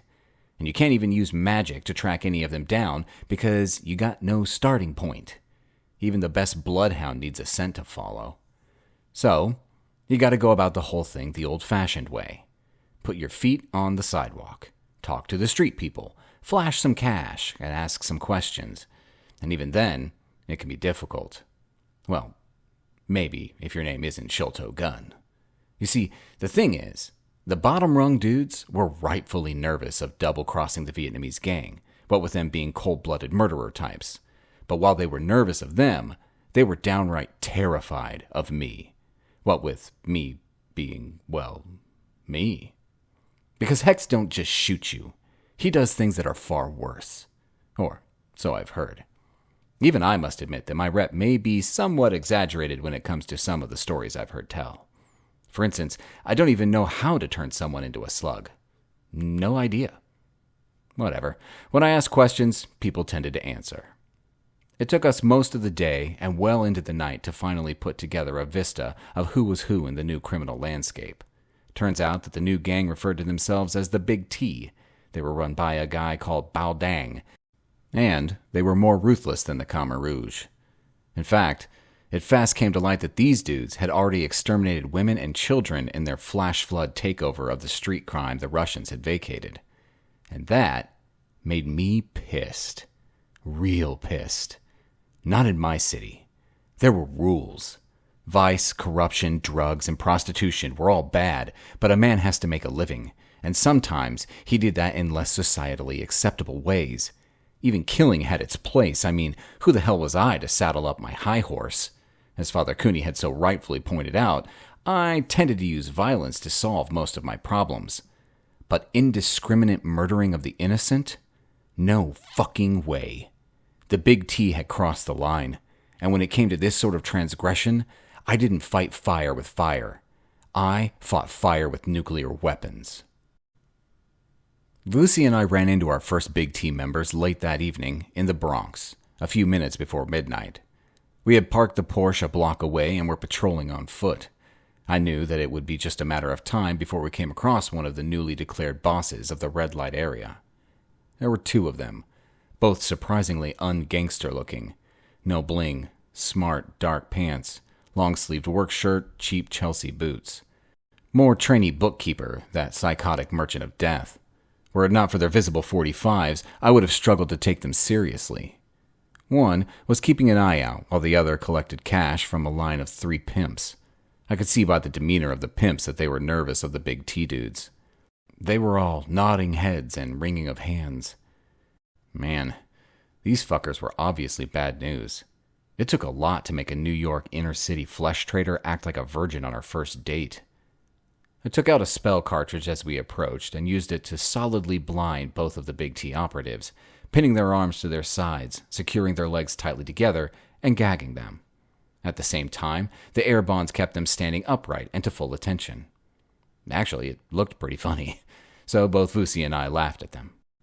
Of course, that seemed to offend their sense of self-importance, and they both went bright red with pent-up anger, unable to voice their displeasure due to the bonds.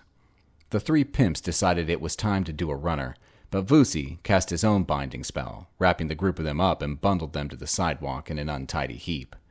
The gaggle of hookers standing around faded into the background, but curiosity and a certain amount of glee at seeing their bosses getting humiliated kept them fairly close by. Close enough to see and hear what was happening, at least. Which was good. I wanted an audience. I released the gag on one of the big T's. He immediately started raving. "What you do? You know who we are. You in big trouble, mister." I wound up and punched him on the nose. He rocked back but stayed on his feet. He had to, the air bonds wouldn't let him drop. To be fair, the little SOB was tough. His nose was obviously broken, and the blow was hard enough to rattle his brain around a bit as well. But he got right back on the horse and carried on berating me. "You hit wrong man, buster. You gonna die in pain, understand?" So I shot him. In the eye. These big T asshats thought that they were bad news. They had no fucking idea. Because Hex was in town, and he was pissed. The dude was obviously dead, what with the entire back of his head being spread all over the pavement, but I kept him standing, to add to the creepiness of the whole scene. I let him spin around slowly, like a hanging man in a stiff breeze. Sure enough, I noticed that a couple of the hookers actually passed out and another one ran off. The bulk of them, though, stood still and watched. Man, to them this was better than Netflix, and it was free. I released the air gag on the second gang member. Showing vastly more intelligence than his companion, he shut the fuck up. "Where are your headquarters?" I asked him. He shook his head. "Headquarters," I repeated. Again, he shook his head. I stabbed him in his right eye with my finger, hard enough that I actually heard it go pop. He squealed in agony, but refused to talk. "I've come across these Asian dudes before," interjected Vusi. "And not to be like, that guy, but if he don't want to talk, well, then he's not going to. It's like a cultural thing." "Yeah, you're probably right," I agreed. "What should we do? Ice him or tell him to give a message to his boss?" "What message?" asked Vusi. "Not sure," I admitted. "Something like, Hex is coming for you." Vusi smiled. "Hey, look around. I reckon that his boss is going to get that message, whatever you do to this dude." "True," I admitted. So I shot him too. Then I let the air bonds go and the corpses drop to the sidewalk. After that, I walked over to the pile of flesh traders. "Hey, pimp dudes," I said. "Put the word out. Anyone seen dealing with the big T gang, they get to be dead. Unless it's protection money. Then they get word on the streets that they need my help. Okay?" "But if we don't deal with them, then they'll kill us," said one of the pimps. "Yep," I concurred. "Sucks to be a criminal right now, doesn't it?"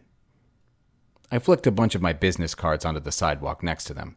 Plain white woven linen card, my cell number, and one word. Hex. "You need to talk? Need my help? Call. Give these to everyone and anyone. Maybe Bao Dang will give me a call. Set up a meeting so I can melt his face off."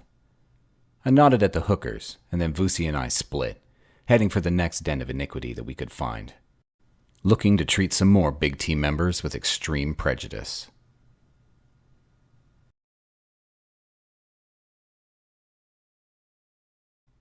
"36. We hunted better at night, so the next day we slept in late, hammered out another batch of spell cartridges, and then hit the streets as the sun went down and the creatures of darkness came out to play. It was raining, not hard but persistent, like an irritating younger sibling. Drip, drip, drip. And because the Porsche attracted too much of the wrong sort of attention for what we were doing, we were on foot. I wore a long, stylish aquascutum broadgate raincoat in dark navy, concealed pockets for my pistol and ammunition, easy access buttons for my cartridge bandolier. Vusi wore one of those free transparent plastic ponchos that you get at trade fairs and ball games. Dude wouldn't know class if it bit him in the ass. Our first stop was a late-night laundromat in Queens. Happy Summer Laundromat, Abby Bronstein was a 70-year-old Jewish man who owned and worked in his laundromat from 6 every morning until 8 at night, every day of the week except for the Sabbath. 2 days before, he had been shot in the hand with a .45, and he only took half a day off. This afternoon, he had phoned me, said that he had gotten my card from some simcha who knew that Mr. Bronstein was no kishkes. I wasn't super up on my Yiddish slang, but I roughly translated what he said was, a pimp gave him my card because the old man didn't take kindly to extortion. Long and the short of the story was, one of the big T were coming around that night to collect, and instead of money, old Mr. Bronstein would rather have a healthy helping of fuck off delivered, with a side note of don't ever come back. Vusi and I arrived, introduced ourselves, and then went behind the counter and hid amongst the racks of clothes. 20 minutes later, a single gang member walked in. He pulled out his .45 and banged it on the counter. $600, he yelled. Pay now, or all family get hole in head. I threw out a spell cartridge. Kalidas ligavaras. It was a slight variation on my usual air-binding spell, in that this one was a superheated version. QED, it hurt like hell, because as I may have mentioned earlier, I was pissed at these dudes, and they deserved less than no mercy at all. The big T squealed in pain as the bonds burned into his flesh and his clothes started to smolder. What you do? He screamed. Let me go, or whole family get hole in head. Yeah, I answered. I already heard that one. Now I'm going to ask this once. That's all. If you don't answer, then you will die painfully. Understand? You die painfully, he shouted. Wait until Baodang finds you. Where are your headquarters? I asked. Fuck you, he responded. I didn't bother to ask again. He had been given his warning.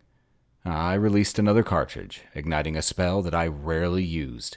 But this time, I was sending a message. Conflandum kernum. The gangster screamed in mortal agony as his face literally melted. The skin, then the flesh, and finally the very skull itself. It smelled like burned sugar.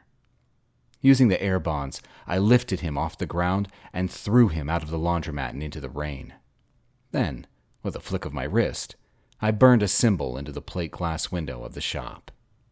A pentagram. This symbol will tell everyone that you're under my protection, I told Mr. Bronstein. Trust me, you will have no more problems.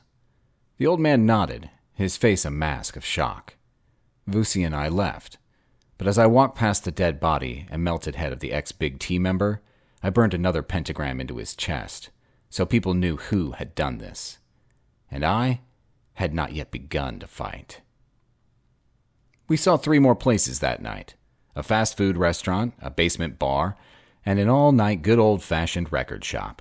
I brought 2 albums in the last port of call, Tommy by The Who and the first Duran Duran album. Awesome. I also melted the faces of the perps that came to collect, and I left my mark on both the shop fronts and bodies of the criminals. It was while we were leaving the vinyl shop that they hit us. Your classic drive-by. The only thing that surprised me was how long they had taken to get their shit together. The silver Hyundai Accent slowed down as we exited, and 2 men in the back opened up through the windows. Both were using AKM assault rifles. Their only problem was that we had seen them coming from half a block away. Complete amateurs. The slugs ricocheted off the shield that Vusi had thrown up, and I chucked out a spell cartridge. Magna Agu. The fireball traveled true and smacked into the trunk of the budget Korean car, hit the gas tank, and blammo. Reduced the thing to a pile of molten slag in seconds. There wasn't even enough left for me to tag it with a pentagram. Instead, I marked one onto the road next to it, just to make sure the idiots knew who was responsible. You know, in case they had real short attention spans. Time to clock out, I said to Vusi. I'm shattered. A few hours of shut-eye would do me the world of good. We high-fived and headed back to the Porsche. Knock-off time. Because even superheroes need their beauty sleep.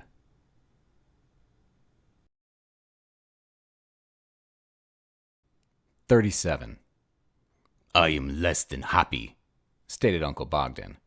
We have been here for over a week, and no sign of Hex. I was fairly sure that given his ego, he would have attacked us by now. Perhaps those morons who surrounded the farmhouse and told us to surrender were sent by him, suggested Yosef.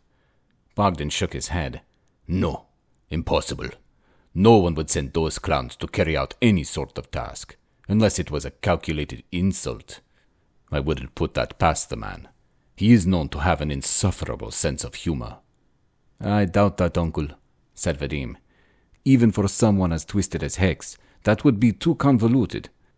I still think they were simply a case of mistaken identity, or a failed home invasion. Perhaps we need to think about venturing into the city, uncle, suggested Anatoly. I have been to cities before, said Bogdan. Terrible places. There is too much for the senses. That is why we hired a private jet to fly from Russia, even though it took us so much longer and cost a fortune.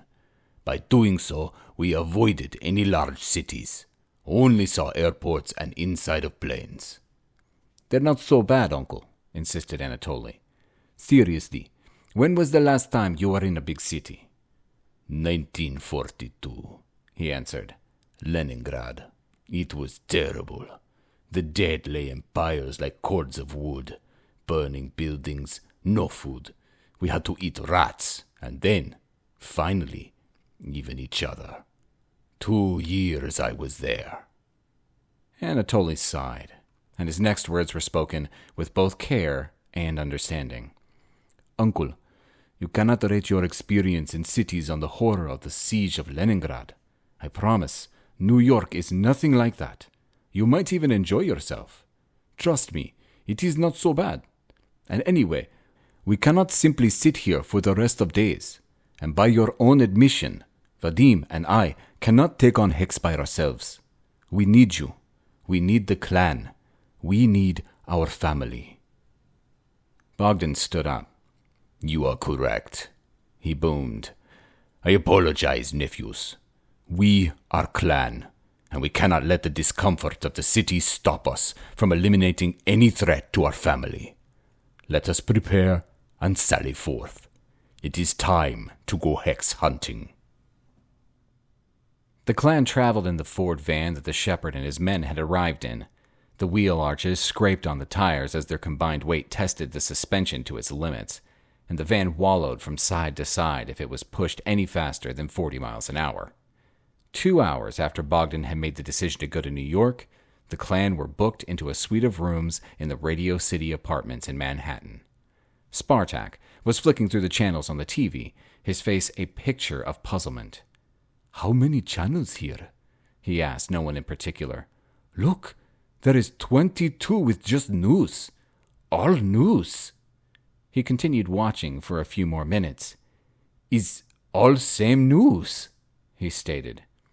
I don't understand Americans. More than 20 channels, all saying the same thing. It's a waste of time and manpower.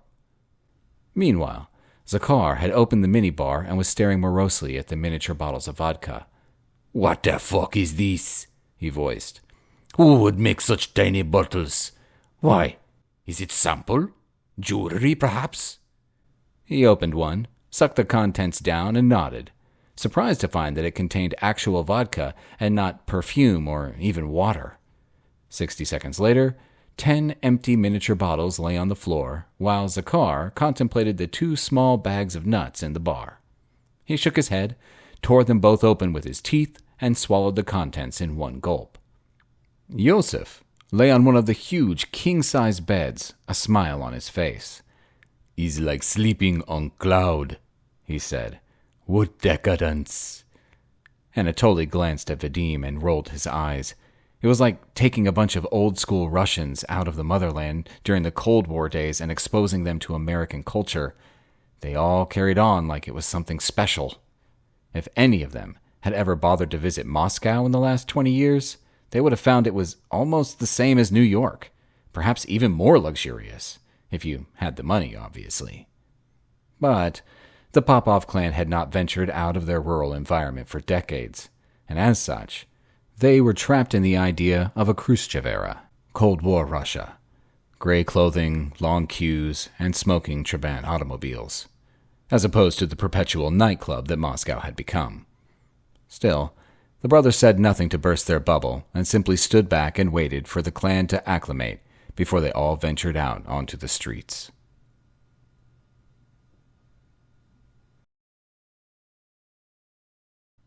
"38.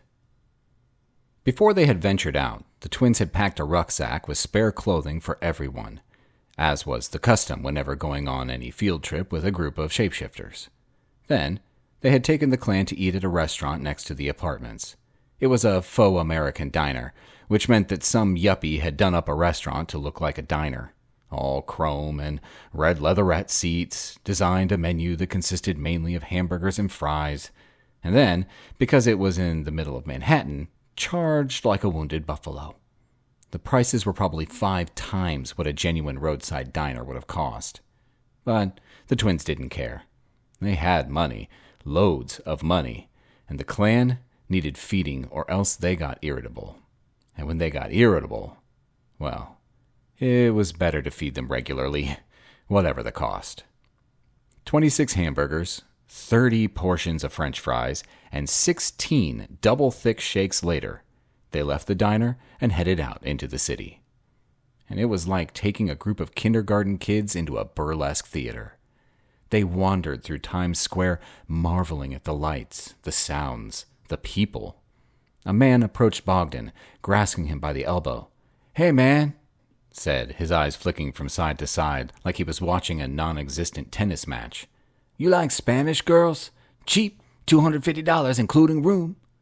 Go away, growled Bogdan.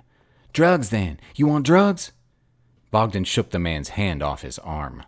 "What about boys? You don't want drugs or girls? I got boys." Bogdan flicked a jab out, catching the man in the chest and hammering him 20 feet away. It looked like someone had attached an invisible rope from him to a drag racer and put their foot down. 1 second he was there, the next 20 feet away, lying on his back. Broken ribs, broken collarbone, and massively bruised torso. 2 beat cops witnessed the entire exchange, but apart from a couple of wry smiles, they didn't react, simply continued their patrol. After another half an hour of walking, following the twins who were literally meandering about aimlessly simply to get the clan acclimatized to the noise and the dirt and the crowds, Iosif shook his head. "I am not sure how much more of this I can take," he declared. "It's the lights, all the flashing and the crowds. I can feel that I want to change into bear, to thin the crowds out a bit. Also, I'm hungry again. That food we had wasn't real food. Meat sandwich and fried potato is more like snack. I need roast pork and borscht and vodka." "Me too," admitted Bogdan. "I am getting headache from the noise and the fumes. It's like living in a factory." "Fine," said Anatoly. "Follow us. Less than a mile, 15-minute walk. We go to Central Park. Trees, grass, nighttime, so very few people." The clan nodded, and they set off, single file, walking fast. Just over 10 minutes later, they were entering the park, still walking at speed. They kept going until they were at the 102nd Street crossing. Bogdan pointed at a small sign that read, "North Woods Walking Path." There were trees, it was quiet, and there were no lights. "We go for walking there," he said. "Escape from noise and people for a short while." The clan walked into the woods. If Ta Pham had worked in an insurance company, he would most likely have been designated area manager with an eye on becoming the next VP of local sales. As it was, he worked for Bao Dang and the Big T, and he had no official designation, although he did have approximately 12 street dealers under him. And these dealers each had a team of their own, so ultimately, Ta was in direct charge of over 60 people, proper upper-middle management, even though his employees did all carry weapons and had the collective morality of a gang of bankers, or maybe Wall Street traders. Ta's dealers dealt mainly in heroin and fentanyl, except of late the price had dropped out of the heroin market, and so they had started to drift back into supplying prescription painkillers like oxycodone, which was in serious demand, especially with the more well-to-do clientele who wanted to stay off illegal street drugs. And once a month, Ta Pham would hold a board meeting with his dealers and their assistants. Normally around 25 to 30 people, they would meet in a small clearing next to the North Woods walking path in Central Park. The meeting would always start at 10 in the evening and would usually last for about 2 hours. During this time, new drug samples would be distributed, suggestions and complaints listened to, and any accolades and punishments applied. The idea of alfresco meetings had been pioneered by Bao Dang, and it worked very well indeed. There were no paper trail, no obvious collection of manpower at the headquarters, and plenty of escape routes available if any heat did happen to come down. Plus, no one ever walked the Northwoods Trail at night. There were no lights, and bad things had purported to have happened there in the past, so as a whole, the general public stayed well clear at night. However, no plan is 100% fuck-up proof, because fate has a mean sense of humor, and sometimes she just feels like having a good laugh. So, although Ta didn't know it, this was to be his and everyone else in the management structure's last Northwoods meeting. Or last any meeting, come to that. Ta had just called the meeting to order, ensuring that the area was lit by flashlights, but not so much so that it would attract attention. He raised his hand in greeting, and as he did so, a group of men blundered into the clearing. A group of 6 men, 4 of whom were the largest human beings that Ta had ever set eyes on, and the hairiest. Ta saw the intruders as an unnecessary interruption. Most of the drug dealers saw the interlopers as a bit of sport, and many of them drew their weapons, ready for a bit of sadistic fun. The big men, who had just arrived, however, saw a group of scumbags pointing weapons at them, and 4 of them reacted without thought as their primal instincts took over and the animal part of their brains exploded into action. Literally. The 4 large men instantly became 4 massive bears, all 12 feet plus and weighing in at well over a ton each, all with bayonet-length claws, all with hand-long canines and large drooling jaws full of razor-sharp teeth, and all well pissed that these mere humans had dared to draw down on them. Most of the dealers scattered like a herd of turkeys trying to outrun the Thanksgiving slaughter. Some simply froze, nailed to the ground by their fear. Others actually managed to fire off a few rounds at the massive growling creatures, although the bullets seemed to have no discernible effect whatsoever. But what they all managed to do, even the ones that had tried to escape, was to die. And to do so in the most gory, bloody, and painful way possible as they were torn apart.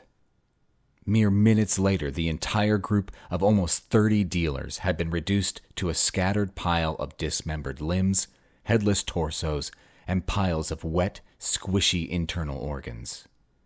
"Why do random Americans keep attacking us?" asked Yosef. Bogdan shook his head. "No idea," he admitted. "But I tell you something. These Americans have got some serious anger management issues." "I don't know," interjected Spartak with a grin. "This was just what I needed to let off some steam. Now, if we could find a restaurant that serves real food, I would go as far as to say that this has been a good day." Uncle Bogdan shook his head. "No, we can eat later. I am not happy in this city. I feel as though we are surrounded by madness. The noise, the lights, the constant stink of gasoline fumes and unwashed humanity. It is no place for a bear. We need open spaces, countryside. Come, we leave tonight. Go back to farm." "But uncle," argued Anatoly, "we have already paid for the hotel." "I don't care," growled Bogdan. "We need to leave. We go back to farm. Make plan on how to find Hex. If we have to come back into city, so be it. But only when we know what we are doing. The issue is closed," he snapped. "I have spoken. Now, pass me your rucksack of spare clothes." The clan tore off the remaining remnants of their ripped clothing and dressed in the spares that Anatoly had brought with him. Then, less than an hour later, they were heading back to the rented farmhouse and the trees and the fields and the open spaces that they craved, leaving behind a substantially depleted sales force for the distribution of the Big T's drug dealership.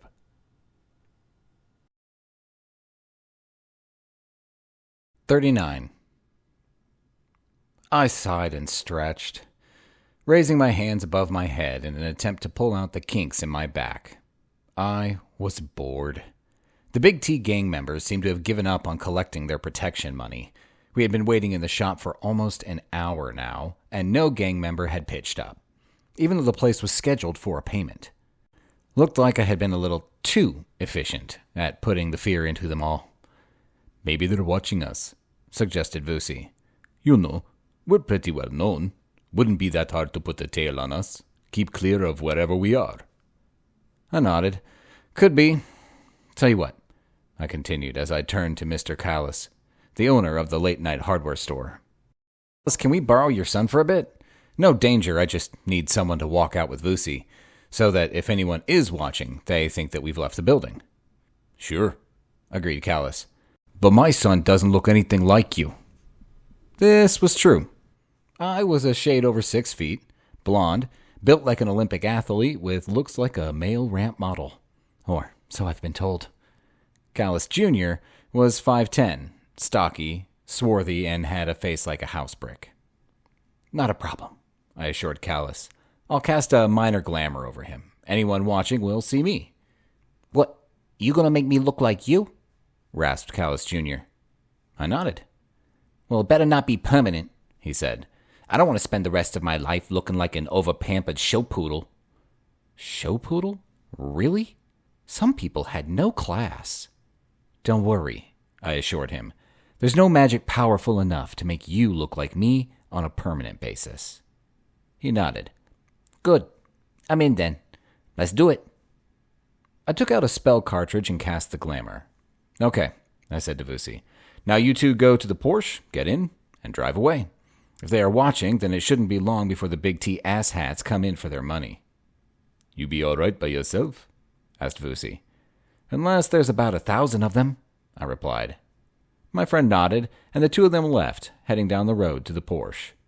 He still looks like Junior, said Mr. Callis. Sure, I confirmed. I didn't cast the glamour over you. No point. But trust me, anyone out there would have seen 2 people leaving, Vusi and his good-looking friend Hex. Now I'm going to sit back here behind the counter, out of sight, and wait. You carry on as usual. Callis pottered about the shop, restocking the shelves and dusting merchandise. I sat back and played Candy Crush on my phone. 20 minutes later, 2 men pushed the door open and strode in, slamming it closed behind them. Party time. I stood up from behind the counter to see that the one man had already drawn his .45 and was pointing it at Callis. You call Hex, he shouted. No more warning. You die. He pulled the trigger, and the full metal jacket slug whined off the hastily constructed shield that I had just cast over the shopkeeper. Undeterred, the asshat fired again, and again. The 3rd shot ricocheted off the shield and struck his companion in the calf, knocking him down like a 9-pin. Hey, you shoot me, he yelled. Fucking idiot. Tot jamais. It's not me, denied the shooter. It's him. He make the bullet shoot you. Not my fault. To prove his point, he fired at Callis again, and the slug ricocheted into the ceiling. See? He shouted. Not me. Stop fucking shooting, screamed the wounded man. I decided that we had all had enough of this Laurel and Hardy routine, and lashed out with a lightning bolt, smashing it into the shooter, crushing the top of his skull and frying his brain to mush. He was dead before he hit the floor. Then I used air bonds to tie up the wounded dude and throw him onto his back. His eyes bugged out as he looked at me. Impossible, he said. I saw you leave. No, I corrected him. You only thought you saw me leave. Mr. Callis, can you call Vusi? Tell him to come back. Callis nodded and made the call. I left the wounded man on the floor while I hung up a sign on the door stating that the shop was closed for business. Then I waited, letting the perp stew for a while before I questioned him. Vusi and Junior arrived a few minutes later, and I lifted the glamour before I continued with the big T member. This is how things are going to work, I informed him. I am going to ask you a question. Just one. If you answer me truthfully, then I won't hurt you. If not, you will live for a while, but you will be in such pain that you will pray for death. Do you understand? He nodded. Where are your headquarters? Where can I find Bao Dang? The gangster stared at me for a few seconds as he weighed up his future, and then I saw his acceptance. His decision that he would rather talk than die the world's most painful death. So, he told me where Bao Dang's operation was run from. Okay, he said afterwards. I tell, you let me go now. I shook my head. But you say you no hurt if I tell. No, I didn't. Did so, insisted the gangster. Hey, Vusi, did I say that I wouldn't hurt him if he told me where the HQ was? Yeah, actually, I think you did, confirmed Vusi. You think I did? You did. Oh. Yeah, I admitted. I remember now. I turned to the gangster. Sorry, dude, I informed him, but I lied. The fireball that I conjured up drilled straight through his face and sizzled out the other side, killing him instantly. Vusi raised an eyebrow. Hey, I said. It was quick. He didn't feel a thing. Anyway, it was a mercy killing. He was just too stupid to live. Come on. We got a headquarters to destroy, and I reckon that it might need a bit of planning. Callus, our work here is done. You get rid of the bodies, okay? The father and son nodded, their faces pale with shock. Vusi and I left. We had to move. Places to go and people to kill. You know how it is.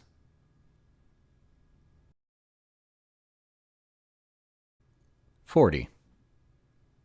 Bao Dang's HQ is on the other side of Queens, heading for Little Neck. I followed the dead dude's instructions, and they took us to a hidden side road off the northern boulevard. I drove down it into an area I had always thought was swampland, and was surprised to find an old factory of some sort with an attached warehouse. We parked the Porsche in a bunch of bushes, and I cast a "Don't See Me" glamour over it. Then we went on foot to make a more detailed Ricci. When we got closer, I could see the windows, although dirty, were all intact. An even closer look showed the ingenuity of the camouflage. Loose iron sheets and broken boards had been placed over repairs, and, to anyone who might have happened to drive by, it would have been all but impossible to see beyond the ruin that once was a factory. Ingenious, I had to admit. Chucking a spell cartridge into the air, I tried out a new spell I had been working on. Ostinere mihi. In my mind's eye, I looked down on the factory and surrounds. The view wasn't as clear as I would have liked, but I could manipulate the spell, move the viewpoint from side to side and up and down. Like a drone, but totally undetectable, unless he had a mage on the payroll, and he didn't. I would have known if he did. What can you see? Asked Vusi. Loads of people, I said. Man, either this dude is super paranoid, or he knew that we were coming. There's snipers on the roofs, guards outside, guards at the windows. Looks like claymore mines around the exterior. I shook my head. This is more than we can handle. Must be close to 100 dudes there, all armed to the teeth. My thought process was interrupted by my cell as it vibrated in my pocket. I took it out and spoke softly. Go for Hex. Shoto, it's me, Reggie. Hey, Reg, I whispered. What's up? Word on the street is that you declared war on the Big T gang, the Vietnamese dudes controlled by Bao Dang. True, I responded. Word goes that you've taken out almost 40 of them already. I shook my head and then realized that Reggie couldn't see me. Not true, I said. Maybe 5 or so. I also put a bunch of traitors under my protection. Looks like things have been exaggerated somewhat. No exaggeration, continued Reggie. Remember Jackson? No, I answered. Sorry. Not important, continued Reggie. Anyway, he's a friend, reliable. He was in Central Park by the woods and there was like a gazillion cops there, and FBI, and dudes in black suits, and he spoke to some of them, and they said that there had been a massacre, like a real fucking bloodfest. Someone had killed about 30 gangbangers in the park, like literally torn them to shreds, little itty bitty pieces. And get this, they were all members of the Big T. So now everyone assumes that it must have been you. Are you sure that it wasn't? Hey, some things might slip my mind, like what I had for breakfast yesterday, but offing 30 dudes by tearing them into bite-sized chunks, I would remember that. I'm almost 100% sure. Look, Reggie, thanks for the heads up, but I'm in the middle of something right now. I'll give you a shout later, okay? I cut the call. Did you hear that? I asked Vusi. He nodded. Most of it doesn't make sense. Good for your rep, though. Yeah, and it explains why Big Dick Dang here is tooled up to the nines. He reckons that we're coming for him. We are, pointed out Vusi. True, I admitted, but we didn't kill his gangbangers. I wonder who did. Vusi raised an eyebrow. Really? He asked. Didn't Reggie say they were torn to little bits? I nodded. What's the only thing that you know that can do that sort of damage? I shrugged. You and I? Vusi waved his hands in a come-on motion. Werewolves, I continued. We would know if Alpha Will had decided to do something like that. After all, I'm a pack member. Honorary pack member, I reminded my friend, just in case he was starting to get an overinflated opinion of himself. But true, we would have known. Come on, Hex, said Vusi. Stop being so obtuse. Then it hit me. Oh, shit. Vusi nodded. Very oh shit. The bears, I said. They're in the city, which means that they're looking for us. Shit, and double shit. As if we don't have enough on our plates. Look, first things first. We done our Ricci. Let's get the hell out of here, make a plan, and then come back with the correct tools for the job. You agree? Correct tools? Questioned Vusi. Yeah, like loads of things that go bang. Vusi nodded, and we headed for the Porsche. Time to regroup and ready ourselves for the next big push.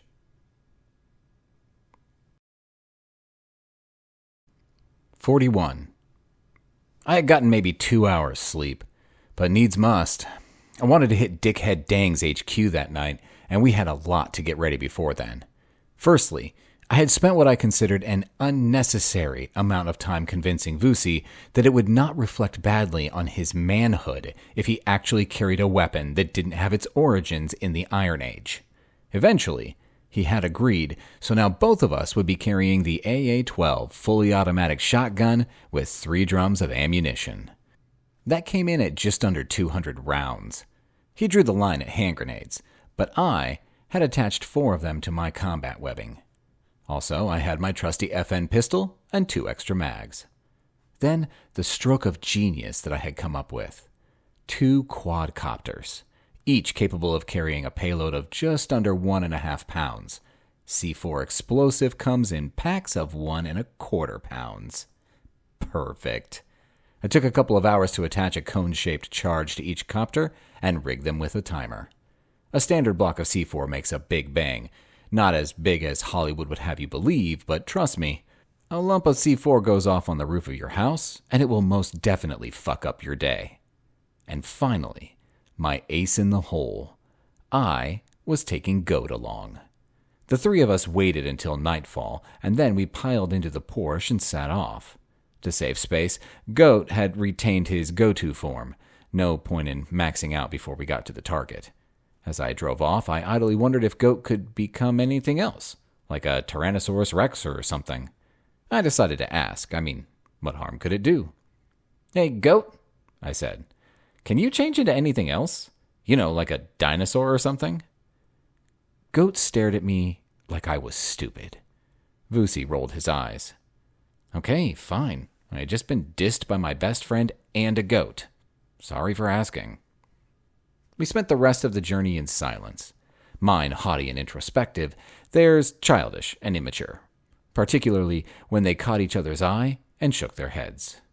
Goat went moo once, and Vusi hid his smile behind his hand. Asshats. Like before, I parked some distance away from the factory, and we humped it in on foot, carrying our arsenal and the drones. Goat had transformed into his lion with horns mode, and like before, I was amazed at how lethal he looked. We found a place to hunker down and waited. I wanted to launch our attack at around 3 a.m, always the best time to hit a place. Human resistance is at its lowest at 3 a.m. People expect attacks at midnight or first light, never at 16 minutes past 3. We waited. Vusi hummed to himself, a tuneless variation on something that a mosquito would have been ashamed of. I didn't comment because I knew that he was doing it to get a rise out of me. Goat slept. 16 minutes past 3. Vusi and I readied ourselves, threw a pair of spell cartridges into the sky, and called out our separate commands. A storm of lightning marched across both the factory and warehouse roofs, smashing the steel sheeting aside and frying every living being up there. No more snipers. Then we launched the 2 quadcopters, landed one on each of the remains of the factory and warehouse, and hit the timers. 30 seconds until blast-off. The 3 of us sprinted towards the factory, having decided to take that out first. Avoiding the tripwires to the claymore mines, we hurtled through the front doors, following Goat as he simply plowed through them like they weren't there. Then the C4 blew. The entire building shook, as did the very ground itself. Dust and rubble cascaded down as we unslung our shotguns and started to deal death. It seemed like there were gangsters everywhere, all shooting at us. Both Vusi and I had thrown up shields, but they were difficult to preserve and move at the same time. Also, a one-way shield is not an easy construct to maintain, and if you are actively attacking, you need a one-way shield or else your bullets will rebound and smack you in the face. Not good. Goat was doing a great job of both distracting and killing bad dudes. Their surprise at seeing a 10-foot-high lion with horns was close to comical, had it not been for the fact that they all had AKM assault rifles trained on us at the same time. I saw Goat take a couple of hits and started to panic, but then I saw the wounds heal up as his flesh simply rejected the lead slugs and pushed them out. Of course, he was a shifter, and like all shifters, he healed real quick. The factory itself was only 1 story high, but the interior was full of suspended gantries and half-wall office spaces, so it was a bit like fighting in an urban environment. Vusi and I stalked from room to room and area to area, firing with abandon and casting fireballs, ice storms, and mini tornadoes as we went. Truth be told, we had them so heavily outgunned and outskilled that it was beginning to become a bit of a cakewalk. I yanked a pin from a grenade and threw it into an office. A second later, there was an explosion and 2 bodies came flying out of the window. Man, some days I love my job. Even if no one was paying me for this gig, I'd blow bad people up pro bono all day long. No problem. We did a final sweep of the factory, and then moved on to the adjoining warehouse with Goat taking point. As soon as we breached the front door, I could tell that this was much more than a simple warehouse. Although the exterior was all sheet metal and rough timbers, the interior had been drywalled and tricked out like a high-quality residence. In short, it was a huge house disguised as a warehouse. Obviously, the residence of Bao Dang. And as such, it was immediately apparent the guards protecting this area were the A-team. There was no unnecessary shouting and running around from these dudes. They kept themselves behind cover and laid down well-aimed bursts of fire. Both Vusi and I responded with overwhelming force, a battery of fireballs followed by 50 or so rounds of double-aught buckshot. Within seconds, they had no more cover to shelter behind as our onslaught tore the walls down. I chucked a couple of grenades at the survivors of the first batch of guards, and we proceeded deeper into the building, killing everyone that we ran into. And then, like the end of a movie, it was over. No one else was shooting at us. We scouted around, but it seemed like we had killed all that had stood against us. "Shit," I said. "Where's Big Dick Dang?" Vusi shrugged. "He could be any one of these dudes," he pointed out. We don't actually know what he looks like. True, I admitted.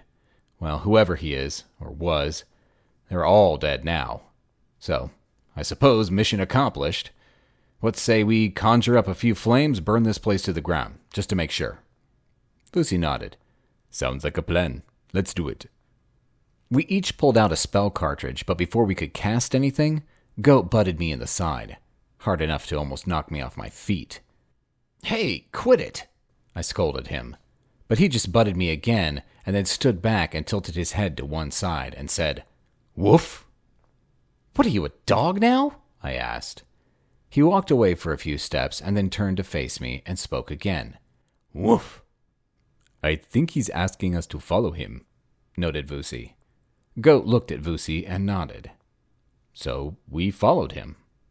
Through the warehouse to the back door. Just before the door, Goat stopped and then pawed at the floor. I looked closely and saw what seemed to be a concealed trap door set into the concrete. It was masterfully done, with a barely perceptible seal around it. There was no visible handle or means of opening it. "Trap door," I said to Vusi. "But how do we get access?" Vusi dropped a spell cartridge onto the surface and spoke a command. "Kafaza!" There was a dull hissing sound, and the whole trap door simply crumbled to dust. "Neat," I said. Peering in, I spotted a wide ladder that led down about 10 feet into a carpeted and well-lit corridor. I couldn't see anyone there, so I climbed down and did a quick reachie. The corridor stretched away from me for 30 feet or so and stopped at a large steel door. I called Vusi. "Hey, get your ass down here. There's a door that needs your attention. Goat, stay. Keep guard." Vusi clambered down and gave the door the treatment, turning it into a pile of iron filings, while I readied my shotgun in case there was a bunch of shooters waiting on the other side. But the coast was clear. Another corridor, but this one looked like a normal house. Ceiling, drywall, carpets, wooden doors. 2 on each side and 1 at the end. I tried the first door on the right. The handles turned, I shoved it open, and led with my shotgun. "Holy shit!" I exclaimed. The room was large. 4 single beds in a row. Thin mattresses, gray blankets, no sheets. Iron frames. And on each bed was a woman. All looked to be around 16 to 18 years old. All of them were handcuffed to the beds. They didn't react, merely stared at me, eyes blank, pupils dilated, obviously out of their minds on some sort of drug. Vusi tried the next room and called out to me. "Same in here," he said. The final 2 rooms were the same, 16 girls in all, every one of them manacled to their beds and juiced up with some sort of opiate. "Salting house," said Vusi. "What?" "It's a salting house," he repeated. "They kidnap the girls and then shoot them up with drugs until they're all hopelessly addicted. Then they let the men loose on them, turn them into sex slaves because they'll do anything for a fix. Fucking animals. If I could go back upstairs and kill them all again, I would." I could feel Vusi's anger, and it matched my own. This was one of the worst crimes that I could envisage. Worse than robbery, blackmail, even murder. It was the death of innocence. To take someone's life but keep them living in their own private hell? I was glad that we had killed all of the gangbangers. Like Vusi, my only wish was that I could do it again, and this time, drag it out a bit more.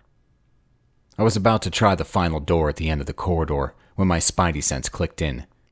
"Down!" I shouted as I dropped to the floor. The door disintegrated as about 1,000 rounds of Full Metal Jacket slugs tore through it. Someone inside the room had opened up with a machine gun, and the air was full of the spiteful buzz and whine of passing shot. I looked back to see that Vusi had ducked into one of the rooms and had avoided being hit. I pointed my shotgun at the remnants of the door and pulled the trigger until it ran dry. Then I chucked in my last grenade. As soon as the explosion died down, I ran into the room, a spell cartridge in my hand, ready to rumble. The room was a wreck. It was a study. Wood-paneled walls, thick carpet, works of art. In the far corner, a jacuzzi bubbled away, the water tinged pink with blood. The grenade and the multiple shotgun rounds had decimated the occupants. It looked like there had been at least 4 men, judging from the number of dismembered heads and limbs that I could make out. Then I heard a weak moan. I looked behind the upturned desk, and lying on the floor, blood covering his face, his right arm twisted at an impossible angle, was what could only have been Bao Dang. His suit was Italian, hand-tailored, handmade shoes, gold Rolex watch, and a pinky ring with a diamond the size of a baby's thumb. No ways that this was a henchman. Vusi walked in as I dragged Dang to his feet and propped him up against the wall. "So, Dickhead Dang, I presume." He nodded painfully. "You must be Hex." "Got it in one," I answered. "So, Dickhead," I continued, "looks like you made a few fatal errors of late." "Please," he interjected. "I have money. Lots of money." I punched him in the nose to shut him up. "Yeah? So do I. Probably more than you, so shut it, you worthless piece of shit. And just so you don't build up any false hope, the only reason I haven't already killed you is that I'm trying to think of the worst way to do it, you slave-trading asswipe. Please, mercy, you have finished me. There is no reason for me to die." I sneered at the pathetic gangster. "Outside, there are 16 reasons for you to die, so do me a favor and stop whining." "What about that?" asked Vusi, pointing at the jacuzzi. "What about it?" "Wrap this fucker up with air, put him in the water, and then drop a fireball in with him. Let's boil him to death." I nodded. Good one. Dickhead Dow started screaming. And he didn't stop the whole time that we released the girls and shepherded them out of the bunker and into the warehouse. By the time that Vusi had found a van large enough to take all of the girls, another 20 minutes had passed, and Bao Dang had finally stopped making a noise, on account of being dead. "I'll take Goat back to the Porsche," I said to Vusi. "You drive the van. I'll meet you at Father Cooney's church. He can sort the rest of this out." Vusi nodded his agreement, and we set off. Just before we left, I tossed a couple of spell cartridges into the warehouse. Adolebitke. By the time we got to the road, the entire complex was burning furiously. 42. It was 5 in the morning when we got to the church. Father Cooney had already been up and about for over half an hour. Old dudes tend to sleep less. Maybe they're trying to cram in a bit more life before they go. Who knows?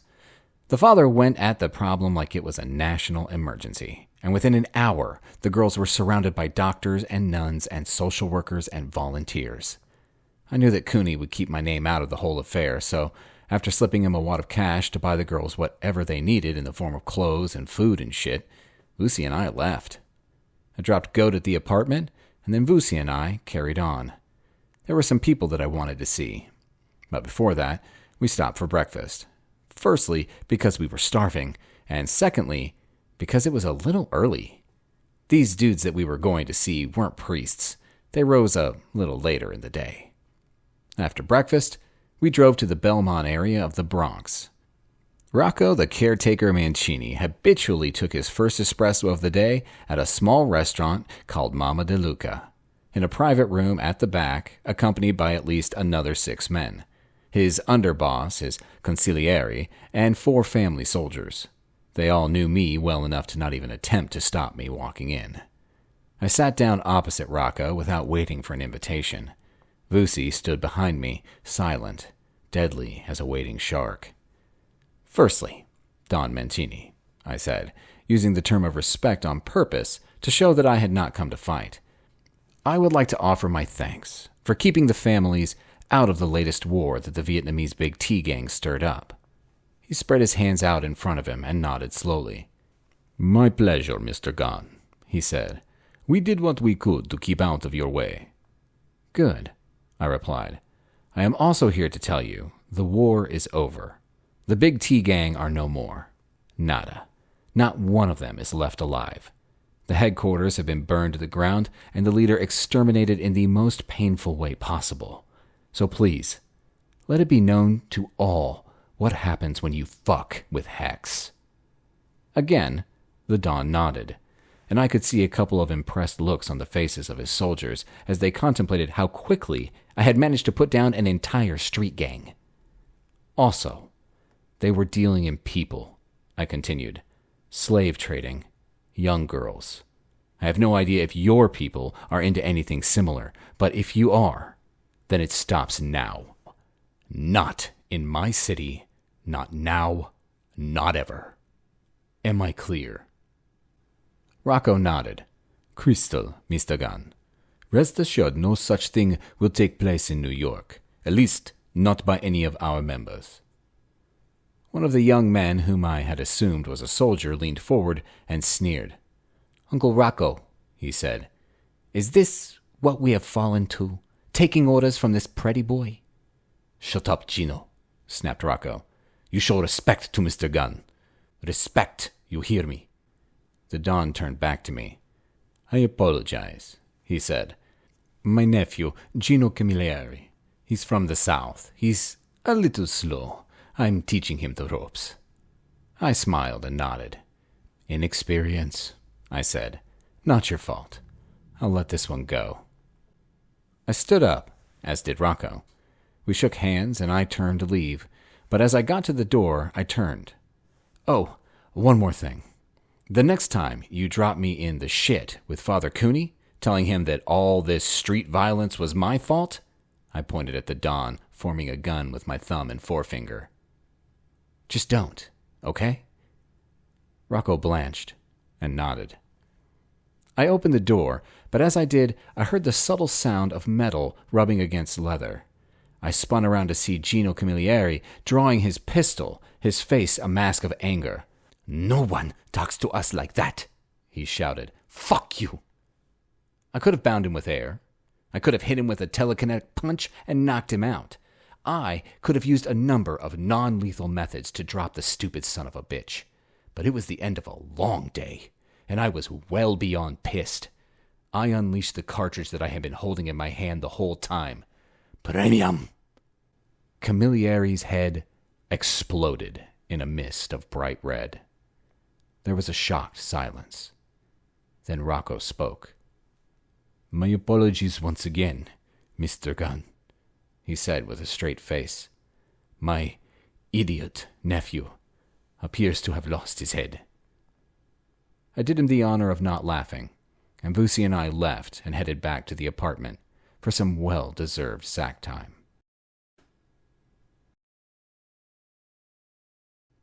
"43. Vusi and I slept most of the day. Then we made some more spell cartridges before heading to the Dullahan for a few drinks. As usual, Caden was there, propping up the bar and drinking more than another 6 mortal men put together.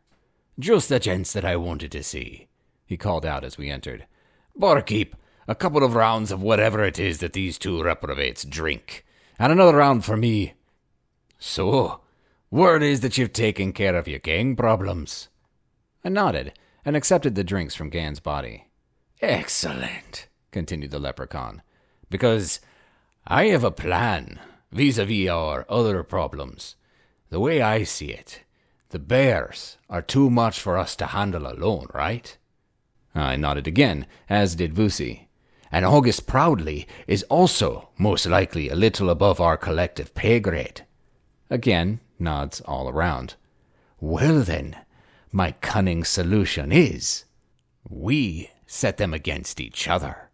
That would sort out all kinds of shit for us, agreed?" "How?" I asked. Caden shrugged. "Haven't got a clue, matey." "Well, then that's not exactly a plan," I pointed out. "It's more like an idea." "Hey, I'll leave the ins and outs to you," said Caden. "I'm an ideas man, not a planner." "Thanks," I said mockingly. "My pleasure," grinned Caden, completely missing my sarcasm. Vusi and Caden carried on chatting as Vusi filled him in as to our latest escapades. Meanwhile, I sat and chewed over Caden's idea. Finally, I formulated what came close to being a plan. A convoluted, overcomplicated mess of a plan, but at least it was something. "Caden, Can you get hold of any of those magic capsules that Proudly was supplying to the Russians? Sure, answered the leprechaun. Maybe not exactly the same, but the theory is identical. A mini transferable spell cartridge. Clumsy things. I feel sorry for you humans. Why? We need to get 20 or so, and then get them onto the streets.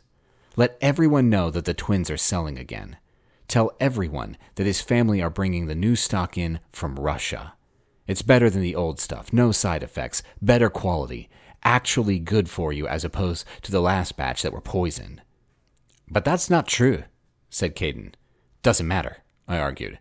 All we're doing is baiting Proudly. At the same time, we start spreading rumors that the bears are going to kill Proudly so he doesn't compete against them in the illicit magic market. Then, we also tell everyone that Proudly has had enough of the Russians and is going to put them down and start a new street crew to sell his magic. Then, we stand back and see what happens. Let their own paranoid sort things out. Caden laughed out loud. Good one. Maybe we can even stir the pot a bit. I can chuck some fey magic at the bears, rough them up a bit, and then beat a strategic withdrawal. Should have them both at each other's throats before long. I'll get the capsules as soon as. And I will drink to that, I said. But before I overindulge too much, there's a few more parts to the plan. Not a big deal, but the devil's in the details. I told them the rest of it. Then we all raised our glasses. 44. We both slept all day and started out again that night. I was definitely becoming nocturnal. Not that I minded. I have always preferred the night. It's when people like me come out to play. Daytime is for farmers and accountants and matinees, but when you want to swim with the sharks, the cloak of night is the best costume to wear. Caden had been true to his word and brought Vusi and I a box of 20 spell capsules, warning us that if the shit went down, he would deny all knowledge of having supplied them. Vusi used his cell phone to record him giving them to us, and the leprechaun got all sulky until Vusi deleted the proof. We had only done it for a joke. Hell, who would we show it to at any rate? That done, we set out to give some of the new stock away and start the rumor mill grinding. First things first, though, we obviously couldn't hit the streets as Hex and Vusi. After all, we were both pretty well known, especially me. So, we cast some serious glamours over ourselves. Anyone meeting us would remember us as a long-haired Rastafarian, me, and a tall, thin Scandinavian-looking dude with blonde hair and a pencil-thin douchebag mustache, Vusi. For some reason, our radically changed appearances tickled us silly, and we kept bursting into bouts of laughter whenever we looked at each other. Still, the disguises were solid, and the frequent fits of inopportune laughter simply made us both seem a little insane. And when it comes to street cred, that's no bad thing. By the end of that evening, we had given away all 20 spell capsules, as well as spreading the word that we worked for the Popov twins, and that they were striking out on their own in the magic business. They had a new supplier and were going to dump their old benefactor, maybe even kill him, so that he didn't start up in competition to them. We told everyone that the new stuff was better quality than the shit they had been getting before, and they shouldn't trust anyone else, only the Popov twins, or anyone who worked for them. Earlier on that evening, I had also called Uncle Dougherty of the Dark Brethren, explained all to him, and asked if he could get his dudes to help spread the word that the Fae, August Proudly, had been heard telling people he was unhappy with the Popovs and their craven behavior. He accused them of cowardice due to the fact that they were running and hiding from Hex instead of just destroying him. And, as such, he was looking to punish them, perhaps even exterminate them, because who needed such unreliable partners? All in all, by the end of the evening, it was out there. The rumor had become fact. The Popov twins were branching out on their own and were most likely looking to bump off their previous magic supplier, and their erstwhile supplier was looking to punish the twins and their family. All in all, I knew that it was a bit of a stretch, but we were dealing with a bunch of seriously paranoid dudes here, people whose default modes were set to distrust. People who lashed out first and asked questions later. People like me. Job done. Caden snuck around the back of the farmhouse and peered into the kitchen window. 3 of the bears were in their human form, sitting at the kitchen table, their bulk making the chairs appear to be scale replicas done in half size. Now was the perfect time. Concentrating for all he was worth, he conjured up a massive raft of fey fire, a magic construct that could not be replicated by any humans, and he cast it through the window. The green fire lashed across the werebears, searing their clothing off and burning deeply into their flesh. As it struck, they all changed instantly, expanding into the 12-feet-high monsters that they were capable of becoming. Their wounds, although grievous, began to heal straight away as their shifter genes sped up the process by 100 times. Then they burst out of the farmhouse, looking for their enemy. But Caden had already teleported away, stepping in between and reappearing in Gan's bar, leaving the bellowing werebears wondering why they had been attacked by one of the Fae. Proudly may have been a Fae wizard and have access to magic beyond most people's wildest dreams, but he still found that the easiest way to communicate was a cell phone, especially in the human world. And he had just received a very interesting call from one of his street informants. Word was that the Popovs had access to more magic capsules that he had not supplied. It was also being said that they were gunning for him, looking to take him down to prevent any competition. And that was bad. Proudly would not stand for insurrection. After all, that sort of thing leads to anarchy, and he couldn't allow that to happen. It looked like he would have to pay the twins and their Ursine clan a visit, and show them who the boss was.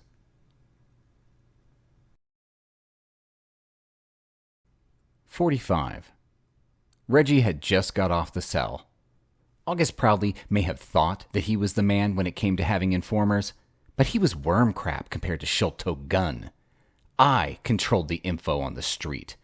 A combination of fear and largesse in equal amounts meant that I always got to know what was happening before anyone else. Because people knew I rewarded well, and I punished even better. Carrot and stick works every time.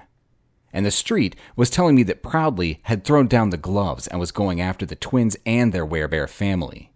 Yeah, it was porridge-tasting time, and the bears were about to find themselves with more than a bunch of unmade beds. I turned to both Vusi and Caden. It's time, I informed them. Proudly is en route to the farm to teach the Popovs a little respect. So we follow at a distance, wait for the battle to finish, and then mop up whoever is left standing. And that was the plan. Perhaps not the most noble of efforts, but most definitely the most sensible. The Fey Wizard and the Werebears could beat the living crap out of each other, thereby reducing whoever survived to a level that the combined forces of Caden, Vusi, Goat, and I would be able to subjugate. Bish, bash, bosh. All done. I called Goat, and we all headed for the Porsche.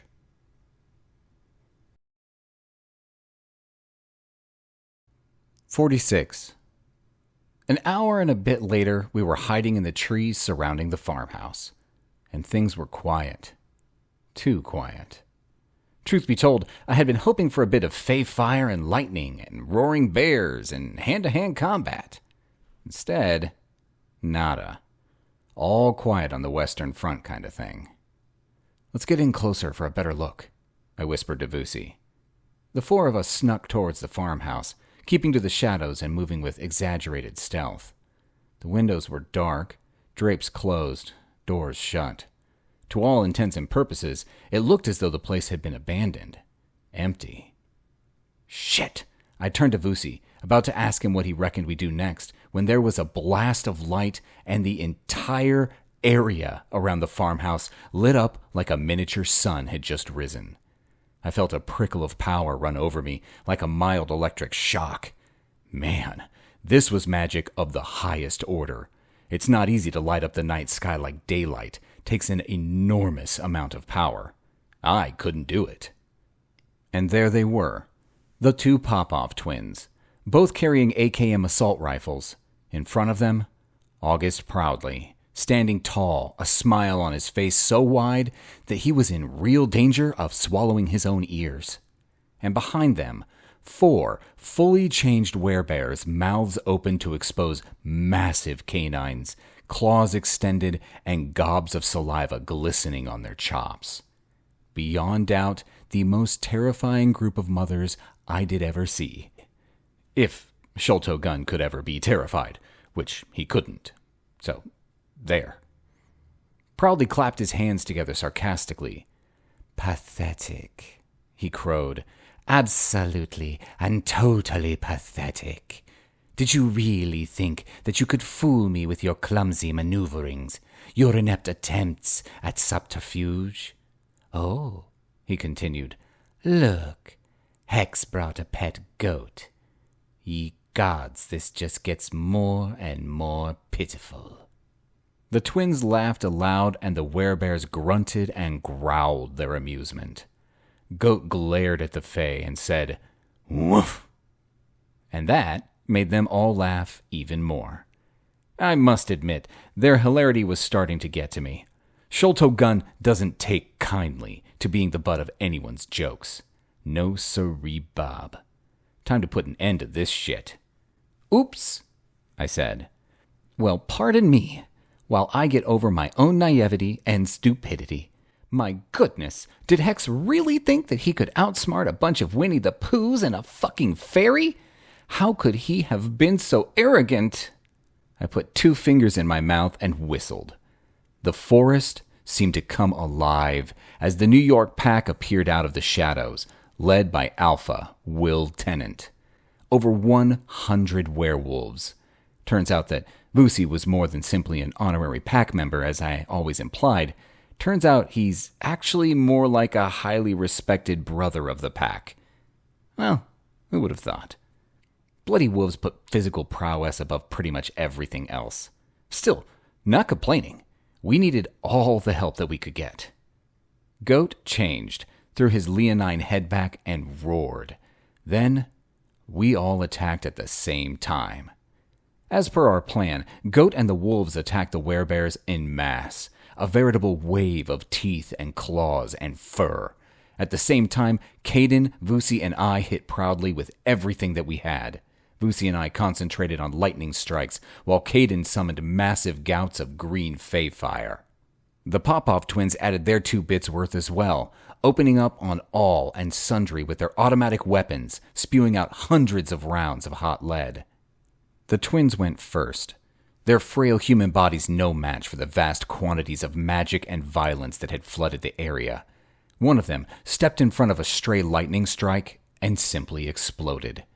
Shortly after that, the second one got a wash of fey fire over him and instantly burned to a crisp. Then the wolves started to go down. Werewolves are real bad mothers, but I had never seen the like of a fully grown werebear in a fight. They seemed to be unstoppable. The largest among them was pulling fully grown fir trees out by their roots and smashing them into groups of wolves, breaking backs and splintering bones. Other bears were picking up wolves 2 to a hand and crashing them together like fluffy toys. But there was a shithouse full of wolves, and they healed fast, and they didn't stop.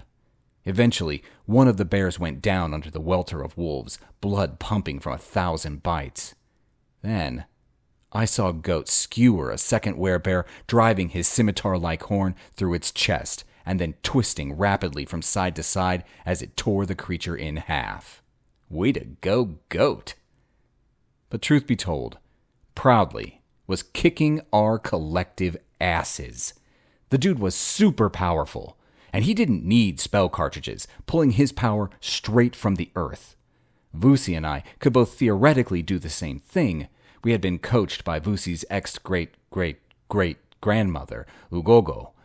But we had little control over earth magic, and in fact, Ugogo had even warned us not to use it, especially in conjunction with our spell cartridges, for fear of creating an overload and simply blowing ourselves up.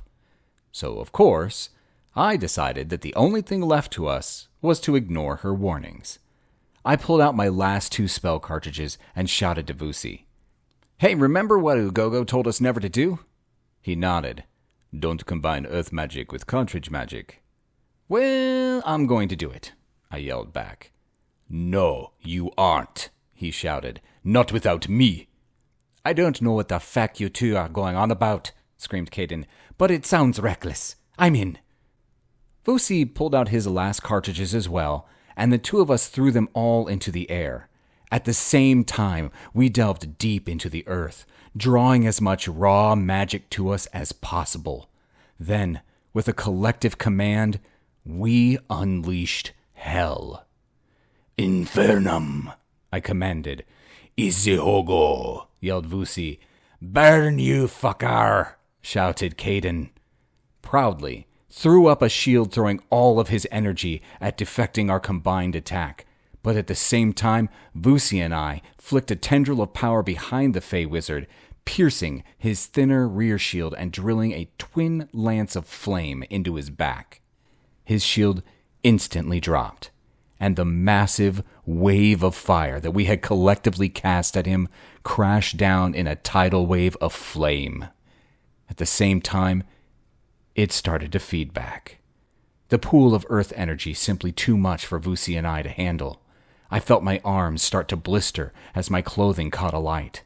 Vusi's hair started smoking, and the pain drove us both to our knees. I struggled to scream, but there was no air left in me. And as my sight began to fade, my final thoughts were, at least we killed proudly. Yeah, don't fuck with Sholto Gun. Recently deceased. Then I was lying on a sheet of ice, staring up at a leaden sky, snowflakes drifting down to settle on my no longer burning body. I turned my head to one side to see Caden Moriarty grinning at me. "Now that was feckin' close," he said. "Had to drag you two clowns in between and back to the land of the Fae to cut you off from the earth magic, before it toasted you. You can thank me later, but right now we gotta get back and finish the fight." The light flickered, a wave of pain washed over me, and we were back. Dead and dying wolves, 2 werebears, a goat-come-lion thing, a leprechaun, and 2 slightly shop-soiled mages of the human variety. But both Vusi and I were out of spell cartridges, and we were both too afraid to try using earth magic again, so we did the only thing left to us. Vusi drew his assegai, I drew my faithful FN pistol, and we attacked the werebears. It was a bit like trying to put out the Great Fire of London by pissing on it.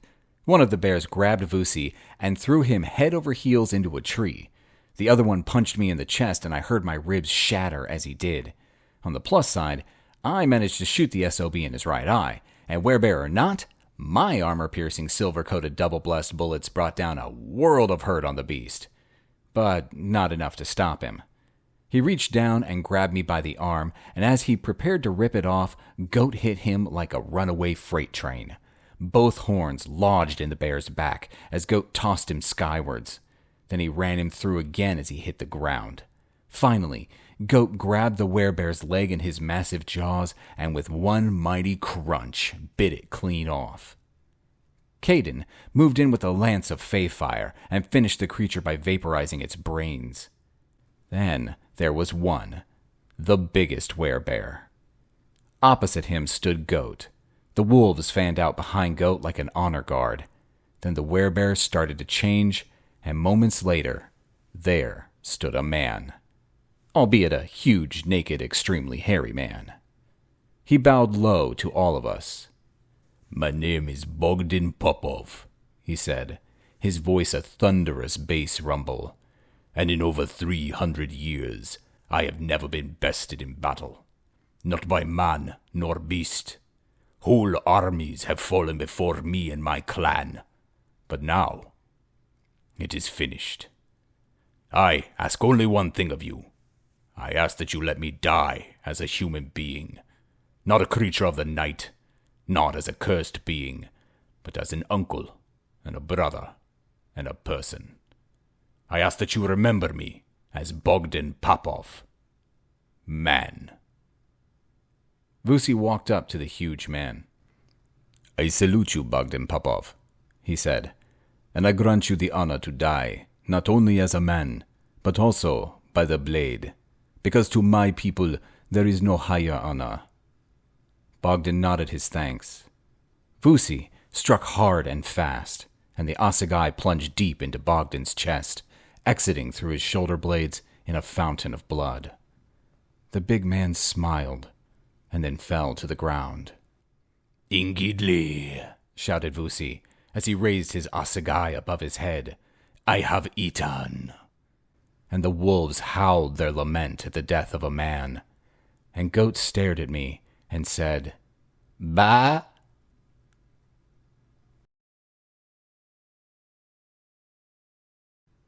"47.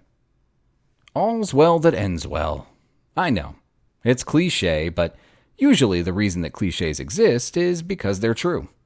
We'd stopped the flow of illegal magic on the streets, so at least that wasn't going to be added to the constant flow of designer drugs and shit that were already choking the locals. I cleaned up a slave trading ring, always a good thing. And mostly, my rep had gone stratospheric. As per usual, the word on the street was that Sholto Gun had defeated a clan of Werebears, wiped out the Russian mafia, cleaned out the Vietnamese street gangs, and saved about 1,000 young girls from a life of slavery. All by himself. I swear, you couldn't make this shit up. I have no idea why people always attributed everything to me and me alone. I sure didn't encourage it. Maybe people just needed a hero, and I was an easy one to pin that moniker on. What with my superlative looks, uber-cool attitude, and awesome dress sense. Or maybe, just maybe, I was an actual hero after all. Yeah, Sholto Gun, hero. And if you don't like it, well, suck it. See you on the flip side.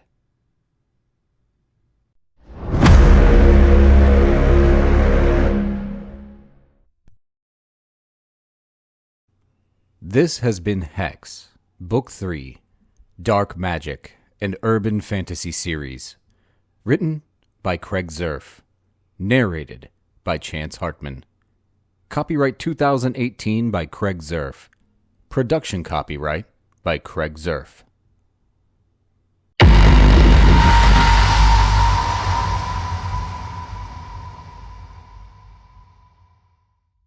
Thank you for joining Hex and Vusi on this wild ride. I hope you enjoyed the mayhem as much as I enjoyed bringing it to life.